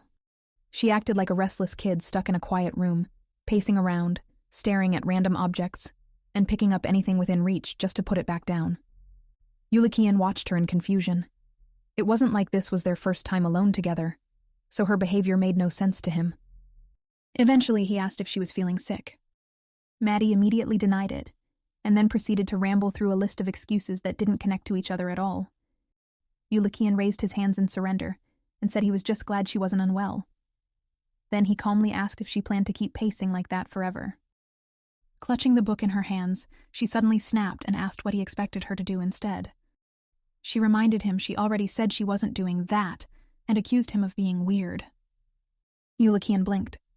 All he meant was for her to sit down, relax, and maybe stop clutching the poor book so hard. So, she immediately plopped down on the couch like a scolded child. The awkward space between them was impossible to miss, and she looked like she didn't know where to put her hands or her eyes. Yulikian was completely lost at this point. Maddie was acting like a nervous bride or a teenager locked in a room with her crush. She kept touching random objects and fixing things that didn't need fixing. It was distracting in a very obvious way. Watching her spiral like that, Yulikian suddenly thought someone must be spying on them again. That had to be it. So he calmly told Maddie to close the curtains. But that did not help her nerves. If anything, it made them worse. Yulikian, meanwhile, was deep in his own misunderstanding. In his memory, Maddie had always taken charge whenever they needed to act. Public affection, fake kisses, even pretending to be intimate in front of an assassin. She led every time. So in his mind, this awkward tension must be part of the same plan. At least that was what he convinced himself. With that confidence, he smiled and opened his arms, casually asking if she was really going to keep standing there. Maddie immediately tried to back away, reminding him that she only agreed to stay until he fell asleep.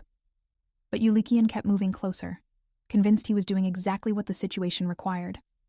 When he saw her scanning the room in panic, he assumed there must be another assassin hiding somewhere, maybe by the door this time. That sealed it for him. He leaned fully into the act. He said he didn't want to sleep alone.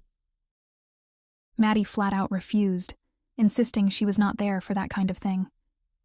Unfortunately, Yulikian misunderstood again and assumed she was just reminding him that he'd only just gotten out of bed rest. To him, that sounded reasonable. Maddie was a professional after all, so he decided to match her energy.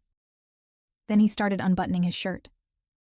Maddie immediately covered her eyes, face burning, and demanded to know if he had finally gone insane. Yulikian kissed her lightly and whispered that he knew she worried about him, but it was hard not to want to make up for the time they lost while he was unconscious. Then, he made sure the window was fully blocked, fully committed to selling the act to the assassin that did not exist. Maddie, gripping his clothes, suddenly asked if he actually liked her, and if that was why he was doing all this. Yulikian smiled and answered without hesitation that he did. He even added that he thought she already knew. Nervously, she rambled that she always thought he was a naive man who didn't understand how the world worked. No friends, no dating experience, no proper adult guidance, and a lifetime of emotional neglect. Instead of being offended, Yulikian lifted her effortlessly with one arm and cheerfully said that all he wanted was for her to stay by his side. Internally, he was very pleased with how smooth that sounded. He placed her gently on the bed and leaned over her, already planning how they'd fake a few kisses and shake the bed just enough until the imaginary assassin left. Maddie pressed a hand to his chest and reminded him about their promise. If things went too far, wouldn't she owe a penalty? She even started calculating how many jobs she'd need to take to earn that much money and asked if he could give her some time. It might take a while, but surely he could wait. Now Yulikian was completely confused. That hesitation made Maddie worry he didn't want to. She looked up at him carefully, and that hesitant, almost puppy-like expression made his heart trip over itself. He realized he was fine with her suggestion, even if he didn't fully get it. Relieved, Maddie smiled, and Yulikian leaned closer, heart racing. He almost kissed her again before forcing himself to stop. He reminded himself that this was just acting. Nothing more. He even whispered if the assassin was gone yet. That was when Maddie finally understood everything. Annoyed beyond words, she smacked him without hesitation and accused him of trying to seduce her with his face just to make her pay a penalty fee. She fumed about how close she was to falling for it and declared him no better than a scammer like her. And just like that, their perfectly sweet moment shattered under one massive misunderstanding. The next morning, Yulikian woke up with a groan and the strong feeling that something important had happened. But his memory refused to cooperate. He remembered coming back to his room, and then everything after that just disappeared. Naturally, he turned to Maddie and asked if anything happened the night before. Maddie, still clearly not over yesterday, answered flatly that nothing happened at all. According to her, he came in, took a bath, and went straight to sleep. She even added that he must have been under a lot of stress lately. Yulikian frowned and wondered out loud if stress could really mess with someone's head that badly. Maddie nodded without hesitation and said stress could cause memory loss. What she did not say was that stress did not usually come from a smack. When Yulikian touched his head and complained that it hurt like he'd bumped into something, he asked her to check it for him. Maddie shot him a glare and shut that down immediately. She warned him that she would not lay a finger on him when no one was watching. Those were the rules of their contract, after all. With that, she walked past him and reminded him to get ready because his fake friend would be arriving soon. About an hour later, Crocton stormed in, putting on a convincing show of concern. He acted as if he was devastated over Astrid's disappearance, claiming he had come as soon as possible to inform his friend. Yulikian played along perfectly, looking just as shocked and demanding to know what had happened. Crocton suggested that Yulikian drink some water to calm down, then launched into his carefully prepared story. According to him, when he arrived at the place where Astrid had been staying, the house was already wrecked. Several men dressed in black were dead, and even the nanny was gone. He said it looked like a break-in, but with no witnesses left alive, there was no way to know who was responsible. He finished by saying he had no idea where Astrid was, or even if the child was still alive. That was Yulikian's cue. He remembered Maddie's advice perfectly. If he ever ran out of moves, all he had to do was drop the glass and let chaos do the rest. After that, he just needed to act like he'd lost his mind. The acting part, at least, was something he could handle on his own. So, when Crockton handed him the water, Yulikian let the glass slip from his hand. It shattered on the floor as he reacted like the news had completely broken him. He insisted that he needed to see the place himself, saying this couldn't be real. He even urged them to hurry, claiming they had to go before Maddie came back. Crockton paused and asked if it was really all right to leave Maddie behind. That was when Yulikian leaned fully into the role. He said he couldn't let her come.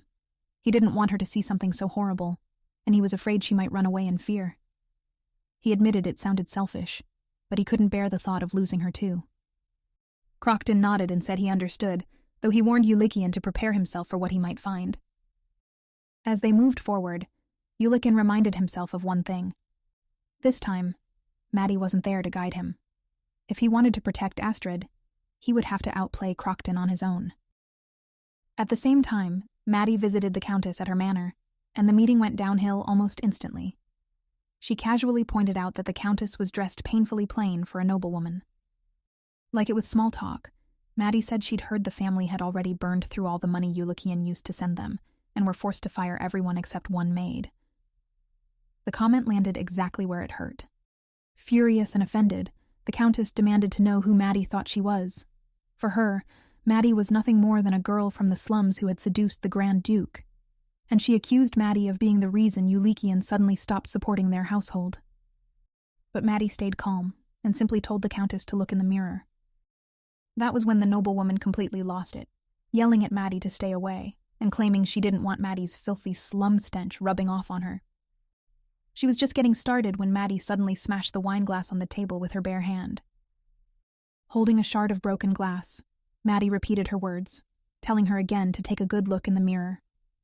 She asked who was really being crude here, and the silence that followed said enough. Then Maddie kept going, listing everything the Countess had already lost. She'd been cut off from high society gatherings, dropped from book clubs, and now no one even bothered attending her parties anymore. All of it traced back to how she carried herself, and the rumors that followed her wherever she went. The Countess tried to threaten Maddie, claiming she wouldn't stay silent about this. Maddie cut her off without missing a beat and asked who she planned to tell. Her lover? Maddie pointed out that the so-called lover was just a powerless knight. As for the Count, Maddie calmly asked how the Countess would explain anything to her husband when she didn't even know where he was. When the woman demanded how Maddie knew all of this, Maddie leaned in closer and reminded her that she really was from the back alleys. It would be embarrassing, she said, for someone like her not to hear rumors about a Count who went broke after borrowing money from loan sharks. But our heroine wasn't done. Maddie lifted the Countess's chin and asked if she remembered the green liquid. Fear flickered across the woman's face as she admitted that her husband brought it home one day and pondered over it for several days. That answer wasn't good enough. Maddie suggested with a dangerous smile that maybe the Countess should take a sip herself. The woman panicked, shouting that she really didn't know anything and tried to run, but Maddie calmly shut that down. She pointed out how touching it was that the Countess stayed loyal to a husband who abandoned his family and secretly sold the deed to their house. That was news to the Countess, and her expression gave her away instantly. Maddie then pulled out a pocket watch and mentioned that today happened to be the final deadline for the Count's repayment. A friend of hers in moneylending was scheduled to stop by at 4 o'clock, and hopefully, the Count had managed to settle everything by then. Switching back to her playful tone, Maddie said it was fine even if the house was gone. After all, it was bought with the Grand Duke's money in the first place. Then her expression hardened again as she revealed what she had discovered while Yulikian was unconscious. She had checked the ledgers and noticed something off. Grain from the Crenita farm, meant for the Grand Duke's estate and taxes from Arena Port, were being funneled straight into the Count's household. And that wasn't even the full picture. The butler had only reviewed 1 year's worth of records, which meant the money leak went unnoticed.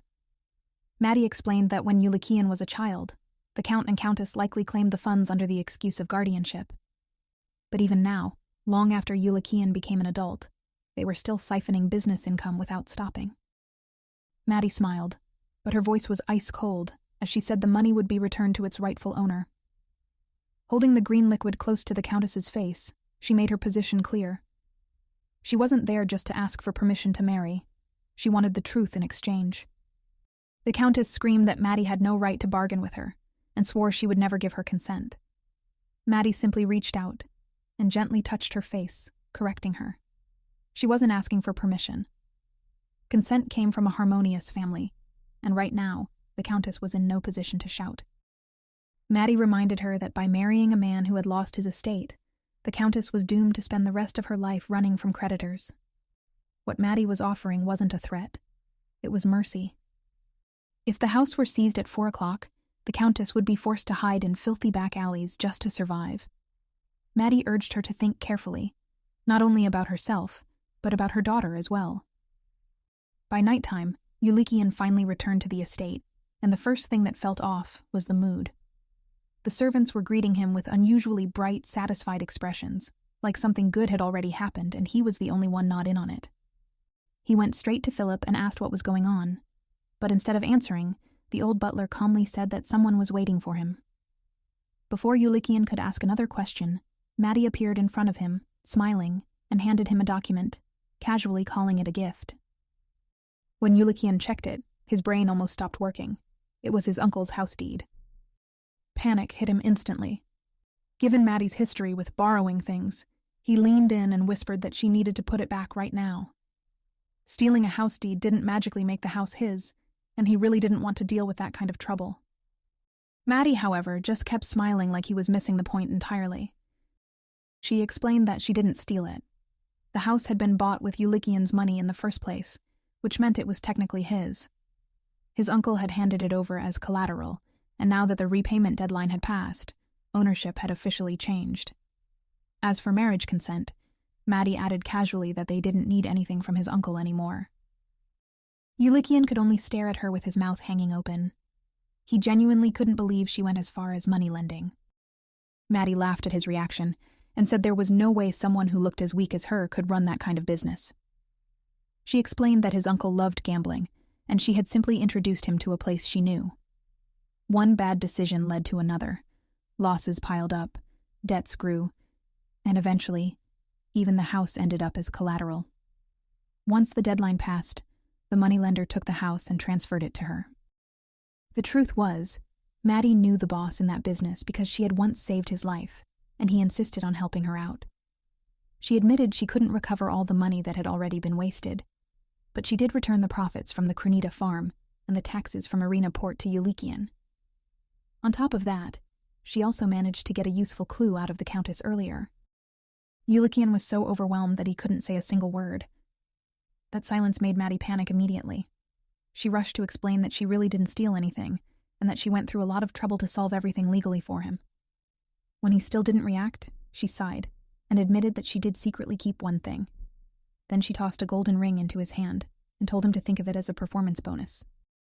Yulikian said there was no way that was all, and demanded she hand over everything. Maddie snapped, called him a money-crazed bastard, and dumped every item she had hidden before storming off. Meanwhile, Yulikian stood there shaking. Not from anger, but from trying desperately not to laugh. Once he managed to breathe again, he turned to Philip and reminded him of something Maddie once said, about wanting to make him happy even if she had to steal someone else's happiness. Back then, he thought it was just good acting. But now, it felt like there was sincerity mixed into it after all. She had handled tasks he never even asked for, used complicated methods, and still made sure everything was resolved legally, all for his sake. At that moment, Yulikian realized he couldn't hide his feelings for Maddie anymore. And maybe, just maybe, she felt the same way too. That was why he told Philip to order a ring. Not just any ring, but a flashy one with large, heavy-looking gems. Because before their wedding day arrived, he wanted to propose to Maddie again, properly this time. The scene then switched to Astrid's POV, told through his small, adorable drawings. In his first drawing, Astrid drew his uncle Knox and proudly labeled him as funny. To Astrid, Knox was the best kind of grown-up. He told silly stories every day, cooked good food, and made the house feel loud and warm in a good way. Living with Uncle Knox was fun, simple as that. The next drawing was very different. It showed his old nanny, Emily. Astrid drew her big and scary, because that was exactly how she felt to him. She scolded him every single day. Then there was Crocton, who always looked tired when he visited, and somehow that made him scary too. When Crocton got angry, he threw things at Emily, and those days were the worst. Emily would get scolded even more, and sometimes Astrid stepped in, scared for her. But Crocton would just say Emily deserved it and warned Astrid to behave too, unless he wanted the same treatment. So whenever Astrid got punished, he thought it was his fault and believed he deserved it. That was how things were, until Maddie and Uncle Knox came into his life. Astrid remembered a time when he accidentally spilled water on the table. He braced himself, expecting trouble. Instead, Maddie and Knox were both worried about whether he was hurt. They told him it was nothing to be upset about. No angry faces, no raised voices, and no punishment. For Astrid, that moment quietly changed everything. Then came Maddie's drawing, which Astrid made much bigger than the others. He decided she was even more fun than Uncle Knox. In his mind, Maddie could fly, run faster than anyone, climb walls, and even read minds. To Astrid, she was basically a hero with secret powers. Maddie also always came to see him very early in the morning, sometimes before Knox even woke up. Astrid would open his eyes and see her smiling beside him. She would gently tell him to sleep more, softly touching his cheek, and sing a lullaby. It was the same song his mother used to sing. Every time he heard it, his eyes grew heavy again, and when he fell asleep, he dreamed of his mom. Those were his favorite dreams. Back in the present, Maddie suddenly spoke behind him, asking if he was writing a diary. Astrid nearly jumped out of his skin. Maddie laughed and teased that it was fine. She wouldn't look. She even closed her eyes and told him he could hide it quickly. Astrid rushed to tuck his sketchbook away and turned back to her, only to see her still standing there with her eyes closed like she promised. She asked if it was okay to open them now. Astrid wanted to speak. He really did. But after seeing his dad in pain before, the words just wouldn't come out. Still, if he didn't answer, Maddie might stay like that forever. So instead, Astrid hugged her as tightly as he could. Maddie smiled and said that was perfect. From now on, whenever Astrid wanted to say okay, all he had to do was hug her like that. But Maddie wasn't done surprising him. That day, she personally brought Yulikian to see Astrid. The Grand Duke reached out and lifted Astrid into his arms, asking if he had grown taller. Astrid nodded proudly and pointed to the wall where his height marks were drawn. Yulikian suggested measuring again, and Astrid lit up instantly. Knox, of course, had to comment. He said he already measured Astrid earlier, and that they could just look at the top line. Astrid pouted hard at that. In the end, Knox handed over a piece of charcoal, while casually adding that Astrid wouldn't magically grow taller just because Uncle Yulikian showed up. Astrid ignored him, grabbed the charcoal, and rushed back to Yulikian. That was when Yulikian gently warned him that he shouldn't snatch things from someone else's hand. The funny part was that neither Knox nor Maddie had ever followed that rule in their lives. Yulikian could only sigh and rub his temple. Knox stared at him like he had just heard the strangest rule known to mankind, clutching his head in disbelief. Maddie immediately called Knox an idiot and explained that the Grand Duke was just saying the rule out loud because he actually followed it. Knox couldn't believe Maddie was planning to marry someone so upright, and even asked if she didn't feel bad for him at all. Maddie fired back, called Knox a brat, and jokingly asked Teacher Yulikian if it was okay to take Knox's life. The two started bickering like chaotic siblings, leaving Yulikian with a growing headache. Eventually, he stopped them. He couldn't allow it anymore. He said that if Astrid was raised like this, Astrid would end up like Knox if things went well, or like Maddie if things went wrong, and neither option felt safe to him. Maddie shot him a glare. Yulikian sighed and admitted that while he respected Maddie's way of doing things, socially speaking, she was pretty twisted. So yes, Knox was slightly better. Changing the topic, Maddie turned to Astrid and explained things in her own way. If he didn't agree, he just had to shake his head. She asked if he wanted to live together with Uncle Yulikian and her, the three of them. She added that if they did, they would have to put on a play, and it might be a really, really long one. At that, Astrid happily hugged Maddie and discreetly said, "Okay." To him, living with Knox was already fun. So what would it be like to live together with Maddie and Uncle Yulikian too? That just sounded even better. That same night, Maddie finally had time to sit still. And that was when the Countess's words from earlier came back to her, loud and clear. According to the Countess, the day Yulikian was given the title of Grand Duke and pushed out of the palace, the Count and Countess had an unexpected visitor. That visitor paid off all their debts in one clean move. But the deal came with one condition. When the time came, they had to help once. No questions, no complaints. She also confessed they were aware that the green liquid Maddie held was poison. Back then, Maddie hadn't taken that lightly at all. She remembered stomping her foot right in front of the Countess, who was bowing on the ground, shaking. Maddie demanded the name of the person who brought the poison and told her to speak fast. She said if the Countess cooperated, she would let her escape with her daughter. That was the deal. Take it or leave it. Trembling, the Countess finally said the name. Shivitelia Hiltum. Now back in the present, Maddie stared at the name written on a piece of paper. She rolled it around in her head. No such person existed. But the Countess hadn't looked like she was lying either. So Maddie did what she did best. She started rearranging the letters, hoping to find the real culprit's name. Time passed, and then the corners of her lips slowly lifted. Looks like she finally cracked it. Fast forward to Maddie staring at the invitation in her hand, already sensing trouble. It instructed her to be at the leather workshop on the corner of the market by noon, take the blue carriage, and let it bring her to her destination. Very vague and suspicious. Sure enough, that blue carriage delivered her straight into the palace, where she found herself standing in front of the Empress. Carden greeted her with a warm smile at first, but that smile slowly stiffened as she looked Maddie up and down. She commented that Maddie seemed to be doing quite well, and that her impression of her had changed a lot since the last time they met. Maddie, completely unfazed, flashed a peace sign and cheerfully explained that she had no idea what to wear, so she simply told Riley to make her look as fancy and luxurious as possible. All in the name of looking pretty for Her Majesty.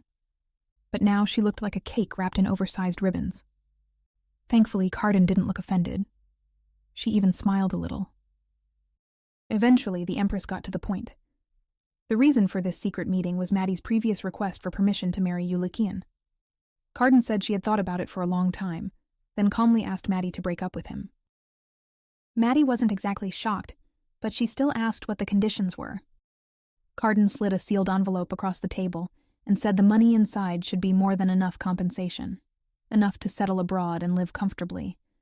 If Maddie truly loved Yulikian, the Empress suggested, then stepping aside for his future would be the right thing to do. Maddie opened the envelope, glanced inside, and then all she said was, "This much?" That reaction clearly wasn't part of Carden's expectations. Maddie returned the envelope and joked that instead, she'd be kidnapping the Grand Duke on her way back, so the Empress shouldn't be too shocked later. She even added that if Carden really wanted Yulikian back safely, she should have prepared around 10 billion. Of course, the Empress couldn't just hand over that kind of money. Maddie took that chance to point out that compared to the love and future she planned to share with Yulikian, that amount was way too small. In her most dramatic tone, she declared that her heart wouldn't waver for 10 billion, or even 100 billion. After all, no one loved Yulikian with as little greed as she did. When Carden insisted that Maddie wasn't fit to be a Grand Duchess, Maddie bit her handkerchief, teary-eyed, and said she didn't love Yulikian because she wanted the title. She loved him because she loved him. Simple as that. At that point, Carden let out a tired sigh. She said she would report everything that happened that day directly to the Emperor, then politely excused herself, leaving Maddie behind, still acting like a woman hopelessly drunk on love.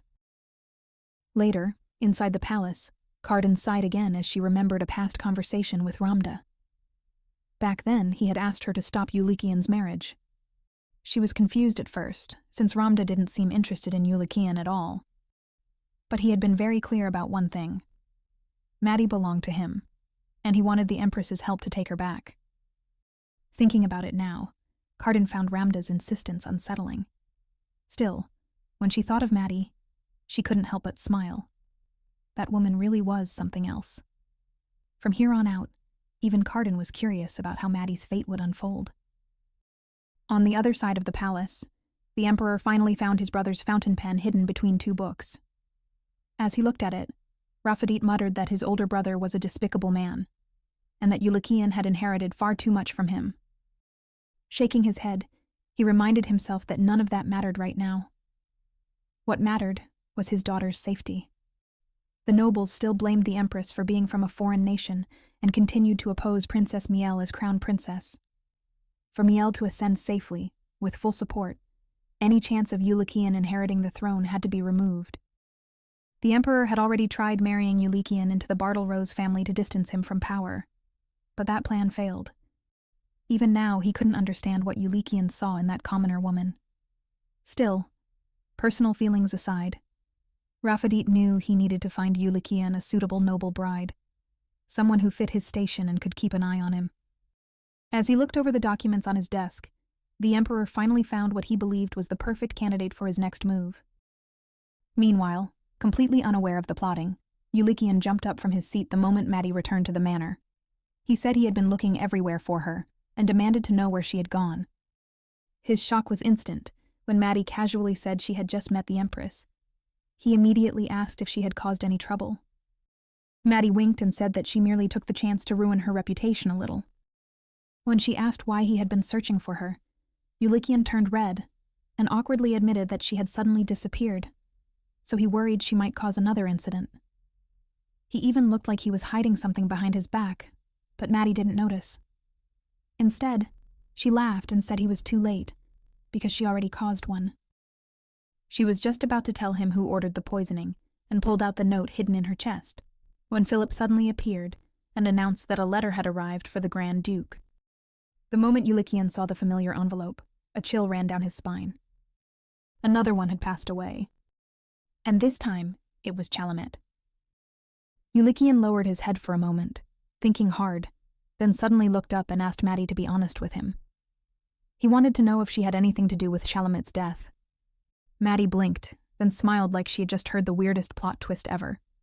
She asked why the story suddenly went in that direction.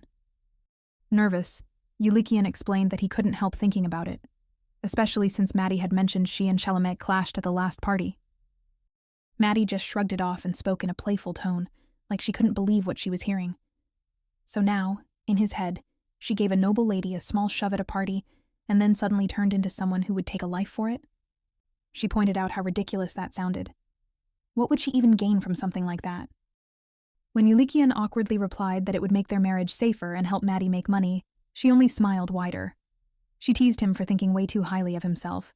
Sure, she liked money, but she wasn't someone who would destroy a life over something like that. Yulikian explained that he wasn't accusing her. He just wanted to make sure, since no one knew when or how Chalamet died. Maddie, half serious and half sarcastic, admitted that his habit of questioning people wasn't actually bad. While changing her dress, she asked him directly if he could truly believe her if she said she didn't do it. Annoyed but firm, Yulikian said that no matter what, their engagement wasn't going to be broken anyway. He just wanted to know the truth. As her fiancé, he had the right to ask that much. Maddie agreed. She understood that. Then she calmly added her own thoughts about Chalamet. Someone like her wouldn't just give up.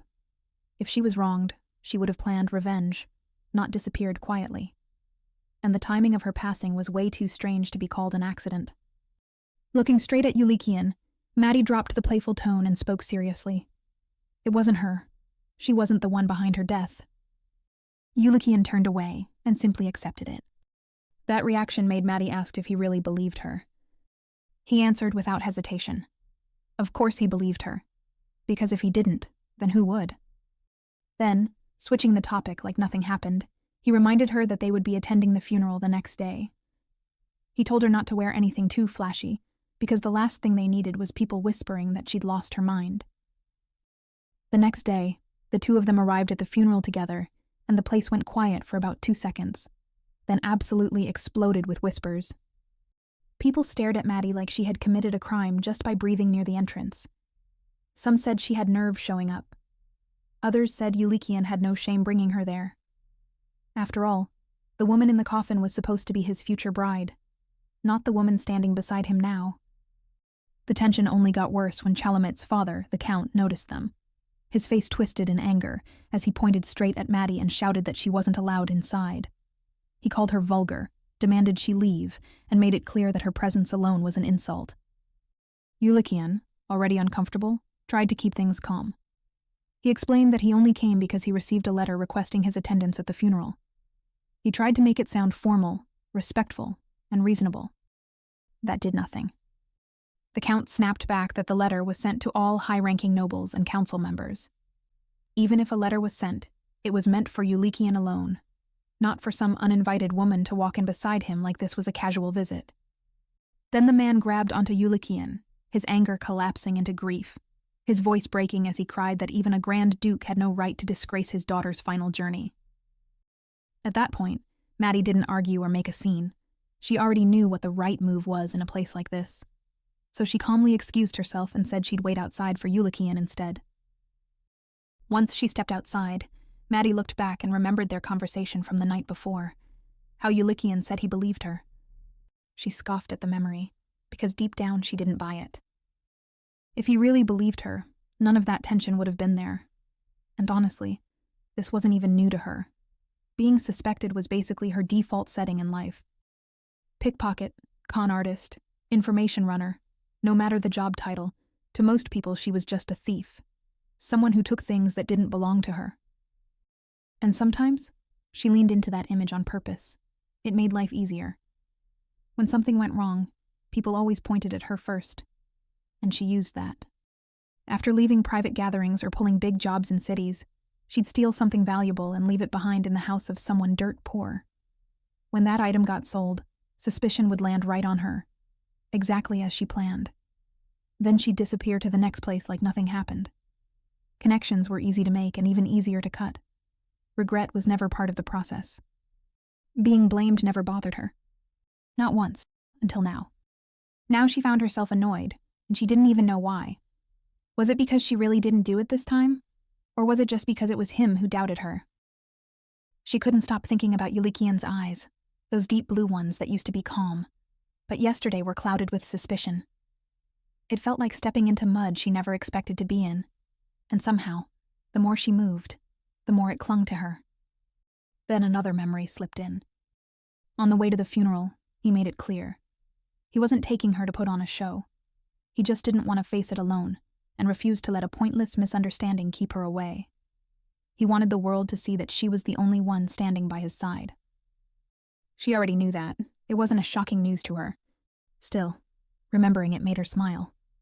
So she turned around and headed back toward the carriage. Bad timing. Out of nowhere, a hooded man rushed her. Before she could react, he grabbed her arm and jammed something into her neck, a needle filled with a red liquid. Maddie managed to wrench herself free, but the damage was already done. Her body started feeling heavy almost immediately. Her limbs slowed and her strength dropped. Everything dulled. This wasn't some amateur job. Whatever was in that needle was strong, fast, and meant to take someone down quickly.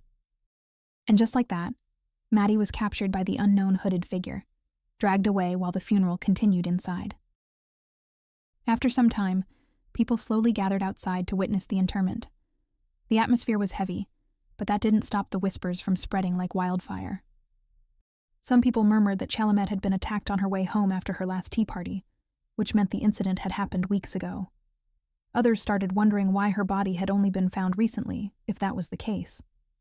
Then another noble woman filled in the story, explaining that the Count's adopted son, Ramda, had insisted they couldn't hold the funeral without finding the missing Chalamet first. That explanation tied everything up in a neat little story. So what people believed was this. After Chalamet was attacked by a band of thieves, Ramda was worried sick. He searched everywhere for his missing sister, refusing to give up. After weeks of searching, he finally claimed to have found her body. But by then, it was already badly decomposed, so much that it was hard to even recognize her face.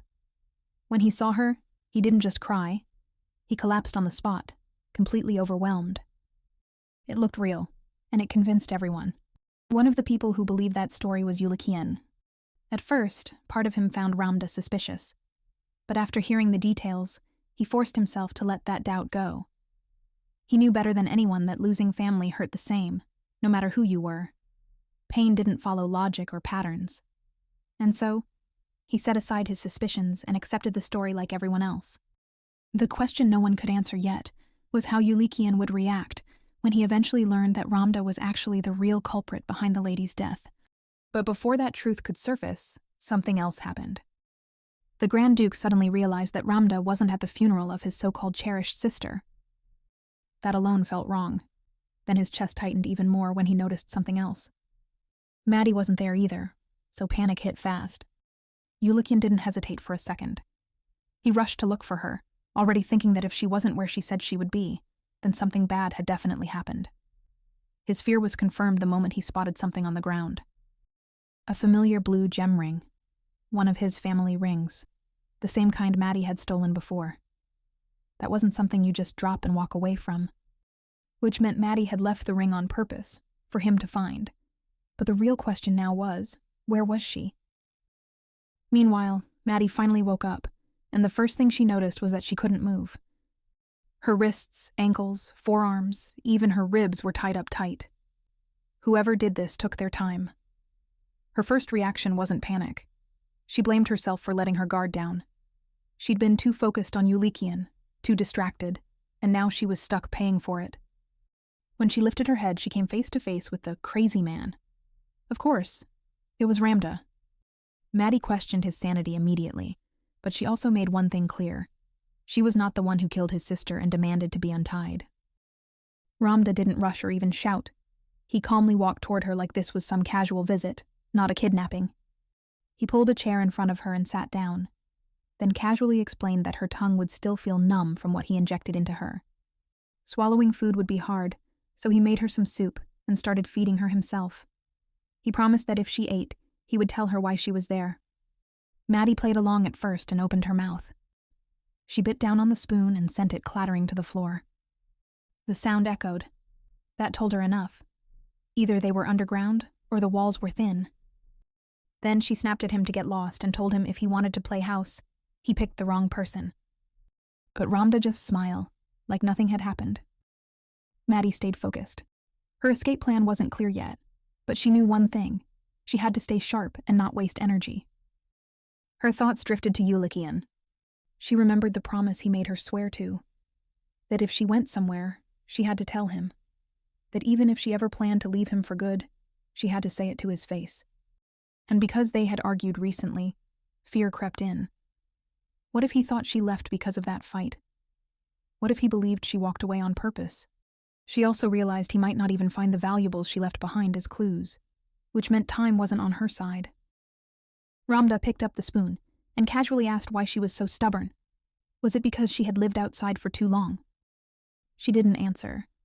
Instead, she tried to shake the chair to break free, but her body wouldn't respond the way it used to. She has no strength like usual. Ramda laughed in amusement.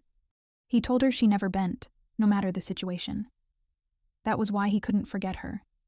He said if he had truly picked the wrong person, he wouldn't have smashed her head with a hammer.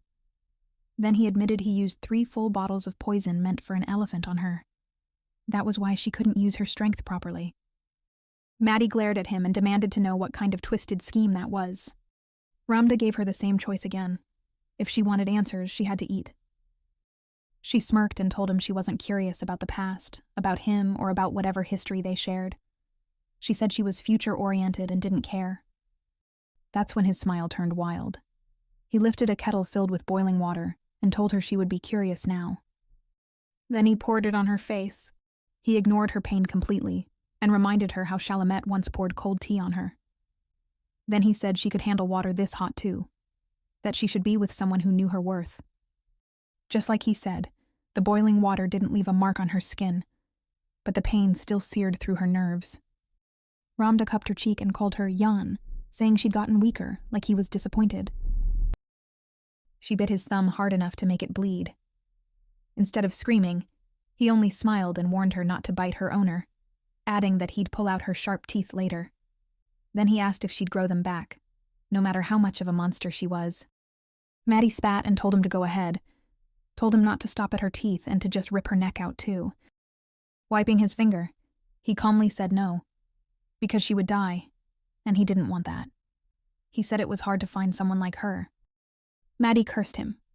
She reminded him that if he didn't want her dead, he had a strange way of showing it. However, he only looked at his bleeding finger and repeated that he really didn't want her to die. At that point, nothing about him made sense. He talked like he knew her deeply, like they had history. But he also didn't hesitate to knock her out, drug her, and tie her up like prey. His work wasn't sloppy either. That meant one thing. He wasn't just crazy, but a dangerous man, the kind who could kill without hesitation. That thought led her straight to Chalamet's death. Maddie looked at him and asked if he was the one who killed his sister. His eyes lit up in excitement. He told her he would have said it sooner if she had just eaten the soup, but it was a shame she figured it out so fast. Then he leaned in and confirmed it with a wicked smile. He said he did it because she tried to marry the Grand Duke without his permission. So he used Chalamet's death as an excuse to meet her. He admitted he was worried she wouldn't come to the funeral, but now he was glad she did. He kept talking, explaining himself like this all made sense, and told her that if she had just told him beforehand, he might have thought about it. But she disappeared without a word, and suddenly planned to marry someone who didn't suit her. And that bothered him, because in his mind, she belonged to him.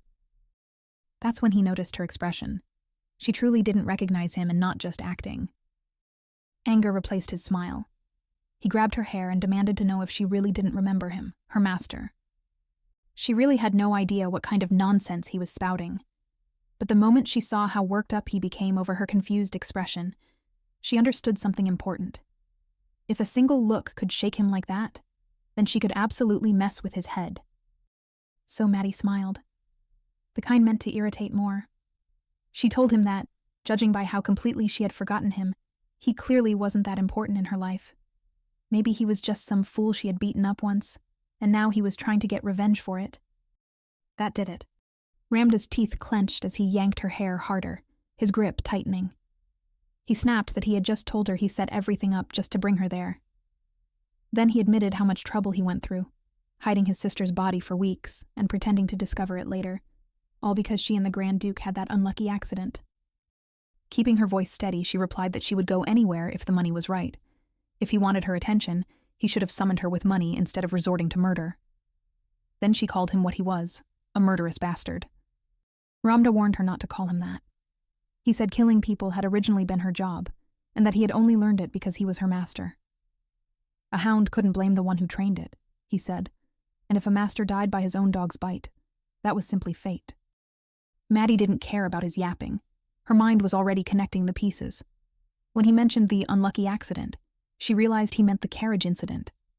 That meant the Count's family had nothing to do with it, which also meant the real mastermind was likely the same person who had tried to poison Yulikian before.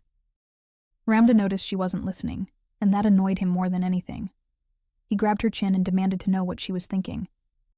In a teasing tone, Maddie told him she had a brain too, so she was allowed to think. Then she added that he had tied her up so tightly she couldn't even move, as if he were afraid of her. That made him laugh as he backed down. He commented on how much his Jan had changed, and asked if she truly forgot all the days she loved him. Maddie shut that down and told him that if she had ever cared that much, she would have remembered his face the second she saw him. But she didn't. She mocked him by asking if he had stuffed leftover soup into his ears, since he kept repeating the same question as though he couldn't hear her. That was when Ramda changed tactics. If words didn't work, he would use pain. He reached into his sleeve and stabbed her in the shoulder, speaking calmly as he did it. He told her she should have dodged because that was how she had been trained. She had been taught to return from enemy lines even if her limbs were bound, because she was the hound he and his father had cherished the most. As he continued pressing the blade into her, something inside Maddie cracked open, her forgotten memories. She saw a younger version of herself standing in front of a man in a lab coat who introduced himself as Dr. Chetrovsky. When she said the name correctly, Ramda pulled out the dagger, clearly satisfied, and then everything came flooding back at once. Children being gathered together and ordered to forget who they were, to forget their names, their families, their past lives, and even their very existence. They were told their only purpose was to dedicate their lives as pharaoh kings. She remembered the nest, where children had the same hair, the same clothes, food, and drugs. The pills made them feel as if their flesh were burning, brought choking and suffocating sensations, and caused pain that felt like knives slicing through their bodies. She also remembered how children slowly disappeared as the dosage increased. Those who survived moved on to endless training that never stopped. They learned to strike vital points, to cut off breath in a single move, and to kill fast and clean. The training only ended when wooden dummies were smashed into splinters, and as time passed, those dummies began to resemble real people. Every day, they forged their bodies, learned combat, and mastered swordsmanship. They practiced firing guns, disassembling them, and reassembling them again. All of it was training to become soldiers, protectors of the holy nation, the Kings. Maddie, along with the other trained children, followed orders without question. They remained loyal to the nation, spreading only the monarch's name across the land by eliminating enemies. Their lives were devoted entirely to their great nation. Even back then, Maddie understood how difficult it was to be reborn as a perfect Pharaoh King. However, a scrawny child like her gradually adopted as time passed. Some couldn't keep up with the grueling training and went over the wall, while others went cold, unable to survive the poison. Yet a small minority grew steadily, becoming stronger with every trial. At some point, Maddie noticed that taking poison no longer caused her the same pain, and her wounds began to heal on their own. As she continued training and sparring, she realized the others were the same, ghost-like opponents who wouldn't die even when slashed by a sword. Killing and striking vital points became instinctual. There was no guilt because everyone was trained the same way. Even if the children slept together, by morning they had turned their backs on each other. Life was uncertain, and no one knew who would die next. They didn't even have a name, except one child. The doctor's son, the first completed Pharaoh King, it was Ramda, the same boy who had given her a name and called her Yan. Young Maddie wasn't the only one who envied Ramda for being the doctor's favorite. He was the prized soldier, the only child with a name, and everyone in the nest knew it. Envy brewed fast in a place like that. One night, it finally exploded. A group of children jumped at Ramda. He managed to fight most of them off, but one kid tried to sneak up from behind him. That was when Maddie moved. Her knife flew clean and fast, landing straight in the attacker's heart. Ramda turned to look at her, and she didn't even act like it was a big deal. She only told him to go back to sleep. When he thanked her for saving his life, she brushed it off, saying he would have killed the boy anyway, and she just wanted to get it over with so she could sleep. Then she laid back down like nothing happened. That was the moment Ramda knew. Maddie wasn't just another trained kid, but a real Pharaoh King, the kind that walks out of battle alive every time. After that, he started coming to her more often. He brought her soup before her daily medicine. He told her to eat more and treated her like she was special. To him, she was the strongest one there, and that alone made her valuable. Eventually, Ramda went to his father and asked for permission to give her a name. The doctor didn't even hesitate to agree, and said she'd be sent on missions starting the next week anyway. And just like Ramda expected, Maddie never ran or even failed once. She always came back to the nest alive. That only strengthened his belief that Maddie was the perfect specimen. Soon enough, even the doctor agreed to give Yan to Ramda on his 18th birthday, since she was so useful. He planned to use her as Ramda's sword when he entered the outside world. To make it clean, the doctor faked a report saying Yan had died, so no one would question it later. When Ramda heard that, he was over the moon and went straight to her. From that point on, Maddie or Yan followed Ramda's orders. He became her master, the ground she stood on, and the sky over her head. He promised he wouldn't abandon her. If she made mistakes, he'd overlook the small ones. Ramda told her that his father had offered him a Pharaoh King, and he chose her. To prove his point, he cut her hand and showed how fast it healed, faster than even his. To him, owning the strongest Pharaoh King wasn't luck. It felt like a miracle.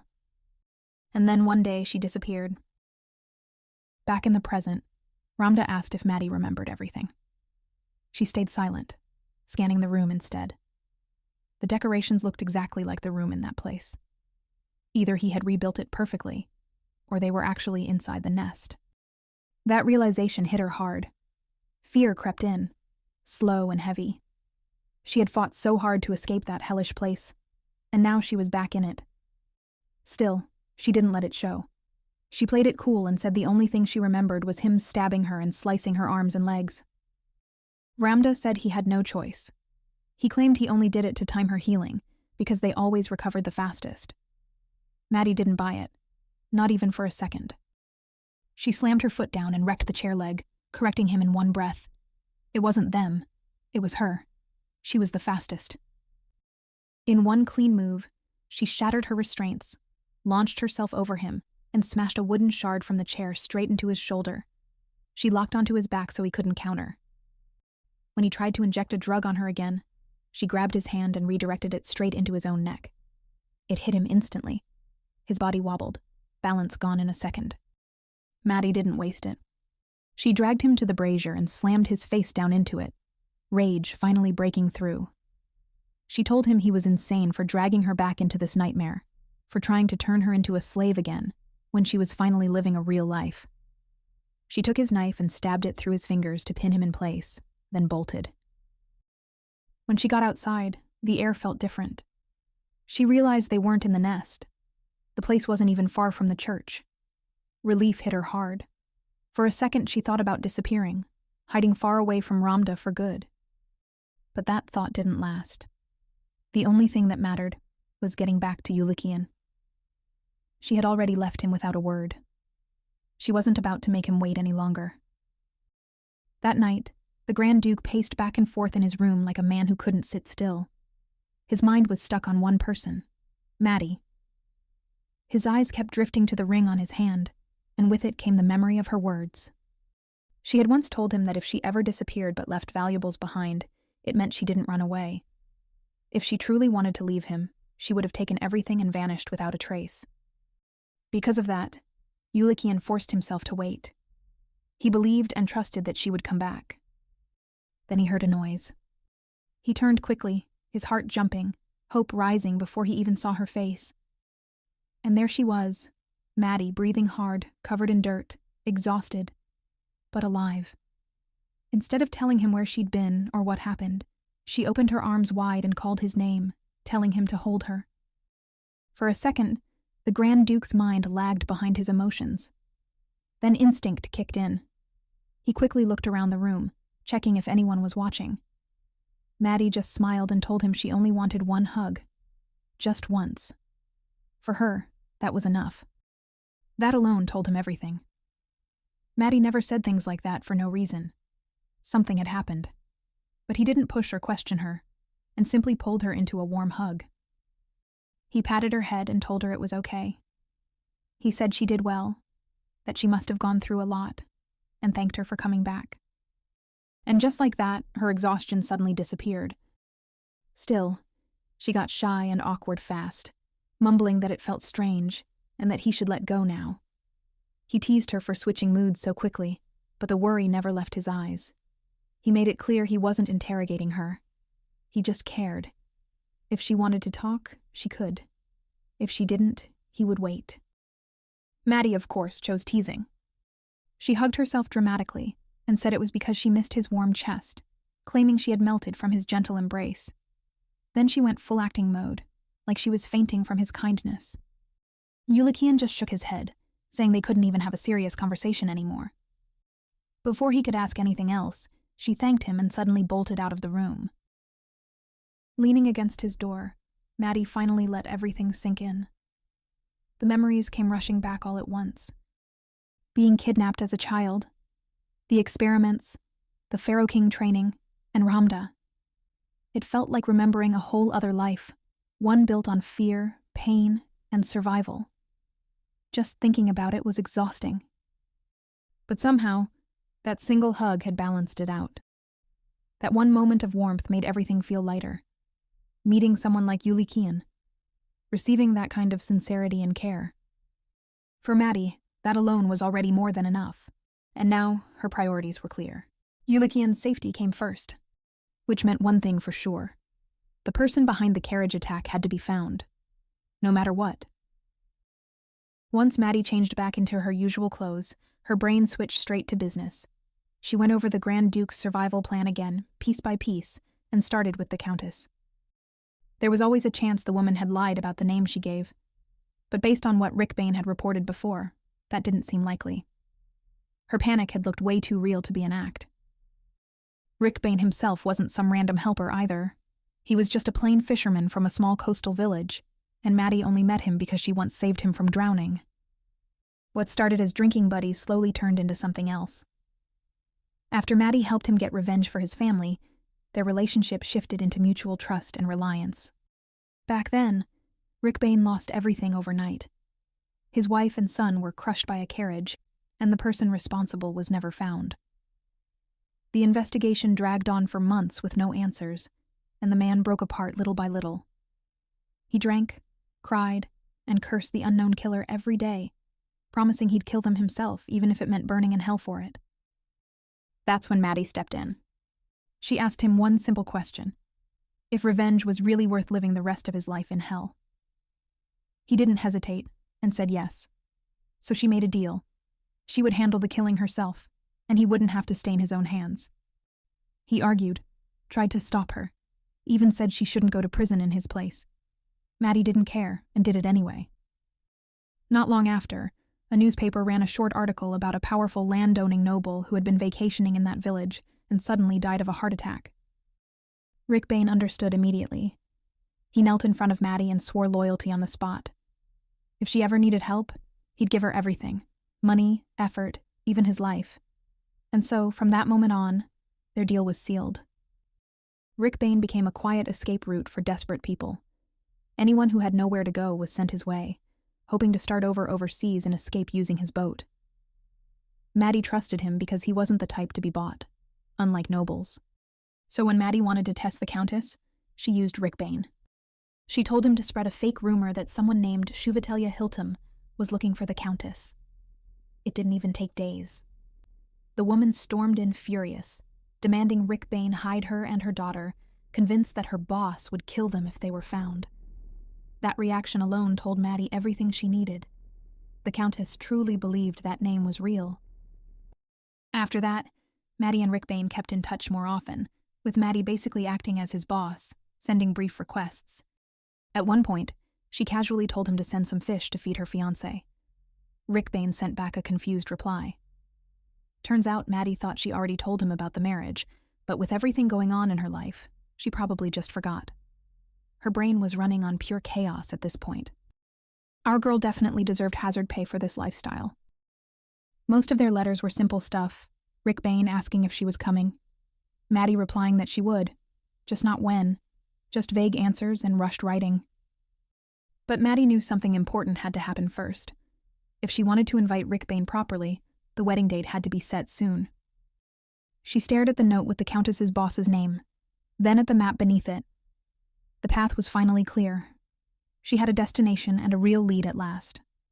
But for the first time, leaving without telling the Grand Duke actually bothered her. Before, she wouldn't have cared. Now, it felt different. Still, a lead was a lead, and she couldn't waste time. So Maddie went straight to a monastery. Using her best innocent girl act, she pretended she couldn't read and asked the hooded monks for help finding a name written on her paper. She told them the person was her relative, that she'd been robbed, lost all her money, and just wanted to go home. She even added a few tears for effect, saying the person on that paper was the only one who could help her. The monks immediately felt bad for her. They tried to calm her down and looked at the paper together. The letters were jumbled and repeated like some kind of code. No clear name or obvious match. At first, none of them could make sense of it. Then one monk said there was a volunteer at the monastery who cooked for them, and his name had almost the same letters as the ones on the paper. That person was a himtilly. With that, Maddie hid her grin behind her handkerchief. Finally, her target was found.